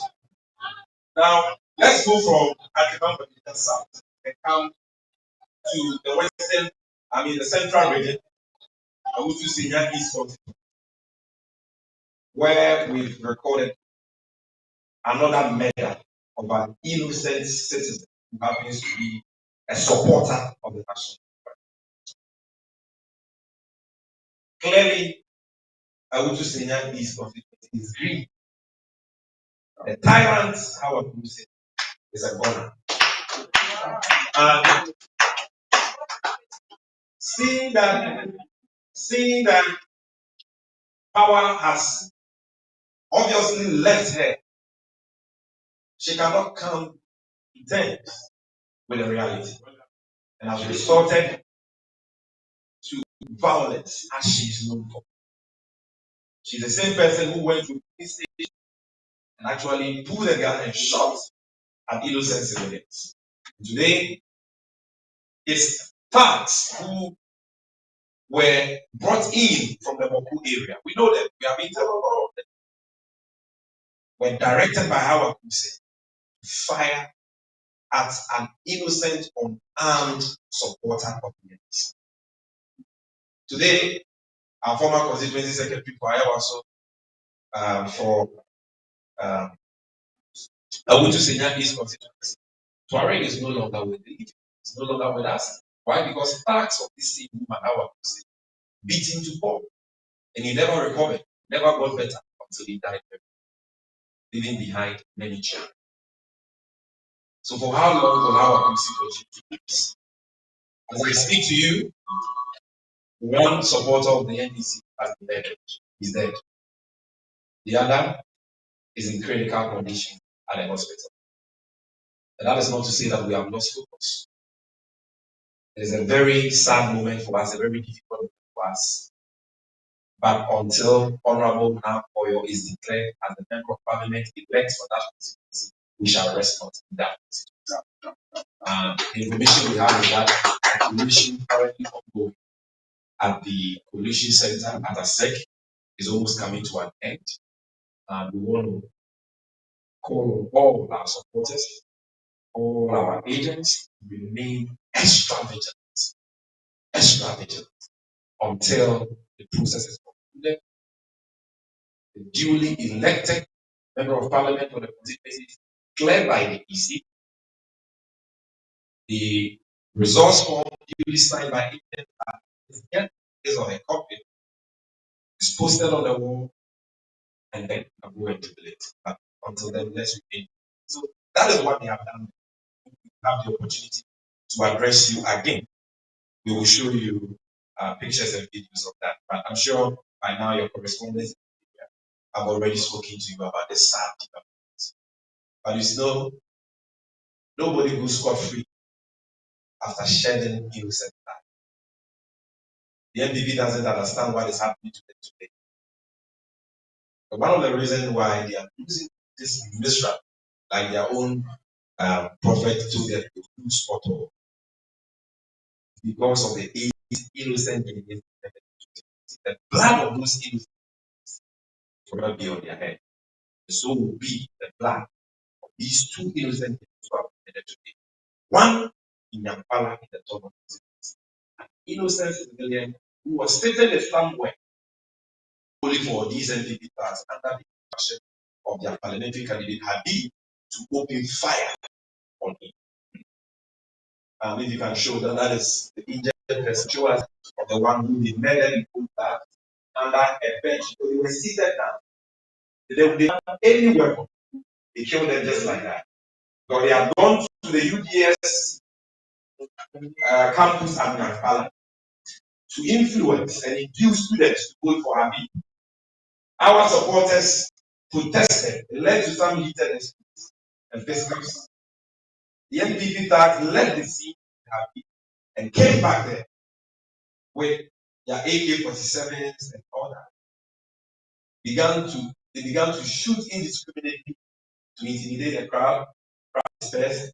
And on their way out, they met these NPC supporters sitting somewhere under an NPC shed, and they just opened fire at them. Here, let me commend the Ghana Police Service led by IGP Dampare. IGP so far so good. It's not been smooth. We've not been happy with how some military men have been deployed and how some of them have been. And I think that so far, the election task force under your leadership have done its best to maintain law and order in consonance with the laws governing. We entreat to continue to do so in accordance with the Constitution as well. And I'm commending him because we understand that 4 of the criminals who committed this dastardly act have been arrested by the police. And the main culprit, who is Habib, must be arrested. And if he's not arrested today, on the 8th of January, he'll be arrested. Just like Habib. Then, in Greater Accra, we are having serious challenges in 4 constituencies. One is Ayawaso Central, where the Interior Minister, Henry Gotti, is a Member of Parliament, and they are going Member of Parliament in the area.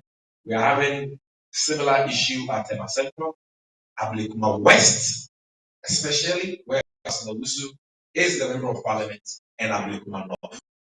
And the common feature of all these challenges we are having at these mission centers is that the police, or let me not even say the police, these tax of some of them may be wearing police uniforms, but you can't even tell.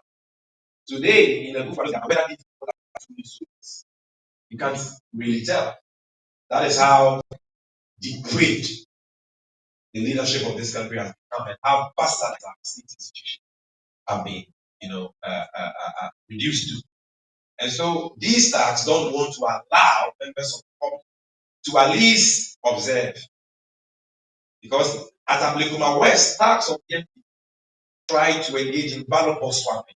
They drew into the collation center 2 ballot boxes. And people saw it because they were there. And they were there because we called on them to be there. Had they not been there, the story could have been a different one. So they were there and they protested and resisted that ballot box swapping attempt by them. Immediately that happened, as those who called her soldiers. They came there in a truck. Soldiers armed to the teeth surrounding the collation center. Well, our Deputy General Secretary is on it now. I'm told that the soldiers have now backed off.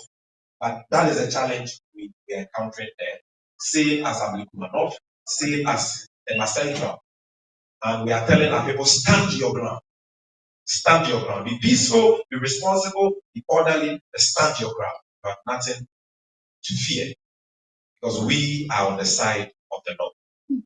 We are on the side of the North. And it can kill all of us. Now, to conclude, there is also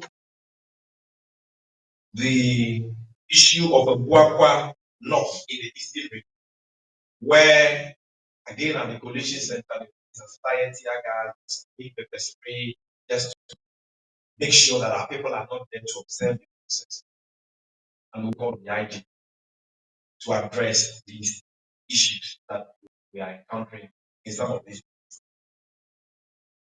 The entire electoral process, public exercise, from the police station level to the constituency level to the regional level to the national. Accredited agents who are allowed to be in the coalition rooms. We all know that. But the public, the general public, is allowed to be around to observe what is happening. What is happening is not an election society. It's an election of a democratic country. People have cast their votes. What do you have to hide? And some people will say, oh, but your agents are there allowed. 2 agents in a few observers. What about if they banded them somewhere? Like they did at the Chiman South. They attacked them. They hound them out. Who will be there to defend them?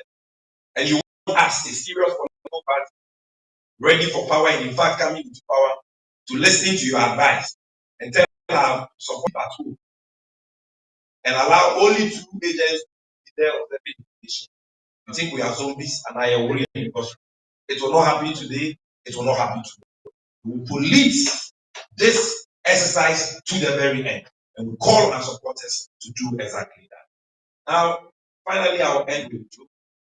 I heard the new evangelist has now discovered their communications director who is now putting a lot of Bible quotations saying that they are born again. Well, I'm not here to counter that. I'm not here to say that they are born. As for who has won, by now, everything knows. They themselves they know. And I want to show you one person who knows because as the evangelist was preaching and saying they are born, his brother, the communications director of the MVP, was by his side. And from the look on his face, and we see that picture, I want to show you the face of a man who says he has won an election. This is preaching and they are going. So if the MVP has this will be his I'm sure you saw. Yes. So these are the people who claim they are born. Ladies and gentlemen, I will thank you for your patience. Thank you for your collaboration. We appreciate your presence here with us and want to encourage you to stick with us until we bring this process to an end. We shall remember assembly time. Enjoy your crying. The drop of it down. And then on my teach you your support is time to say. About 1 year, 2 years. That's why I can't have a police station. But if I not do so, your constituency conditions and it's a tabulation. Yeah, I young kind agents. Yes, you could run down now, yeah, tabulation. And you could generate, yeah, you bet you who the apostle. And now you the apostle, you bet you answer the apostle. BBC, yeah, who you need baby and I, yeah, will be the supreme one. You better around give them the support that they need. You better say it will be here. Most of us say, Omo, for money or more, Electoral Commission was saying one party, the answer political party, the more population said. And we have already said, more chrono, okay, I would do only a 5 of food. We got the way. Papa, no one isn't with you. And you're Ghana for much of my no more person, mobile population are already a person. Whenever no my idea, said, oh, wait, you come. That process now possible. No more would be a possible. And I said, the people prayer possible. Almost waiting you no matter where I'm at. And I said, oh, what NDC. Okay, this is an agent. Agents on open team pro and an island to science itself will be for different. So almost at a and different. Obviously, Ghana Rama price agents in quality population center. Agents with new rural population center, population. But Ghana need be about to about price. Or typical Gina, baby, I'm Rama price. Ghana 40 million already. About one, yes, must be a public exercise. Ghana for the key stakeholders. Price. But soon you say you didn't get free Afghanistan pen Sanya, it's a net, yet, Because you are not to China. They said you are my say, and at the Suma Bay, was a dear son, then the Papa for Bayas. Suma Bay MP before, or master will be a teacher.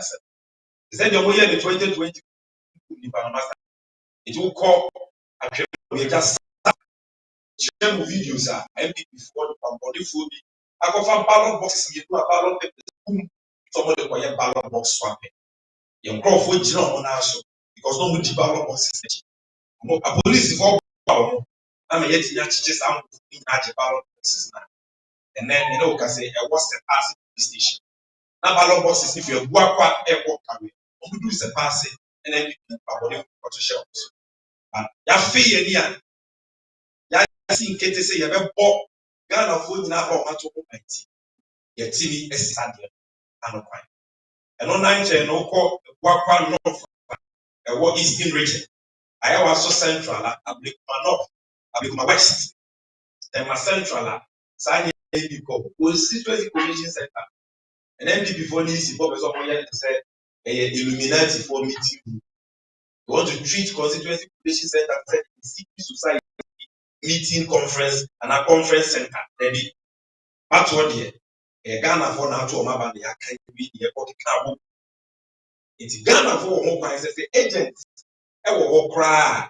Ghana for one price on base Abia. As if you could maybe a collation but they can stand some here observe what is happening around. Now the agents need to attack your young one. Also so it's young one. We are going the Dikakai. President Mahama said it. That way we are going into it like a Zuma Nelson, a refugee. Where is a refugee or she or a striker. Emma you open it. Enti enya dia asase mo kan dey ya tell supporters say the whole fit asase omonya then before say o ma be kwa ye ho a sa kwa na ye ha am do say kwa na mra no kwa ye make sure say bia be ko so be na we kuni no ke declare ma say ye no ba say ye nkoda na agent bi ebi ko tira wo ye police e dey sin ne e si chira so enti ye bi anu wo abli ko west na central mo fi wani Oslo the diable on per se the airports were there on the same as a quality was society. As one body, the pum NDC ni back is yes, that's what people do because our police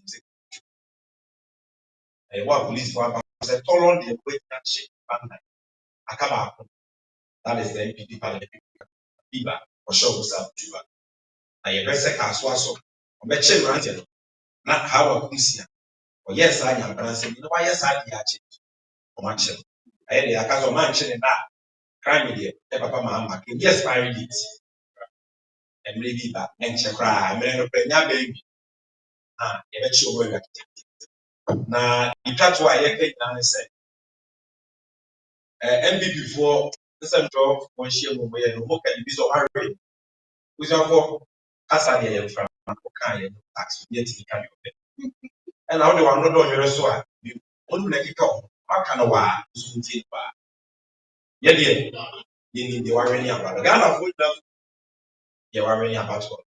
And yet, I feel you have to play a market. The minute one, get the results we are ever because we are very full of resources now.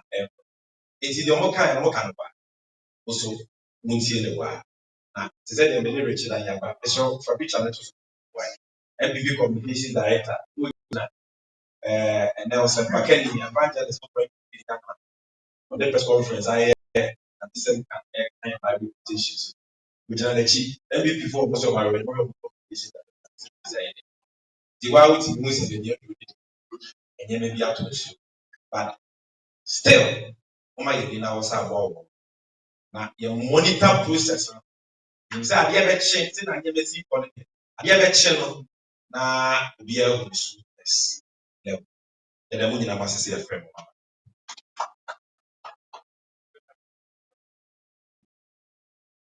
92.9 FM. Kessben FM.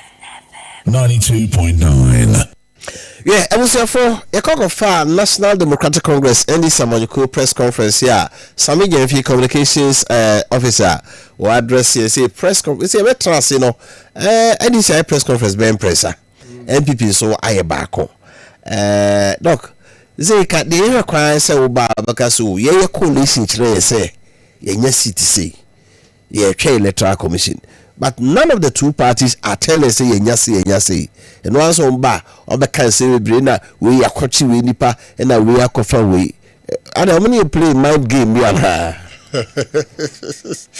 and our press conferences na ewa you see normally during election you say when press conference press briefing yeah briefing kakra bi na ko normally can be say no oba a very brief na mpempi ebibi a agent na nkoma bebo papa no moko abrafo no mo ye bi it could even be 5 minutes 7 minutes papa no moko MPP by miracle by no dru ba bi amze the Bible quotation near the ade nyina be frame Sami Jamfin so abe candidate tin some of them allegations and all that chrese kaso ni na owu no NDC ni MPP for na ma yekunu ni ade.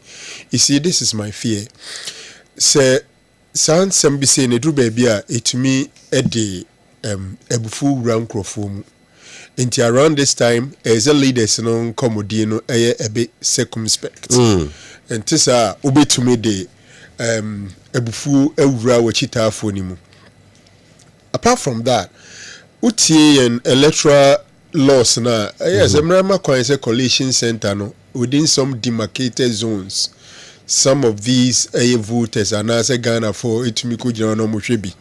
And the good thing they say okwa esese wo kodimra so na baby esese wo jina no ukojina. Besides that say udeda woye dia sebiu enko ha obi bebre mpempi ye kan say eni kwan say yesi nkrofo kwan no ebi beko no ye won nkrofo o kroma say oto abawi a sa bre no kra no okobro eba collation center be disturb enti ye kan na ye ka kire security agencies na electoral officers na ade say ye ma ye Ghana for kwan no mumra collation centers na mehwe no we also have to advise people to be careful. So say omu empanyfo ba no be press conferences and press briefings na omu ntoti chitafo no so fu yi say ukọ collation center conduct yourself, yeah, because enkontabuo ni ebu no honom enkrofo ehia se asundwe nso beba na yakeka niema na si ani yi. Now the main say party agents and as much as they would want to do the press briefing and all that, as so among niema omu de be keka omu figures ni omu collation omu ankasa collation omu nya no munye ni ye enkoye kasa sa na be wi akire na wankasa figures ade a wonim. The MPP should collate their figures well, NDC should collate their figures well. Se breni do na hu ni se be a collate edun wadi ncha na wa washa ase etu hufu asake on up because no kwasem ni say to the best of my knowledge we have some high level of robust electoral system. Exactly. A robust yenye GDO system because ene ye call around near man hu ye no edin so bi bewiem enka no kra nkyere wo yanto ama wo say ye gira ho no pefe obi ahu uba wa go through afidie no verification onsa pepe ye yiba akwa ama akogira boxum wodi ahyem ye kan 1 2 obi agira ya jepene ye wia ya enter ya twegu eye pink sheet so ya sending electronically ansana ye de we na ko over emu wi edin yanka no kranchire ye ho enye very easy so bia betima wiem edru collation calculation no see kabom ni ade ho na so bia ye vigilant because kabom de over calculation there udi agura obi be wo 0 be bia wo hwe ni so wo 0 bit was a number back just one number could change anything. Yeah. Enti sa time in the hot and then crofo esa man for attention on bibia eko sa breed dem say MPs ni de omo ahu ni omo hu no enkrofo ye hu omo levels so omo de ni sa constituency ba MP bia wo dan bia o timu abai now o ye wi just o ye wi enti omo mu ye hu omo level no ye hu omo level ni ade but let's see how things pan out.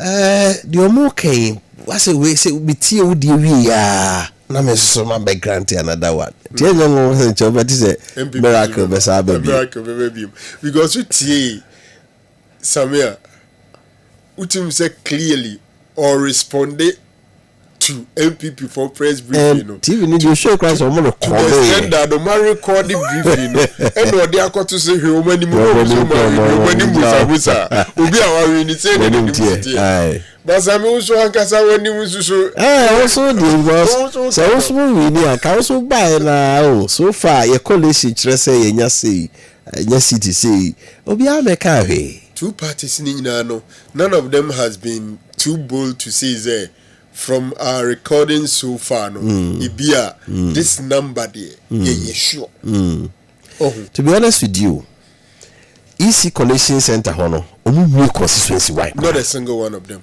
not a single one omu ibia wo MP dem na ibia wo me wie dia but from EC Collation Center not one constituency is finished of on average Ghana you to about take here roughly 3 days on average yenya ni yi kura no 3 days enti sesi amino kasafe ne duba ko abo asekere ne se ye to aba ni wi be do hrinsi antem ni so enti open tem bebre doc yenko mankra somra enya ne tie se incident bi asiwo amam se madam yaya ewa madam good evening sir. Aha ade ma koso mankra so good afternoon Sawu be piemu ewo mankasu tisia tete kapeka eye assembly hall nanim na EC eye wo mo collation center na mi di mani kre eye ahafano south east eye badia na owo no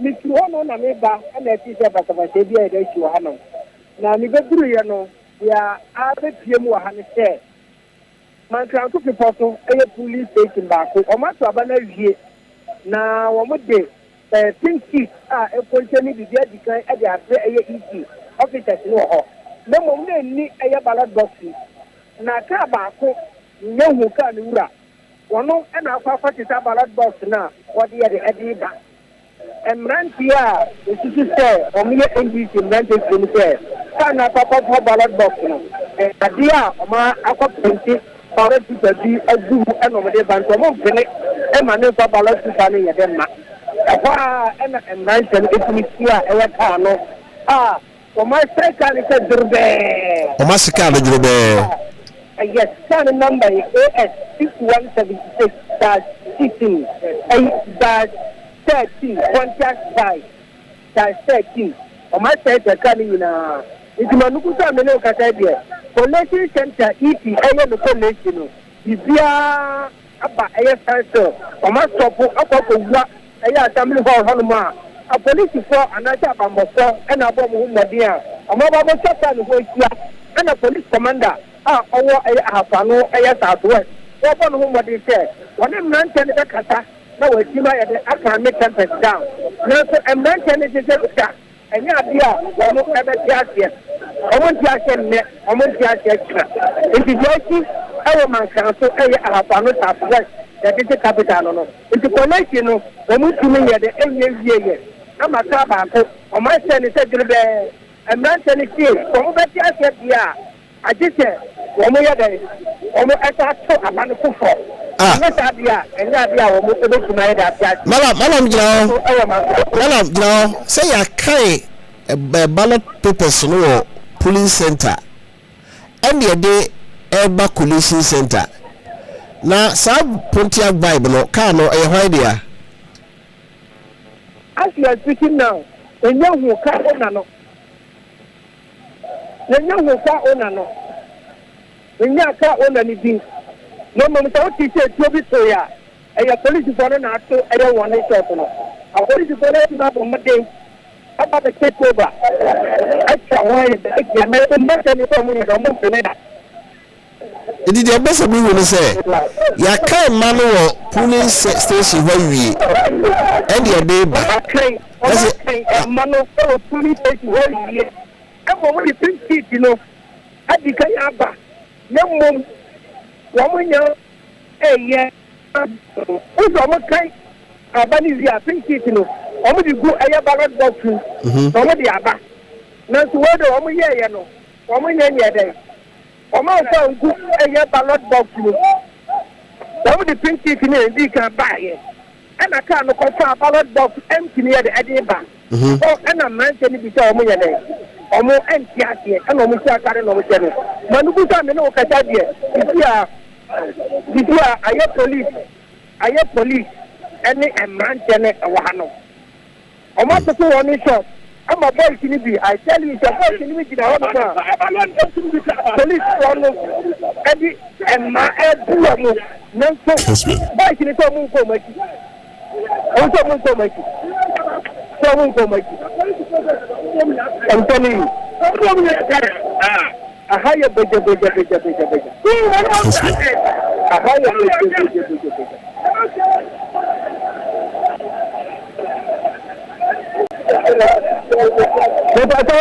Me tell Kappa, me take background noise now. Use a higher situation. The airport was a near nine. Of the airport was a near nine. Videos where they were home, to platform to beg any nine. They were making us like the airport or a reinforcement to make up a Hanuma of a make my dad was he said. A police is our Hano. I want to be in control the crowd. I want to be control the crowd.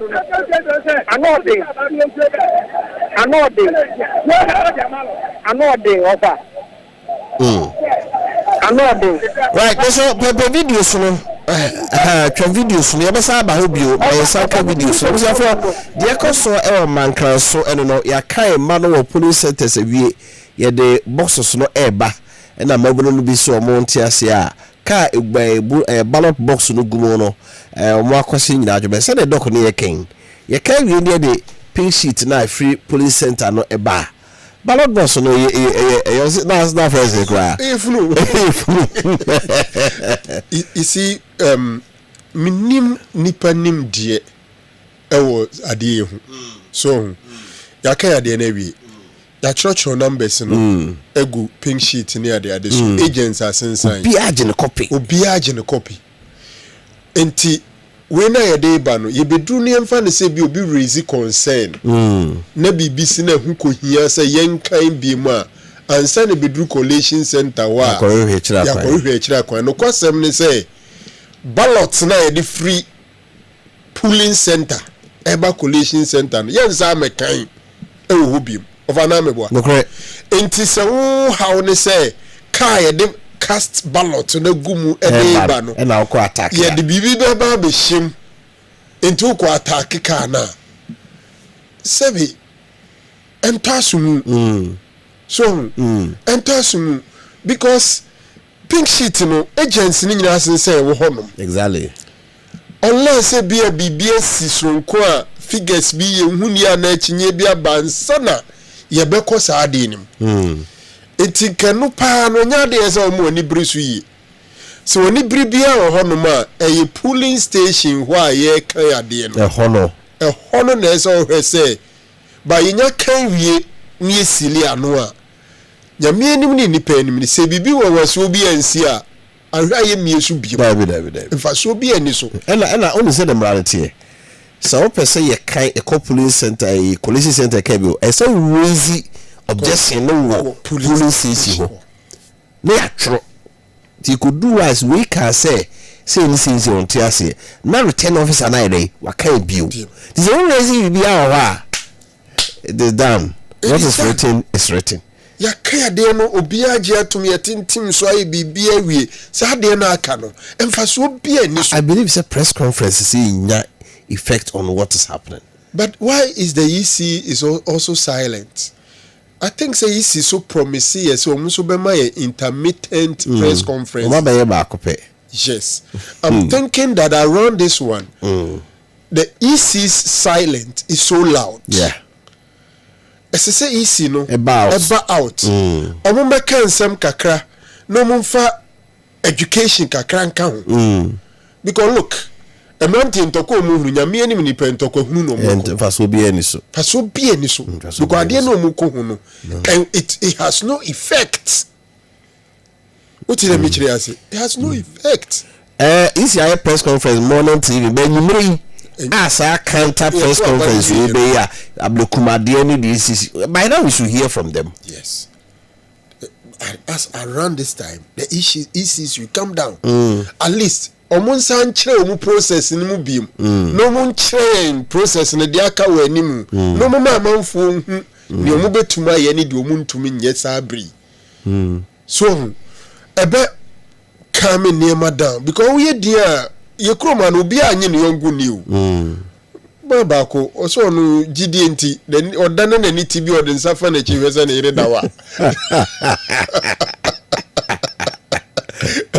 ai alo so bala so kwa wa biara asem ni ni yeah so I critica ni tiwa ku bia safa na chiweza odawa so obi anye okure ye gitum saa ne ye detiwa enti ese isi ni babontina at least omusa be coming Crawford down chairman for the omuye ese mo mu se age eyinewie ballot box no mu di eche ni nyina na faso bi eni so ballot box baby ehu pa ye ya to aba na wie ni nyankan ye no obi abatamako ha ne hu hodie odo tam ko di asemasi na ya kan wie di a nya kan wie ni dot ye bibi awie a faso bia chede nisu gidi say enkrofo ye nti ye nuano mankransofo madam asibiti ya adwobre na nyame anim ni nipa anim ni edu ba bia ye security nsem no ya agin ofa after elections ye ma hu hia yo nke ye video say ko be hu nkrofo anim ni ade wo video nim ni ade but ye wie na pesa kakra na obi akọ ne ba bia no ano no. Elsewhere, if you commit a crime, it can take 6 months, 1 year. You will still be traced and be punished accordingly. Yeah, that crime has no expiry date. Anytime be a bet you be. By Dino, and I'll be a posty for Bamiansa. The Amrantiwai, Uchina, on my year wagino. It's a bit difficult to arrest now. Before then, when we are mumpe, Amrantiano. Emema man bi no munkoboa wo munkoboa I was for my main council Balm of Gilead Alternative Clinic and Diagnosis Center Emfa Emmao Balm of Gilead Alternative Clinic and Diagnosis Center say fan to anim say service some ye no endorse e be nutrition and nutrition and dietetics homeopathy psychotherapy scan and laboratory services oncology research and consultancy as Jeremy say Balm of Gilead Alternative Clinic and Diagnosis Center omotimi cheche wonwane aduane ewudi a mo ahoden de ade bebre wo se aduane we de ya menta eni emwo tele bi so a na omo cheche enema afa ni pedua no ahoden se de umuja ene bibia so bitime de afrusa ni ye kama ede amawo omotwa scan oni pedua no how bi wo ho a omo achiro laboratory service obetwe ho su umuja no aso ahwehunu se ya de bi eba ho ana oncology treatment ni bi a cancer Ramadia cancer how no or cancer nutrition aduane obekyerekye niema cancer ye okrase se ya ni nyina ase betu afi omo futu ya omo etu amanfo ye hwemu bua ma nipa etiminya hode apomden ne nkwa nyina ya de awo bebre te se moje musika de diabetes hypertension tafen moja broso no awia de stroke obi a peptic ulcer na se kuraba oyem obu ano ya se duane ka oyem ano ni di so ano obu nso ano mu mpino na how bi abamu sabro de ka ho nyina omusa omo fertility and reproduction health challenge obi a nso bi a wo ho aye den ama wo ba ne be nyina prostate enlargement be bi wa ojo so abre asthma shewa hepatitis B ene parties ya dia aka nyina so why kase ama abroso a ni nyina no furniture Balm of Gilead Alternative Clinic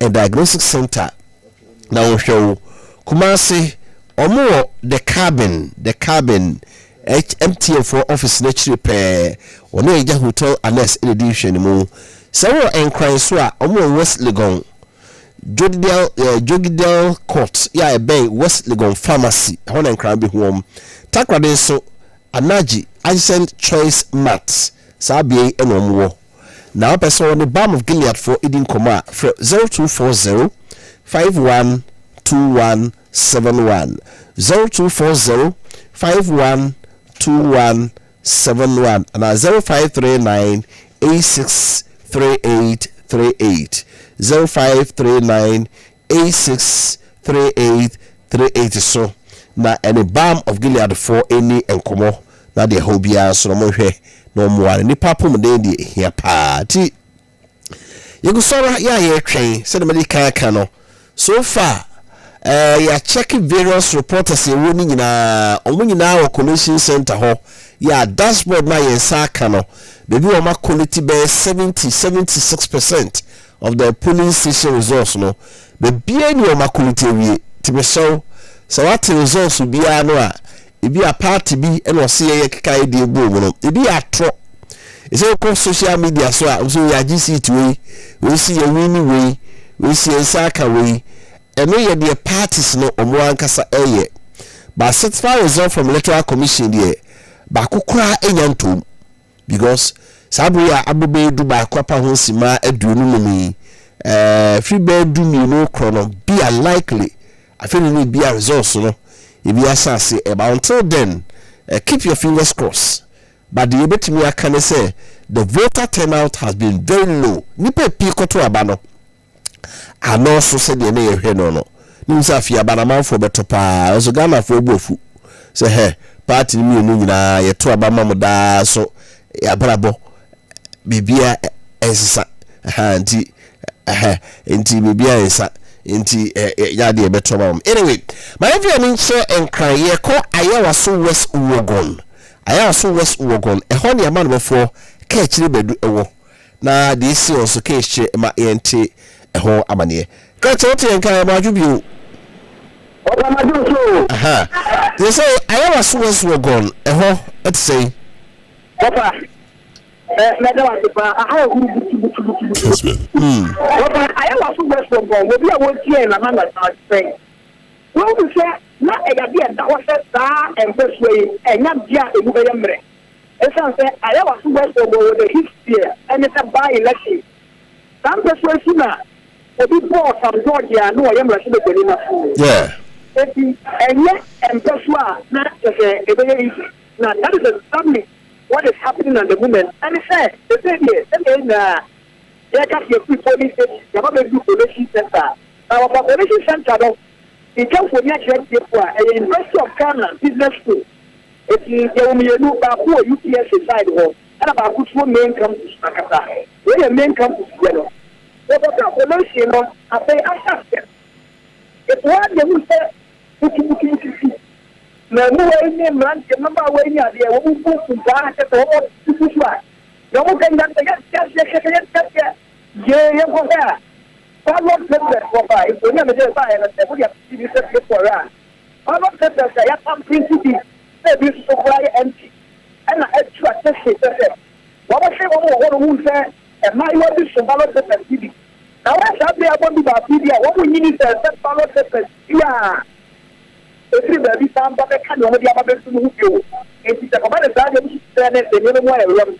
Because you're so good to say, "Hey, you know why I'm not fine." I want to follow boxes. No, they need to get my class. I know my sister. The ballot of the senior just from a film. Now, who can I send them one piano area? Or I don't know what I say. In filming is a thing of a procedure. And they are on the floor responses. I don't know about it. Because I have to near the process of John Dumelo. Of our family carries a clip for that. This contest is between John Dumelo and the incumbent member of parliament. Media Alhas and Sayram. Now, Media Alhas and Sayram, and I keep out for no FSF producing John Dumelo so extra of the police. Na Cristiano, you see, and declare the wedding for you. The University of Ghana comes to one of the John Dumelo at the University of Ghana. I don't know, provisional number, and yet they are eating declare. Police centers are one of the one can carry. I don't know what to what was definitely finished process for the baby campus sport, what they are doing to me. Regardless, the year after the land, they are outside.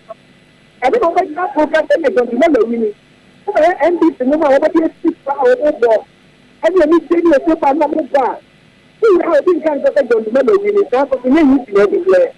I don't know what that's they said that the big champion and you only 35 years to be developed better. Box is only about how much they are approach the problem of the control and Yamapa. As a person, never see one.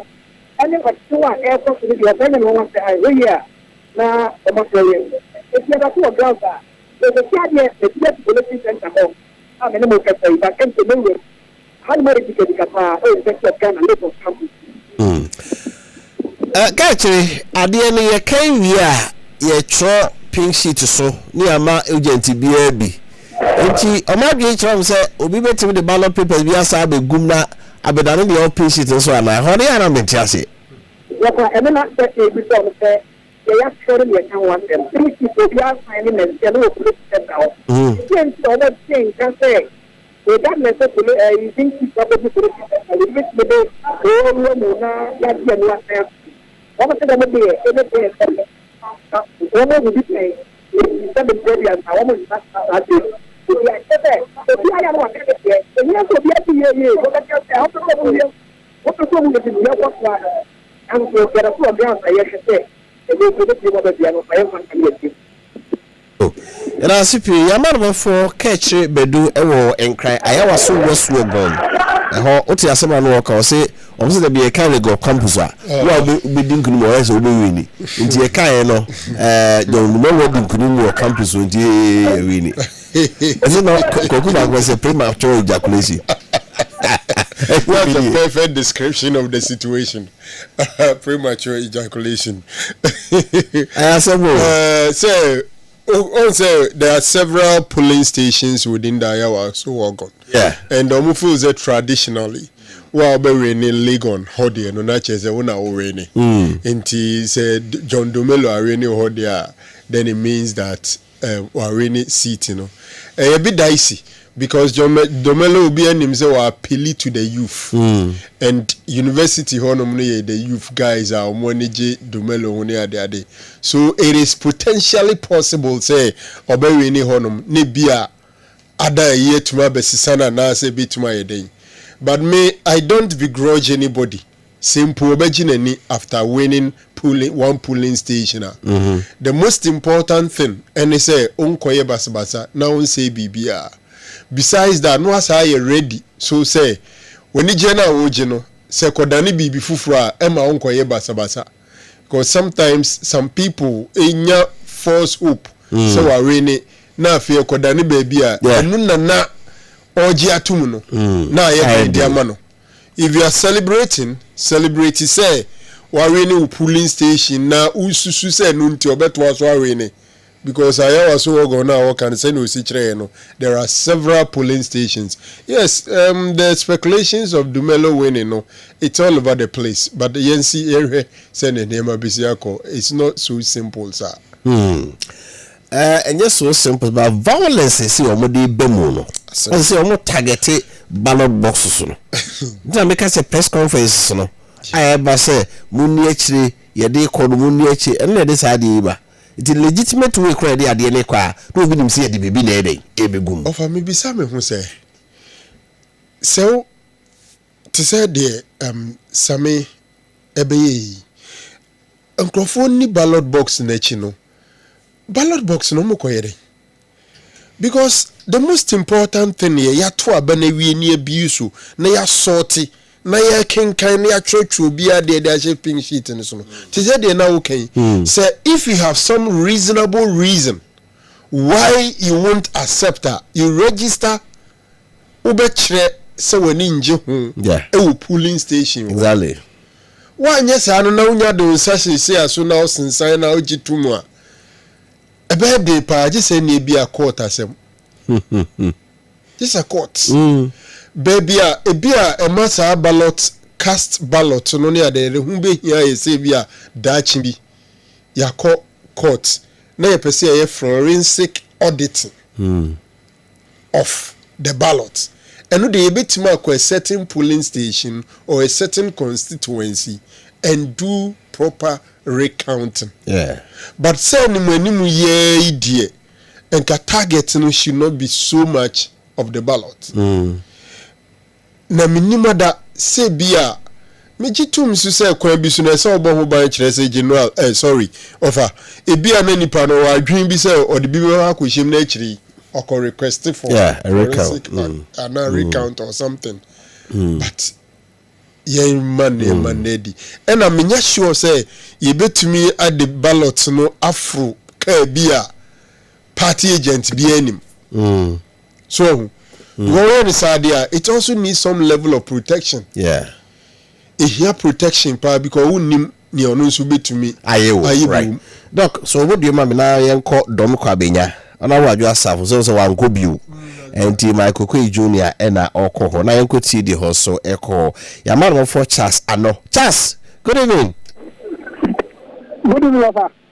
Dom kwabenya what to say anyway so far dom kwabenya ha eyaboko first we take akra elebem na almost and ballot box there abetiyim no almost you need to was ballot box na eba at this time nti eno na me se kakra eba ho betete no police for no e calm down e ma bia ye bofo ba na police for ma ba ha le o do ti papa e wo do ko be jan happy so say ni ye guso ye so collation center ho ye so say result na nkasa no eba you see e de nema returning officer no e bi bia ba bi guso na ya fe as of now the two police station two and certify results a bi e wo do ko be jan ho enti ye da for ha so say ye so bia ba amana be guso nana utu se se na NDC for bebre enana e budget so se elkan akugu awele enana omo e kan ta se awele but o se e so be go e bi so se o have my Kwe Junior ono so to be no ono so e wo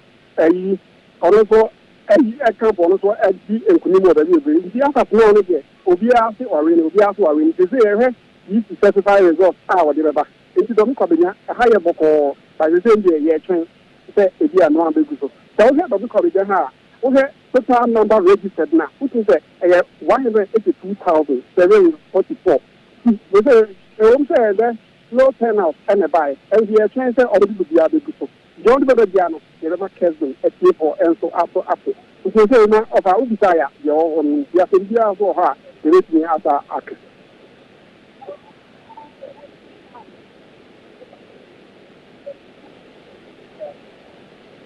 Yes. Over. We say only 2 police stations and so far Abba. We say only 2 police stations so far over the good we no so just are not okay. Right. Certify results right. The pair authentic and accurate and serious and unbiased reporting okay. Yeah, say a man before Charles Ano from Dom Kwabenya. The constituency with the highest number of registered voters, 182,000. Doc, isn't that surprising?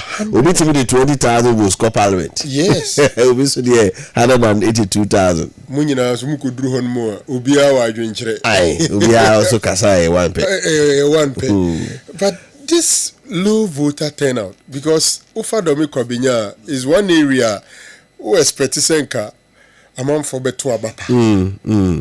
Even though one shada mine figures with respect to certified results, but neokachre and is almost experiencing low turnout, and it doesn't sound good for us. I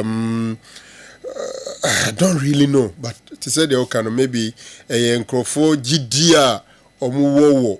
Amanyofum and as a political leaders mubaba form any beer this a low turnout no ediaba and Enra ene mina me use Aduma as an example.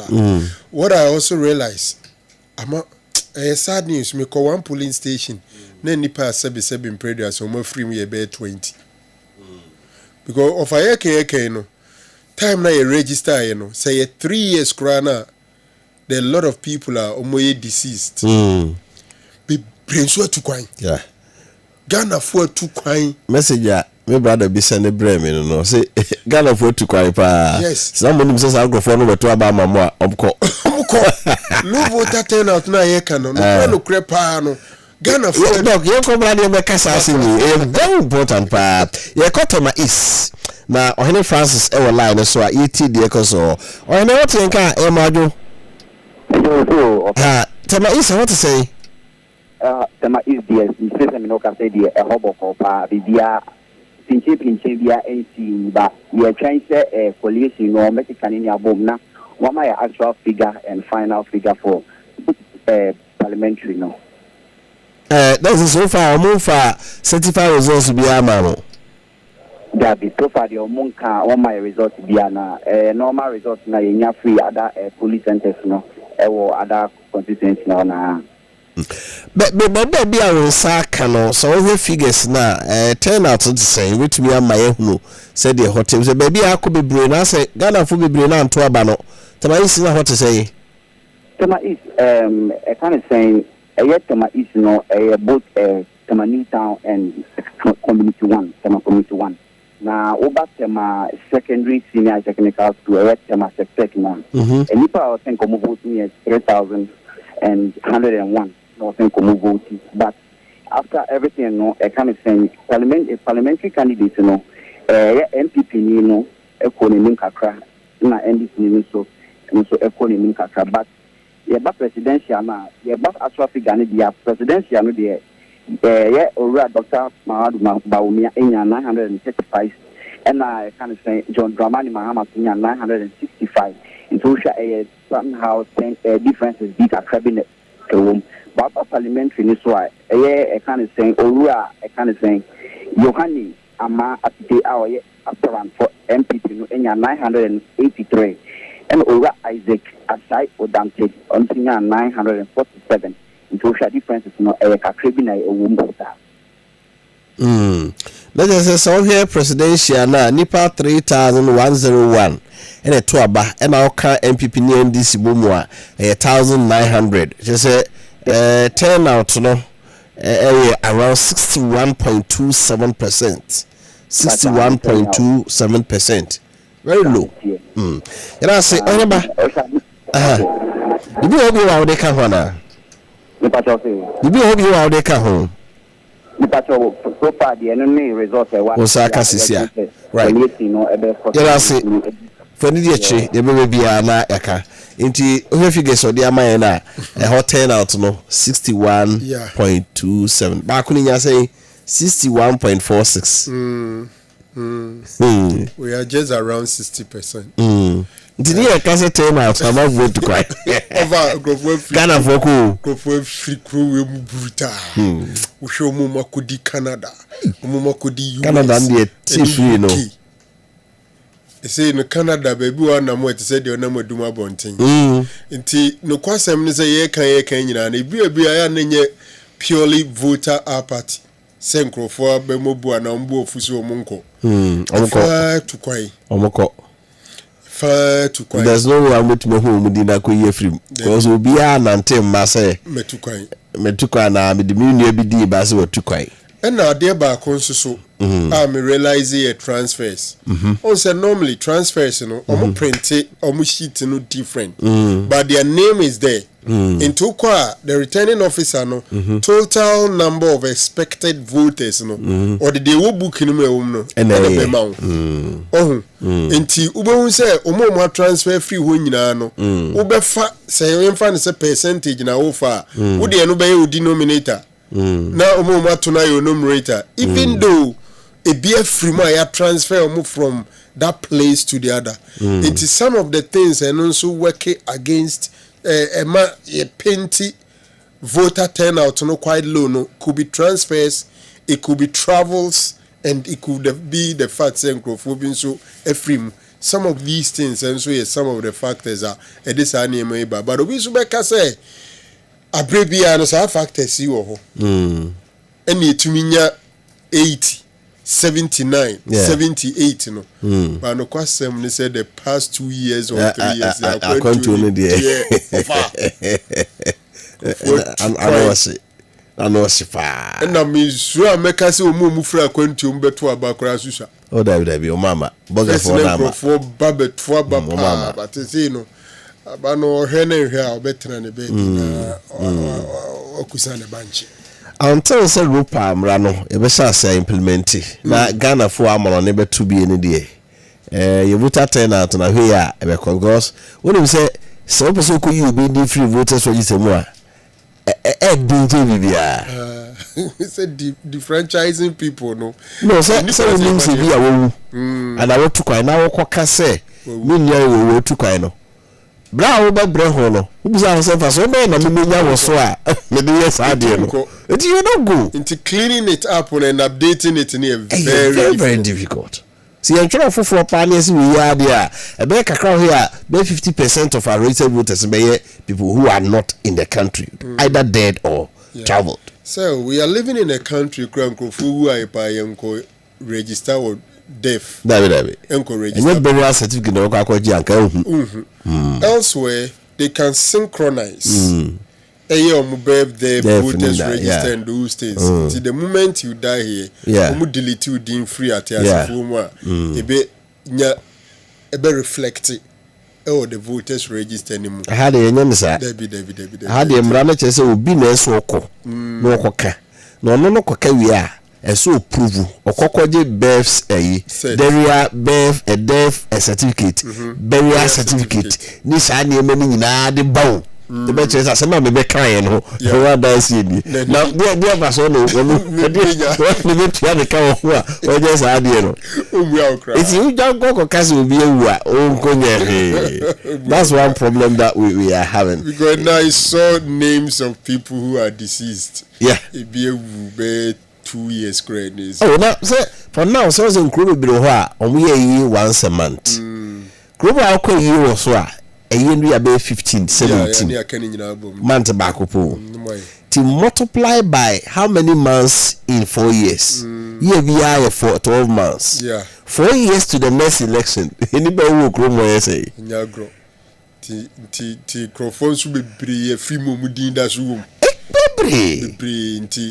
Oh, the percentage will not give you a very true pictures on the ground. We have voters registered there. Before say a day Ghana card now I wanted them to do that cleanup.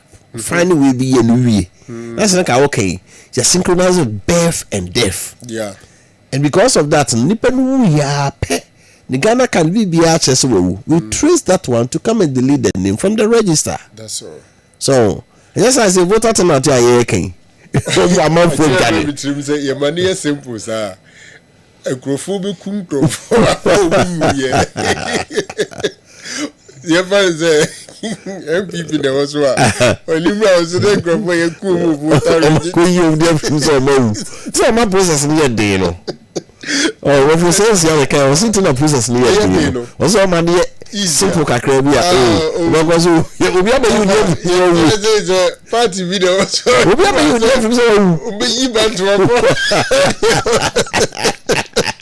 But number 12 day no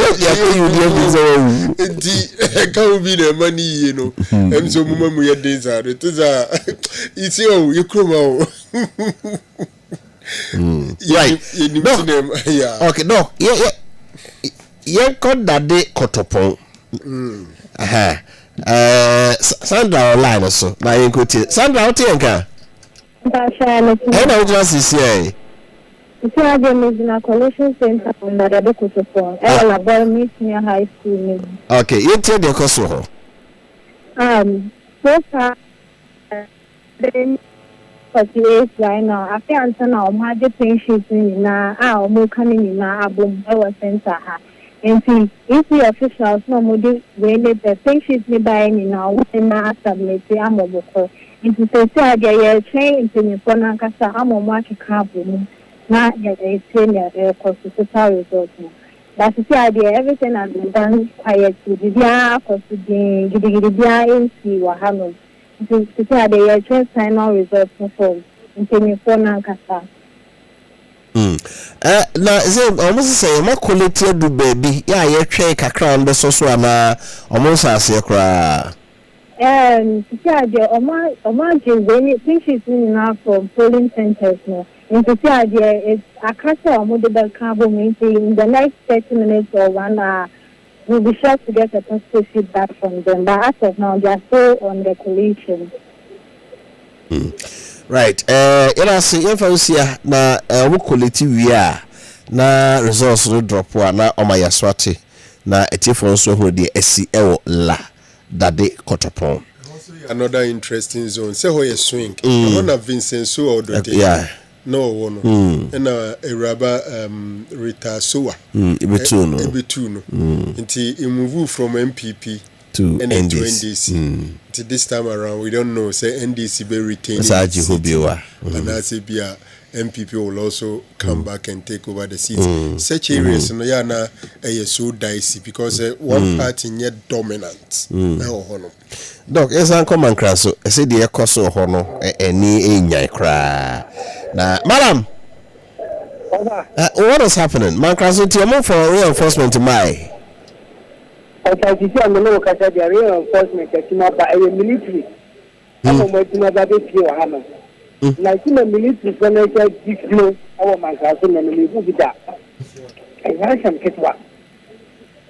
If you are and Sana, easy officials, but you are here for making this honor. Boys making no free honor. You see, all the streets in our military making our day at Japa, but be a few of but be a few of us. I can confirm that be a media in among the evidence. When you are in Yapa about the good game, so they need extra AUTR. Now, why a squash or the case here? No, I came a new penny the other day. Over a year, some of them are multiple. I feel a new penny the other day, APR said. If you know more for I feel a new penny the other day, a month that the AUTR. You can keep well. A BC that our Hapanosa was the Hannah. That incident with BC. Sana your job.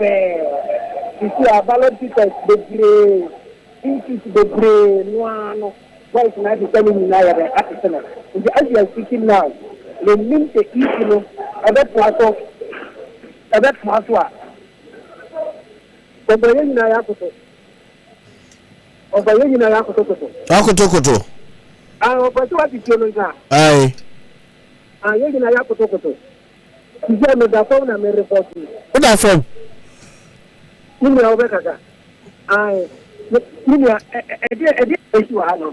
I'm a woman can so I have an southwest. It said, results the morning in about more quality a couple. But NDC for you know, as someone your mountain. It has so much delay in here. Results no age better. They want to see now, so just want to buy it. So now, not present and another.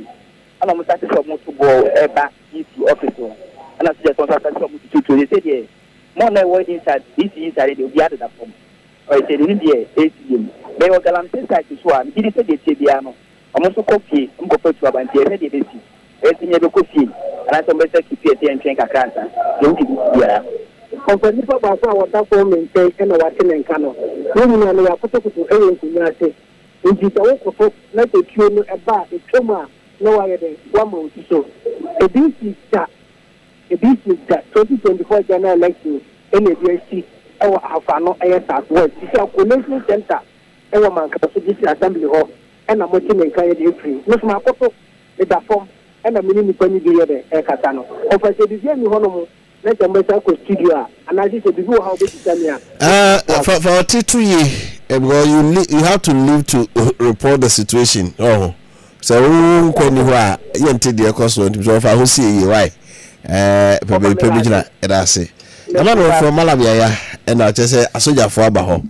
Doc, Mokra match.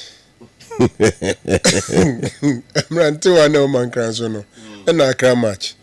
unim say soldier for mo kra mo match no mba o mo match o mo nim bod no no be ba bebo na nka asem we asem a asese mo koji ho boso so sad ye koto abane akan na yakopa adwuma ma obi papa na obi kunu na yakoso akodi e banchi enu ni we you and that's more came one say ho galamsey site ho enkrofo wo atu enti omu nim say omu koi omu kofo mu tu aba na ukofo tu aba yi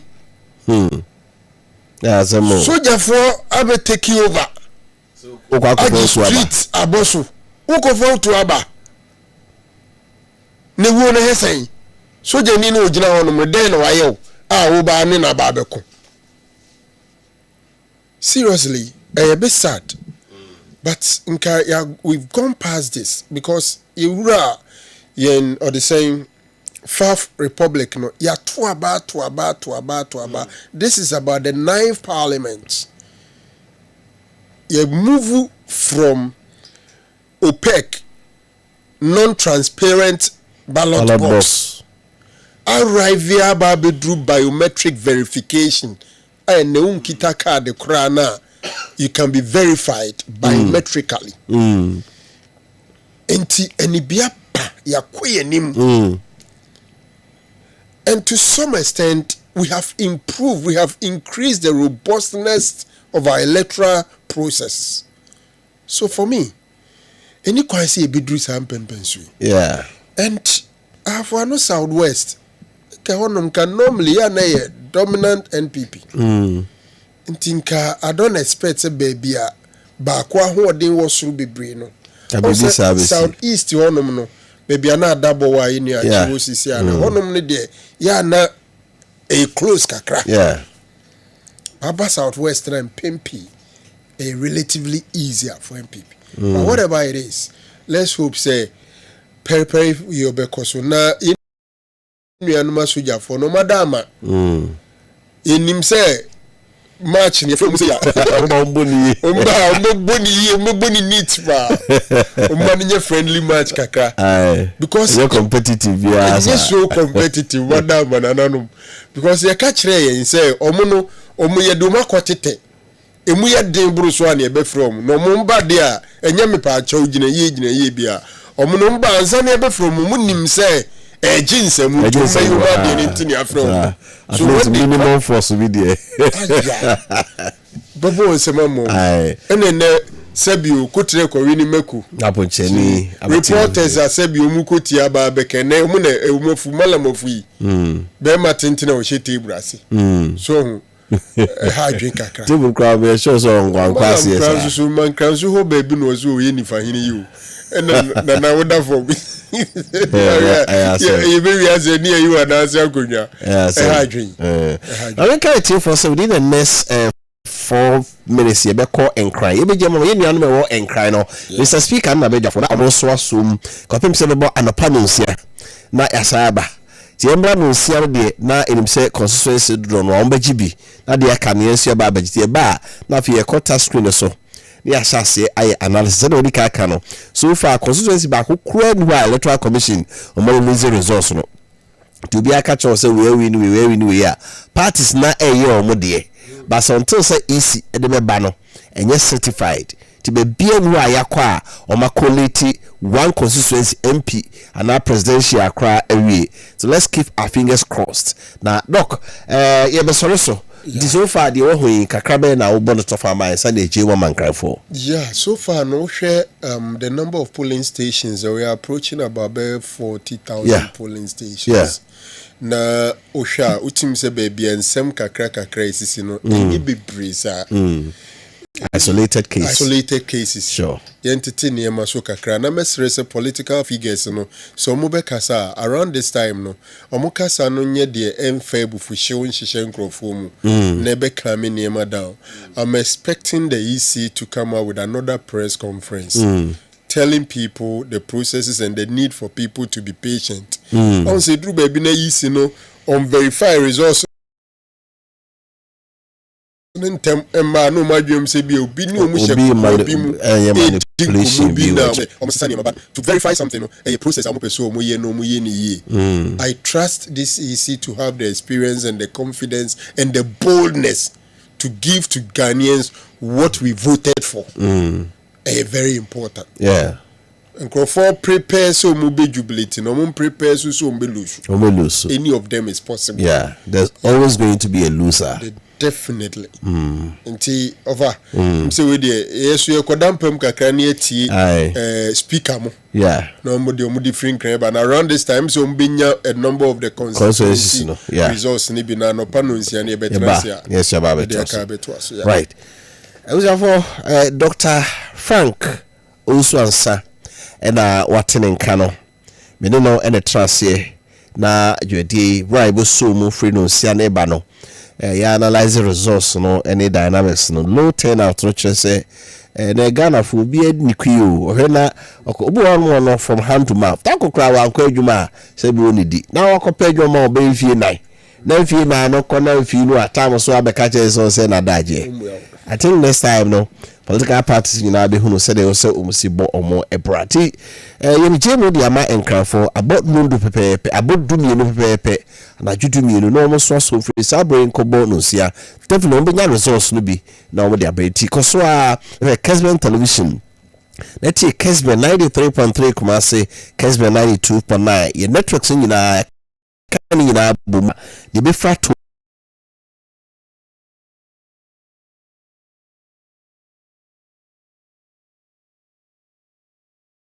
biano osatwaso ede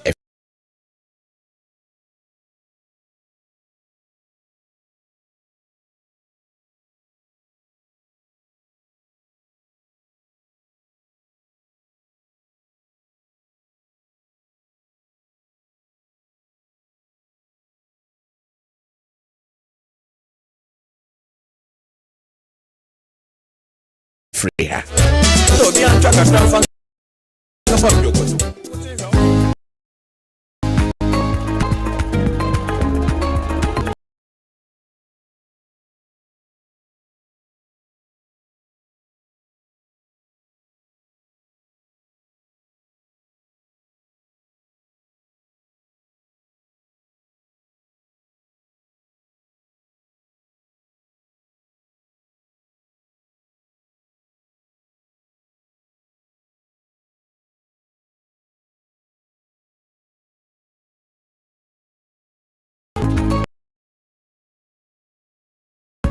Right place. We're without our BFFs this season. Enjoy.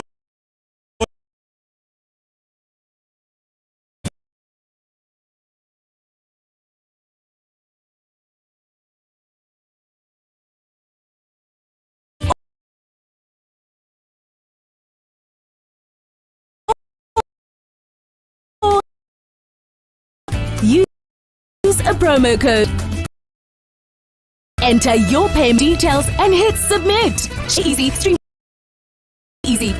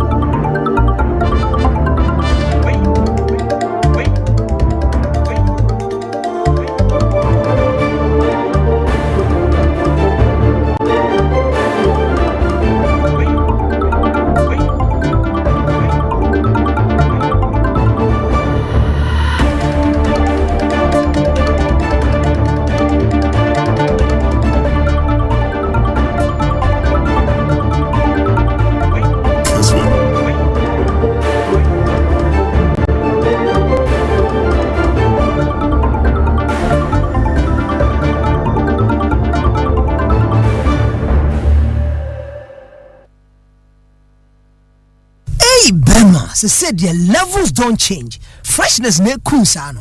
Bema, me huama mania je. Hey, sena unemployment, emaye hunu Bema. Aze, orukodo. Nche me area mo top up no wo Kessben University College o. Ma ona my internship at school ne de ma